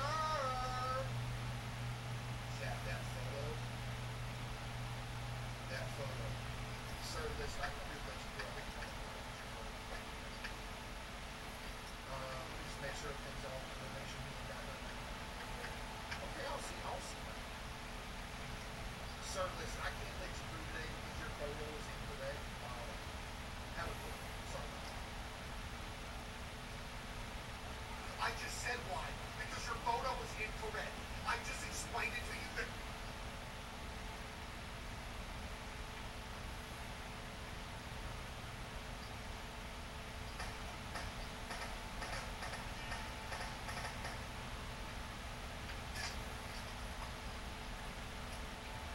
Shade? Chad, that's not how it works. Man, look at this big ugly thing. Golly, what you driving, sir?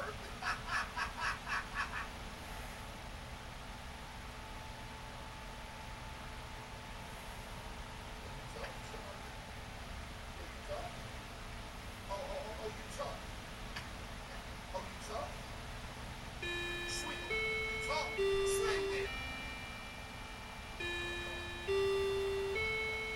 Are we letting electricians in? I think we are. Wait. Ooh. Sorry. Your name doesn't match. Is there a reason you Sir, we don't look like the Oh, you don't make your seats dirty? Okay, sir, I won't get them dirty.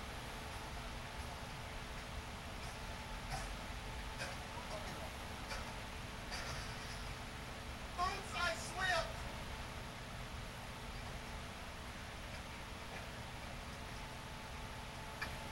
Alright, sir, here's the deal. I ain't gonna be able to let you do today. Have a good day. Sorry, Oh, am I making a big mistake? Is that a friend on my line, sir? What you reaching for?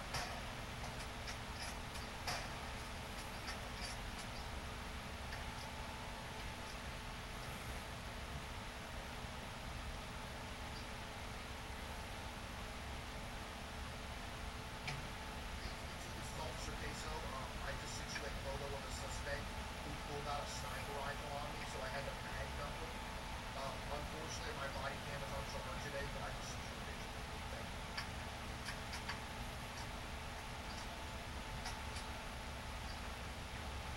Yo, I appreciate you.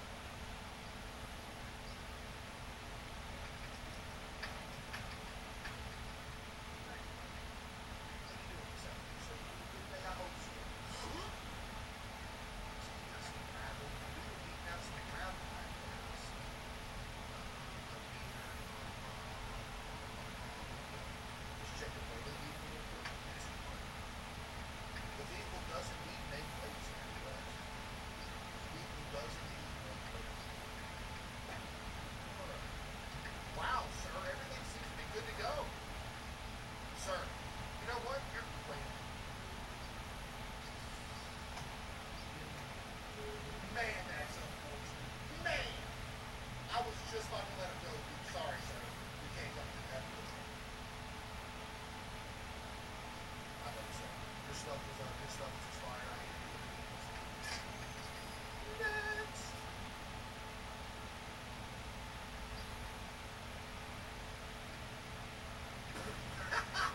I like the Grimace cosplay.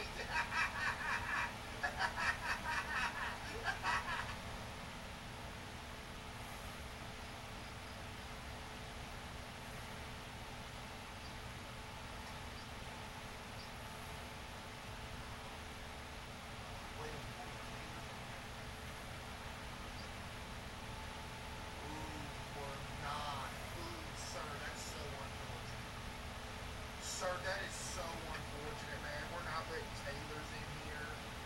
Ooh, that's tough. Alright, sir, here's the deal. And I hate to be the bearer of bad news, but listen, I ain't gonna be let you do because entry regulations is first part of my class.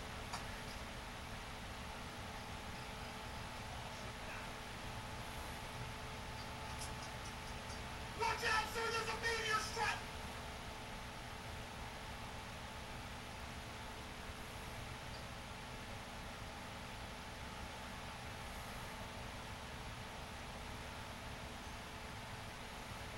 Yo, Jazz, appreciate the 5 giving.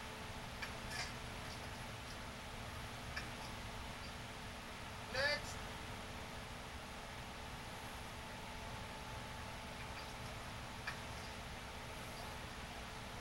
See, you're very polite, very pleasant. Thank you so much, man, sir. I'm really thank you.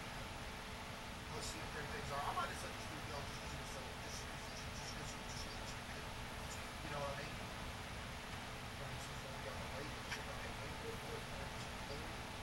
Oh man, sir, your vehicle is overweight. I don't know much about that, but I do know that it is overweight. Sir, do you have anything that people don't know about? Keep this down.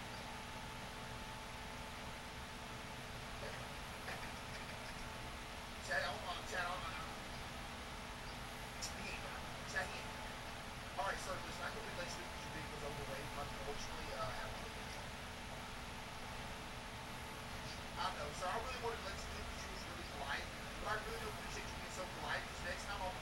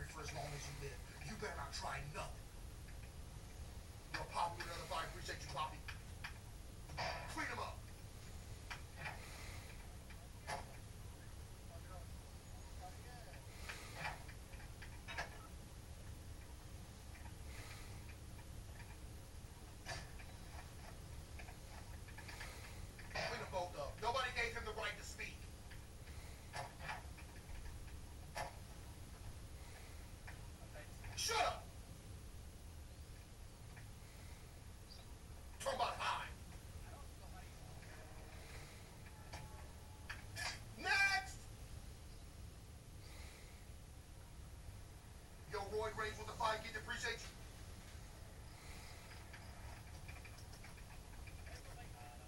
Good afternoon, old timer. How you doing? Doing good? Hope so. I feel like I've seen this name before. Chad. I don't know. CC230 on the way. Oh wait, I can't let do it anyway. Sir, due to injury regulation, I'm not gonna be able to let you do. Unfortunately, have a good day though, sir. Sorry. Sorry, sir. I know it's unfortunate. Have a good one though. Next.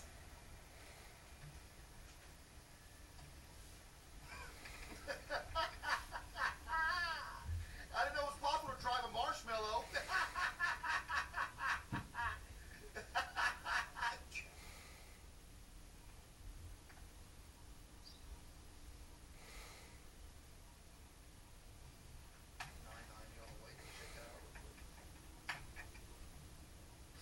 Vehicle makes way. 5 luggage and 2 detergent. I see. 1, 2, 3, 4, 5 luggage, 2 detergent. I'm not gonna do any more searching, sir. You're actually good to go. Have a good day, sir. What you mean finally? Oh, I'll show you finally. Have a safe trip!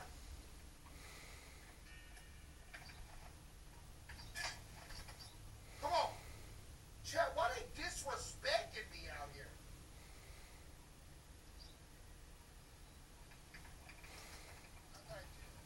Hand me your stuff, man. Yeah, I know you need it back. You know what else you need back? A new window. So keep it up with the attitude. I'll snipe you right here. You want it? Huh? You want it? Step out of the vehicle right now. He has something. He has something. Chat. No, shut up. Chat, on everything I love, right here, right now, he has something in this vehicle. Watch. He has something.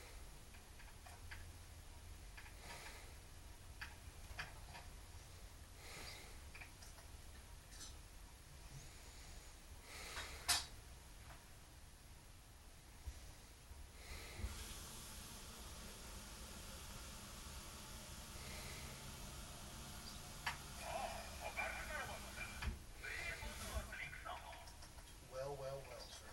Oh, behind the seat, too? Well, sir. Well. Hey, I'm gonna make sure they throw a book at you, too. You wanna have an attitude? Hey, I'll make sure that you rot in there. You understand me? I will make sure.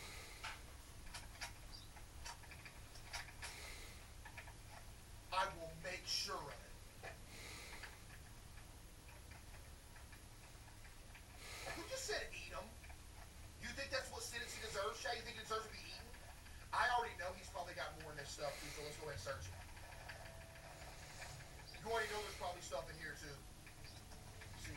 Surely not in the oven. Oh, no! Sir, are you kidding me, man?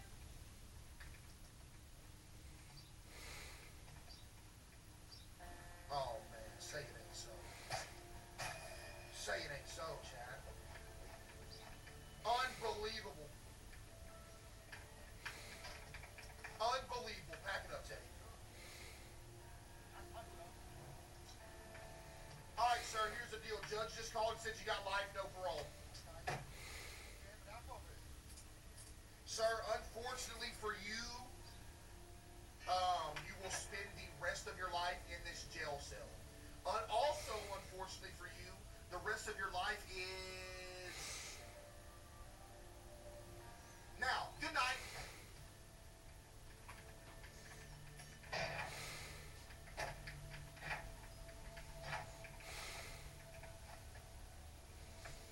Just doing what I can, Chad. Chad, all I'm doing is what I can to make the world a safer place. That's it. Chad, that's all I'm doing is trying to keep the world safe. That's it, man. That's it.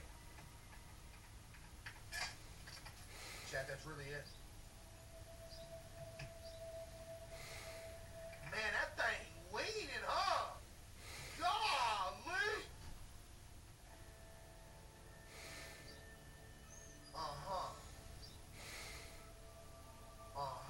Ooh, sir.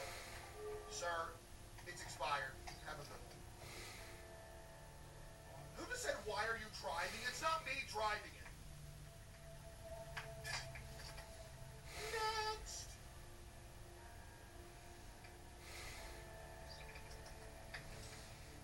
Afternoon, sir. How you doing?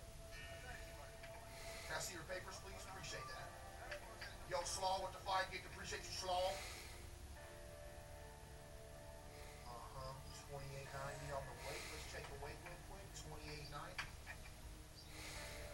Vehicle makes weight. You know what, sir? I'm not even gonna do any inspecting. I think you're good to go. Have a good day, sir. You know what? Chad, it wasn't expired.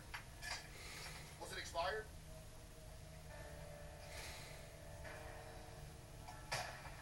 It was expired. I sold. I was about to snipe that guy for an expired thing, by the way. That would have been my fault. Yo, Poppy with another 10. Get the Desanos with the 5. Get the appreciate the gift. Thank you. Good document, sir. 5 potato sacks. Sir, there's only 3 potato sacks. Your cargo list is incorrect. And due to that reason, I can't let you through. Have a good day. I know, sir. It's unfortunate. I really hate that for you, but again, you know.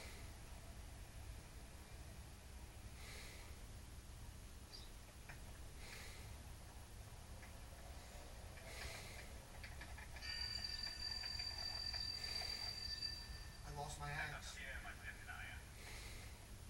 No, I lost my axe. No. No, my axe is gone. No! Chad, I shouldn't have threw it out of my soul, man. The axe gone. Chad, be honest. Were those some good shifts? Yes or no?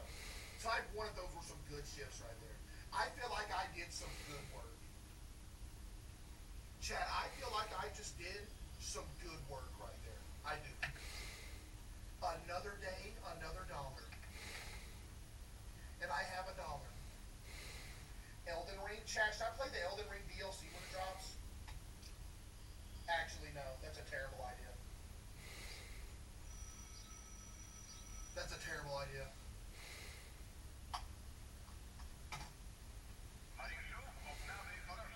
Liam is crazy.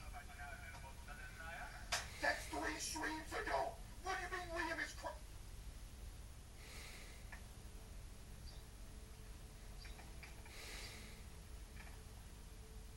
Easy. Morning, Teddy. Morning. Come out. Ooh, I can't let this guy in due to entry regulations immediately. How you doing, sir? Unfortunately, I'm not going to wait a minute. Wait, this truck is legal, right? Wait, it is. Hold up. Wait a second. Yo, you look like you want to do something. You want to step out of the vehicle and handle business real quick? Hold on. You look like you mad or something. Swing on me then. Swing on me. You reaching for something? Yo, you reaching for something? What you got in your pocket right there, huh? Let me find out you reaching for something.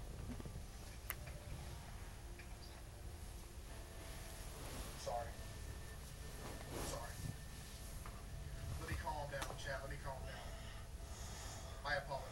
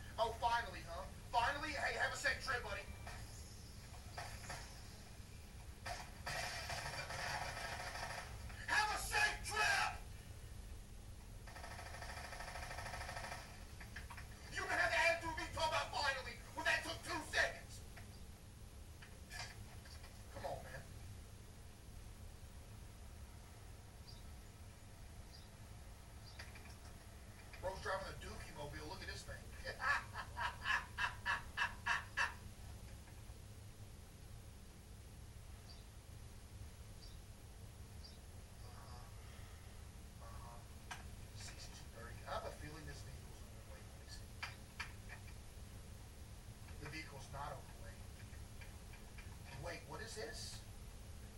5 chickens and 1 pig. 1, 2, 3, 4, 5 chicken, 1 pig. Wow, all his stuff is there, Chad. All his stuff is there. Wow, he's good to go, man. Sir, you're actually good to go. Have a beautiful rest of your night. Thank you.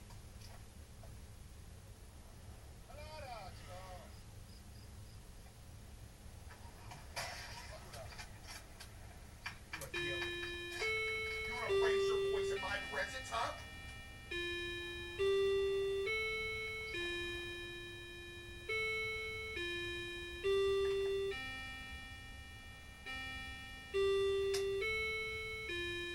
Chat, why didn't y'all say entry regulations? You were supposed to warn me. Chat, you were supposed to warn me. Why didn't you say so? How you doing, old timer? You doing good? Yeah, it is really necessary. You know what else is necessary? You stepping out of the vehicle. Yeah. Talking about, is this really necessary? Yeah, it is necessary, buddy. Yep. You better hope I don't find nothing, too. Because you already got an attitude with me, and I don't appreciate that, sir. 15A going away. You see what the weight looks like? 15A. The vehicle does make weight, unfortunately. Let's see. 3 cereal sacks. He does have 3 cereal sacks.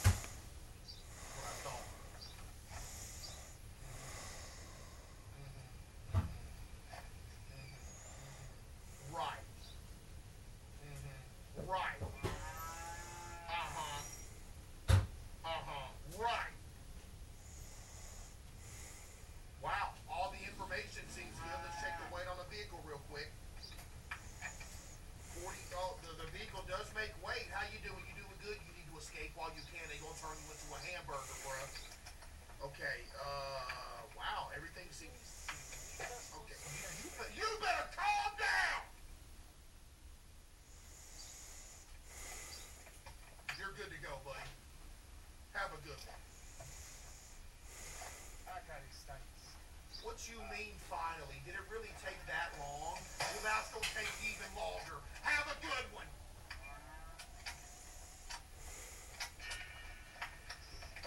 Next! He gonna say finally like it didn't take me like a minute to search his stuff. Like, really? How you doing, sir? You doing alright this afternoon? I hope so. Good. Let me check your stuff real quick.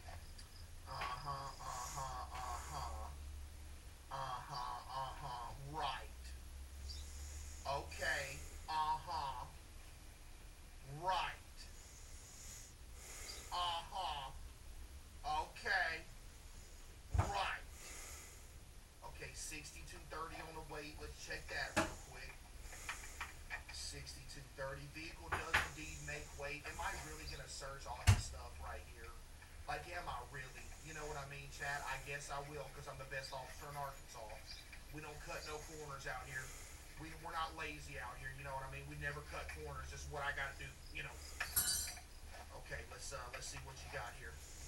Where's the cargo action? Where's the cargo action? Confirm cargo. 9 cement, 3 gas range. That's a stove, in case you didn't know. Did you know that?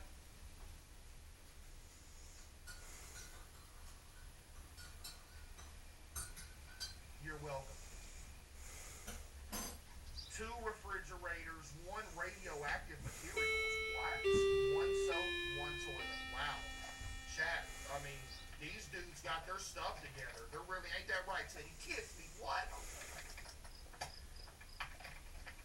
Wow, sir. I mean, everything really looks clean here. I'm not gonna lie to you.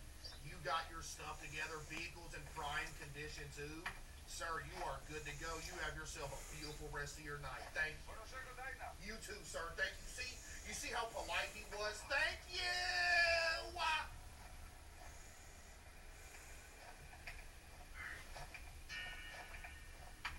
Next! Look at this dude right here, Chad. Look at this dude.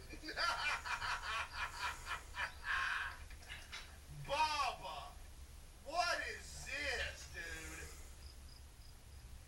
Who you think you are, Scooby-Doo or something?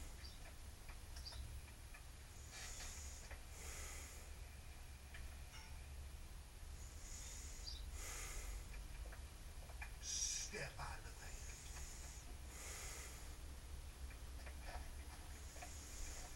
Sir, are you kidding me? What'd you just say? You best quit running your mouth!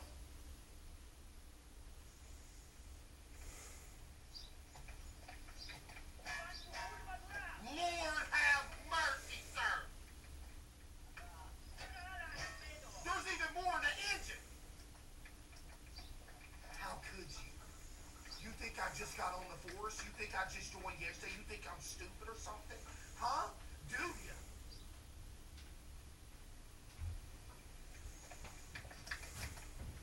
Put your hands behind your back. You going to the Stony Woods.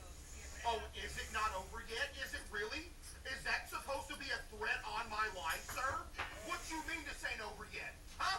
What you mean by that? What you looking at?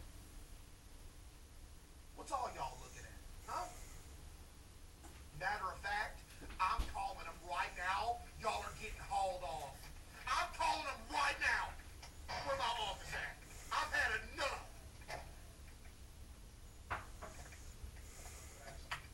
You're getting hauled off, Chad. I can't handle the disrespect no more. Call them.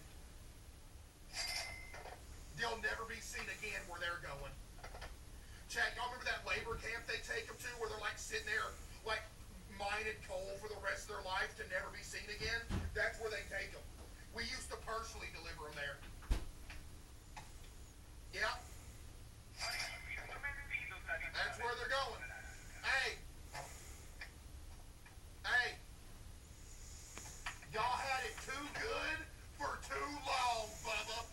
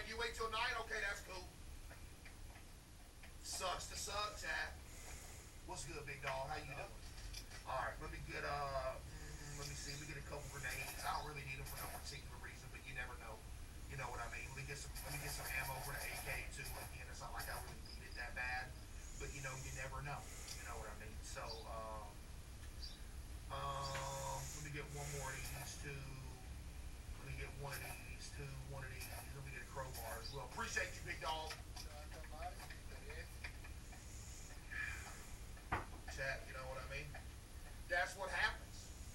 You mess with the bull, you get the horns. You know what I mean? All because that one dude wanted to say this ain't over yet. Now none of them. And where they go, they don't get no family phone calls. They don't get no updates to the family. They get to drink half a glass of water a day, and they get 500 calories a day. And they work 18 hours a day, and the other hours are sleeping. Clean it up, Tim. So it's bad. It's bad over there. It's bad. Next. W. Teddy. He's really the only officer I can rely on out here. How you doing, sir? You doing good? All right. You doing okay this afternoon, sir? You doing all right? Why do you look nervous, sir? You got some cocaine in there, don't you? Step out. Yeah, step out.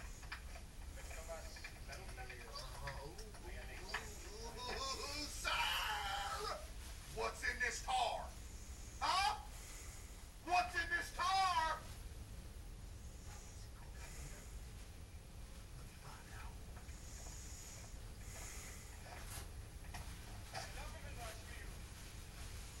Alcohol. Dadgum alcohol, sir. Well, I'll be, Bubba. In the bumper, too? In the bumper? Come. In the bumper. Leave you alone. Leave you alone? Oh, am I hurting your feelings? How'd that feel? Leave you alone. You over here breaking the law. Talk about some leave you alone like you ain't did nothing. Like you just innocent. Why am I doing this? You should know why I'm doing this, Bubba. Why am I doing this? You got alcohol in here. I'm tired of your mouth. I'm tired of your mouth. Shut up. Matter of fact, put your hands right there. You don't. He talking about some why. Like I just didn't find. Are you serious?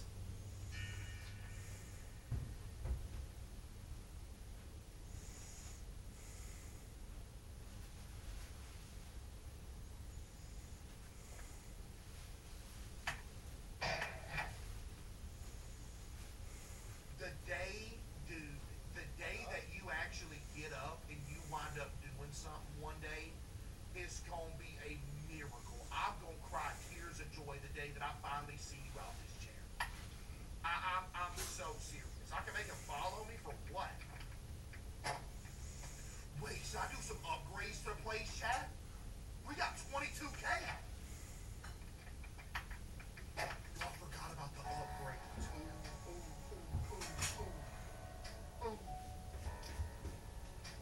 Buildings.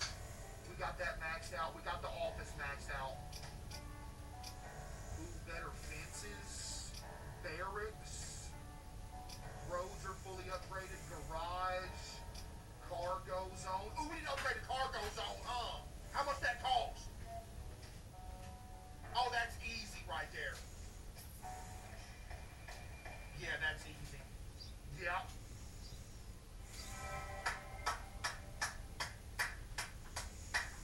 Look at that. Look at that, Chad. Propaganda poster. What does this do?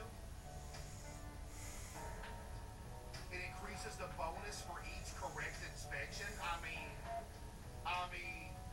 come on, bruh. You know? Okay, let's save some more money now. All right. Yep. Let's get back out here. Yeah, let's get back out here. Chat again, you feel safe right now, don't you? Type 1 if you feel safe. You know what the crazy part is? Yeah, I was about to say, I bet he's got more in here, and he does. Look how much he had. And when I slapped the cuffs on him, he said, wow. This dude had the nerve to say wow when I slapped the cuffs on him. Chad, what's wrong with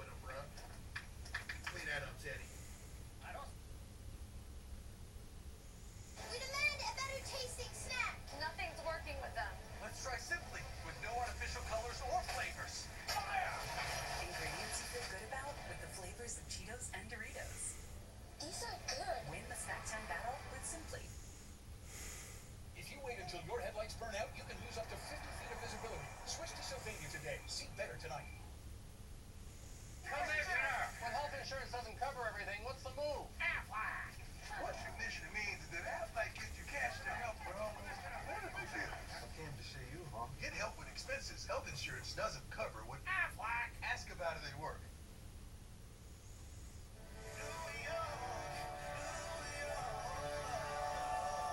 Let's go. Success starts with a dream.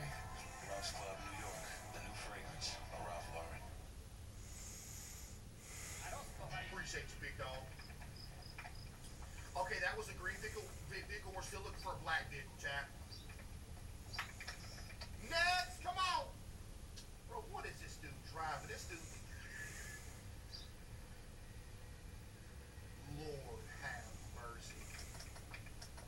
What's good, Bubba? This dude driving a. This dude driving a dadgum green bean.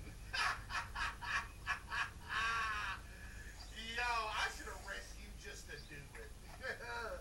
You really gonna pull up in here driving the green bean machine? Woo! Ooh, sir. Ooh, wow. Sir, we got an expired, sir, we got an expired entry permit, Bubba. Step out of the vehicle real quick. Let me see what you got. Why is your stuff expired, Bubba? You just don't feel like renewing it? You think ain't nobody gonna check it? You think you're gonna be able to keep skating by not renewing it? Well, how about that something thinking that don't fly around here?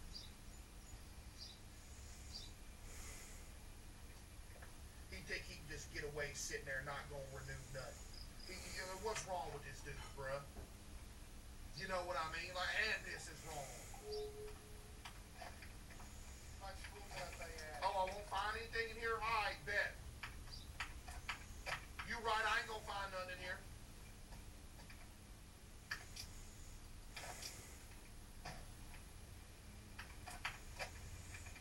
Alright, I'm gonna search the rest of it real quick. We'll get you out of here in a minute, sir.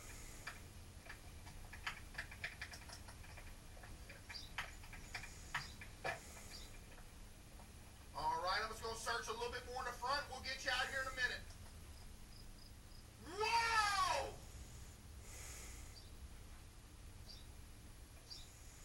I can't do this. I feel bad. I've done it before, but I kind of feel bad doing it to this guy. Should I do it? Nah, I'm gonna let this dude slide.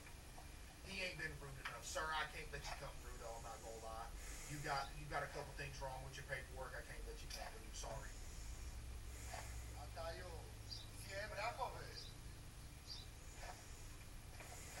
B-52, I need a bombing run.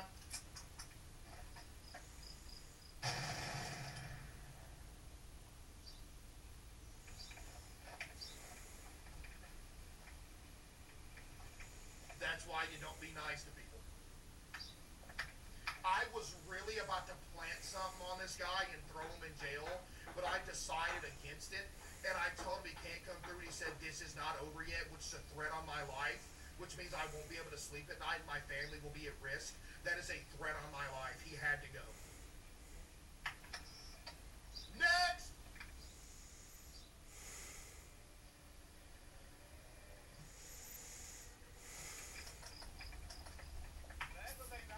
What's good, buddy? How you doing? Is that a little bit of blood on the car? You killed somebody, ain't you? Step out of the vehicle. You killed somebody, didn't you? You did it. I know you did it. You got something in here, don't you, Bubba? I can tell you got something in here. He got something, Chad. What's it? Ooh, that's a whole bunch of radioactive material. But why you carrying all that, huh? Why you...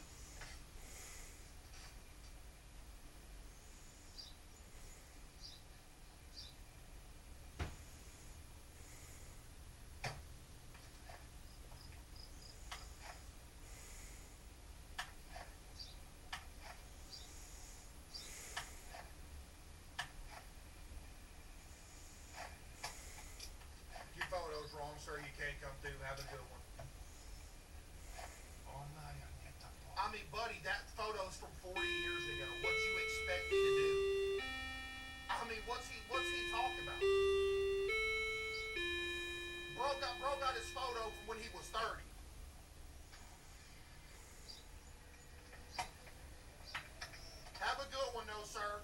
you get that photo adjusted, everything's gonna be alright next time. You have a good night. Thank you.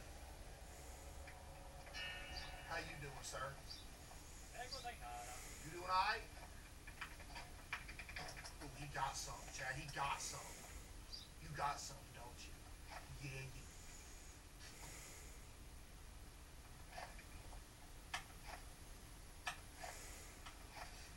These people think I was born yesterday. Chat, they really think your boy was born yesterday. Step out the vehicle, man. Like, I don't understand. I have been in this game long enough to, of all things, a picture that ain't right. You know? What you looking at? Huh? I said what you looking at. Yeah, that's what I thought. Don't you look at me sideways again. Looking at me sideways like you tough, like you gonna do something. You gonna go on somewhere? Hey, won't you wait a minute? I know you ain't got no patience, but I see you back here running your mouth. You better shut up and wait a minute. Dude back here complain. I take as long as I want to.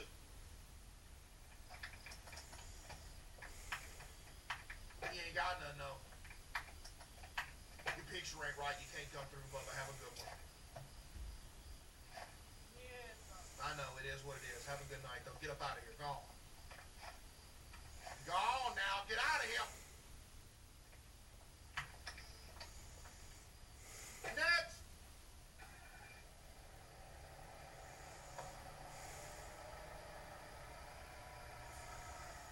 I thought he was about to take off running.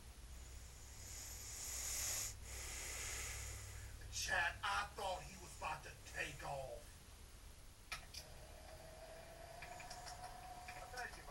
How you doing, sir? You doing alright? I like that jacket. Alright. Anand Purev. What y'all think, chat? Y'all think Anand Purev's good to go? Anand Purev. Let's see. Everything seems to be matching up here. 6230 on the weight. Let's check that real quick. Vehicle does make weight. You know what? I have enough faith in this guy that I think I don't even need to search that nothing. You know what I mean? I think I'm gonna use my intuition right here. I think I'm gonna just let him go, chat, because I got intuition. I got instincts. So you know what, sir? I'm gonna put my faith in you that you got everything handled. It's been a long night. You have a good one. All right, sir. Watch this.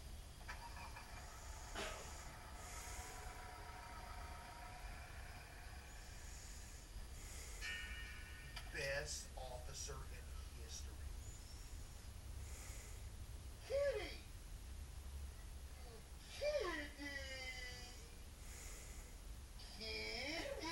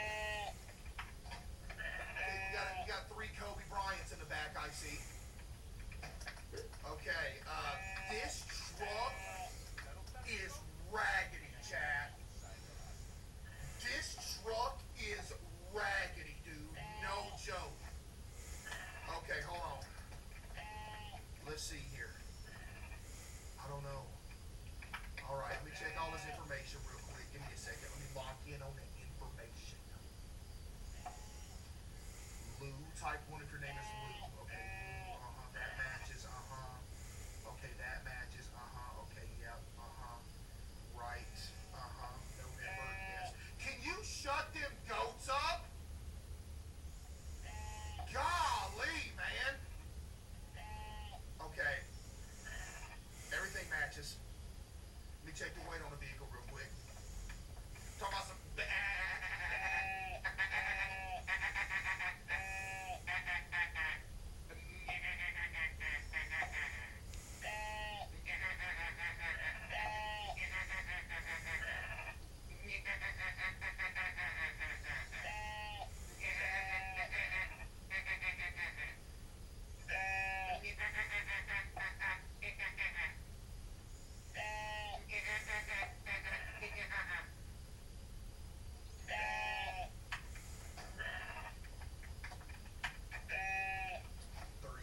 Okay, the vehicle does make weight though.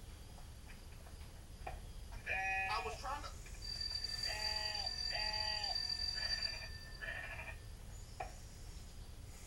I get paid OT for this. Okay, Chad, I think. Excuse me. I didn't. Stop! Why you hit me with that smolder? You think you cute or something? You better stop. Look how I'm sitting there with that smolder like he cute or something. Man, get out of here. Like you gonna like that's gonna help you. Alright. Sir, not gonna lie, the goats, they are mad annoying. But from everything that I peep on here, they look good to go. Have a good one, sir. Please tell me I didn't sell. Please tell me I didn't sell. The goats are still making no. Not a singular bad. What's it called? Should we do another upgrade? We got 12K. What should we upgrade, Chad? I don't know, bro. Wait, oh my goodness, wait. Personnel? We can upgrade Teddy?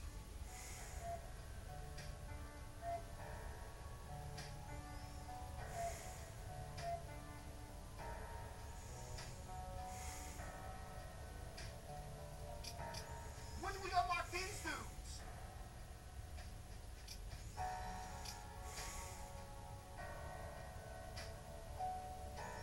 Wait. Larger barracks allow you to hire additional guards? It's $10,000, but I say we go ahead and spend the money on this, no joke. Because if we do this, we'll be able to get more guards later. I feel like we do this. Type 1 if you think we should do this. I actually think this is the play right here, no joke. Yeah. That hurts. That is a lot of money gone, but look at that. That looked clean, dude. But the main reason, because we can get more guards. We ain't got the money right now. We got to save up some more money again. But dude, that was actually like, we needed that. Where's that building at now? Look at it. Chad, who was here when we first started playing this and everything around here was just raggedy shacks? Who was here? It's actually insane if you go back and look from when we first started to now, everything was just like a little shed. And now we got big old giant buildings out here. Why? Because we uphold the law and don't nothing get by me. That's what I'm talking about, Chad. Hey, great shift, W shift, great stream, Chad. I love y'all, man. Hey! Appreciate y'all for kicking it with your boy again tonight. Appreciate all the gifted subs, donos, bits, follows, and of course I appreciate all y'all for this hanging out. Hey, y'all have a good rest of y'all's night. Have a good day tomorrow, and I'll see y'all tomorrow, ladies and gentlemen. I love you, man. All right? Peace out, y'all.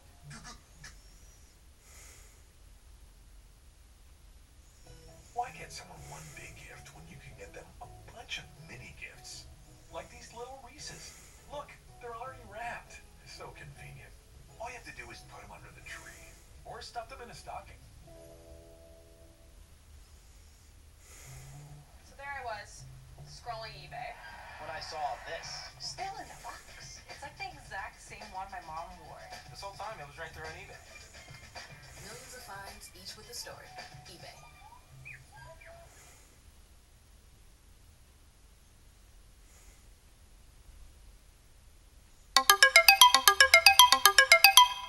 You asked for Reese's and Oreo? Now you get to eat Reese's Oreo cups. Aren't you lucky?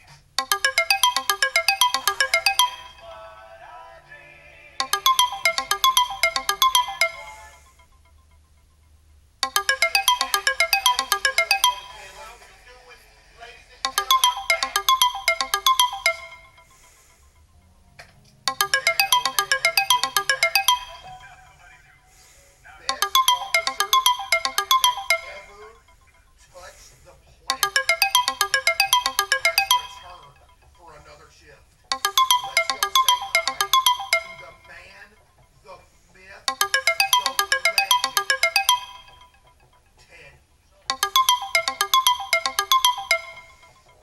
That's the GOAT right there. That has been my right-hand man for a long time, Chad. Let's look at the board and see what we got. Regional pass. Due to ongoing riots, access to some regions is restricted. Only people with a valid regional pass to places such as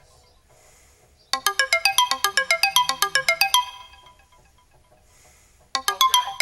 Remember that, Chad. Help me remember that right there. Okay, we're looking for a green vehicle and we're looking for a yellow vehicle. And what do you know? The first vehicle is a yellow. Imagine that.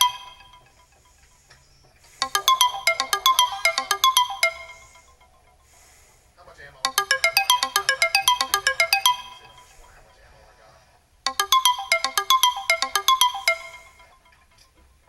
Ooh, I got a lot of cocaine. How you doing, bro? You doing all right? Give me your paper, please. Give me your paper. Yes, it is really necessary. You want to have an attitude? You're going to step out of the vehicle real quick, then. I'll make this take as long as I want to. You really want to sit there and have an attitude with me, don't you dare. You got some on you? Duvay, what's it Duvay you do with that, huh? Regional pass. Okay, you're good on the regional pass. Does the passport numbers match? Yes, it does. It's not expired either. Let's check his name. Name looks good. Wow, everything looks good here. Okay, let's check the weight of the vehicle real quick. It is what it is with the fine thing. Vehicle does make weight. Alright, sir. So far, everything looks good here, but I don't know why you have to have an attitude. You know what I mean, Chad? Like, why have an attitude? Right? If everything's good with you, just give me a minute to search everything. You ain't gotta sit here and be rude. Because, you're rude with me.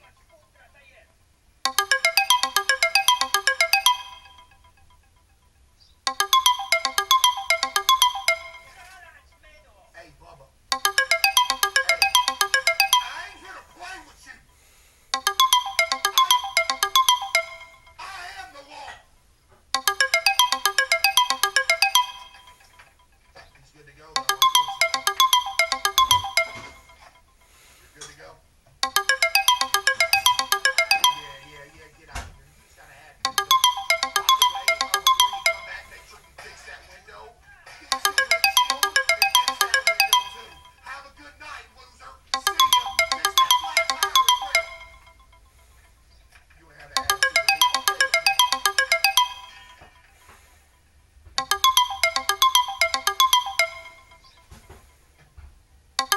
I'll play with me. I shouldn't have to ask for your papers, hand them over. Yeah. Why do I gotta ask for them, bro? Just hand them over. Like, you know what? Ask for them, just hand them over. You know what I mean, Chad? Alright, let's see here. Okay, wait just a darn 2 minutes. That area isn't on the list. He can't come through. That's entry regulations, right? He can't come through. Sir, do me a solid real quick and step out of here. It's all good. I'm just gonna make sure you ain't got nothing in here and we'll get you on your way. I can't let you through, but I'll make sure you ain't got nothing illegal in here, like you ain't got no cocaine or, something like that. I ain't saying you do it, but, I'm just trying to make sure.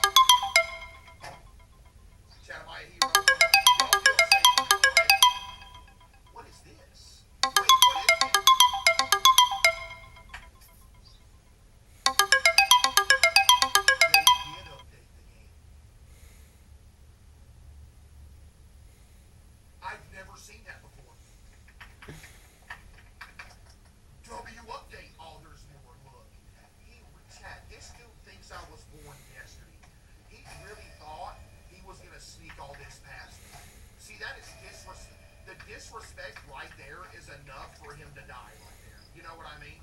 That level of disrespect is unbelievable. They're like, golly. Wait, what? They drop money. You can also zoom in when looking at the papers. Yo, WDevs. Clean it up, Ted. Clean it up. Let's go. Chat yellow vehicle. He might have something too. Come on!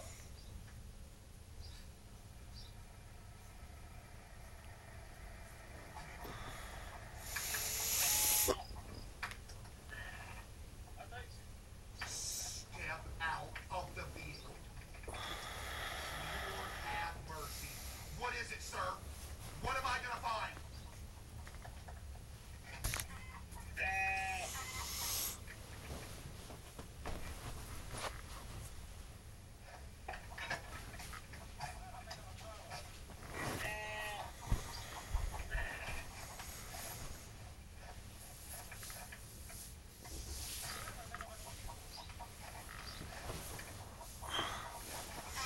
I know you see it.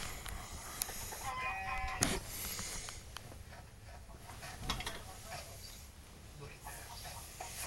Oh my goodness, it's counterfeit money. He thought, he thinks I was born yesterday. You trying to bribe me too? How much? $9.40? You're cheap!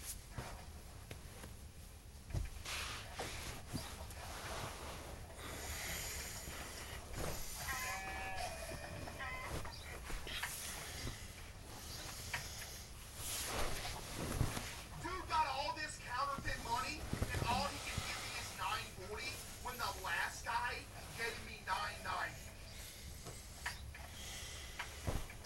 Chat, that's disrespectful, right? If you'd have made it $1,000 bribe, maybe I would have considered letting him go. But you're gonna disrespect me by giving me only $940 bribe to let you go? That's unbelievably disrespectful.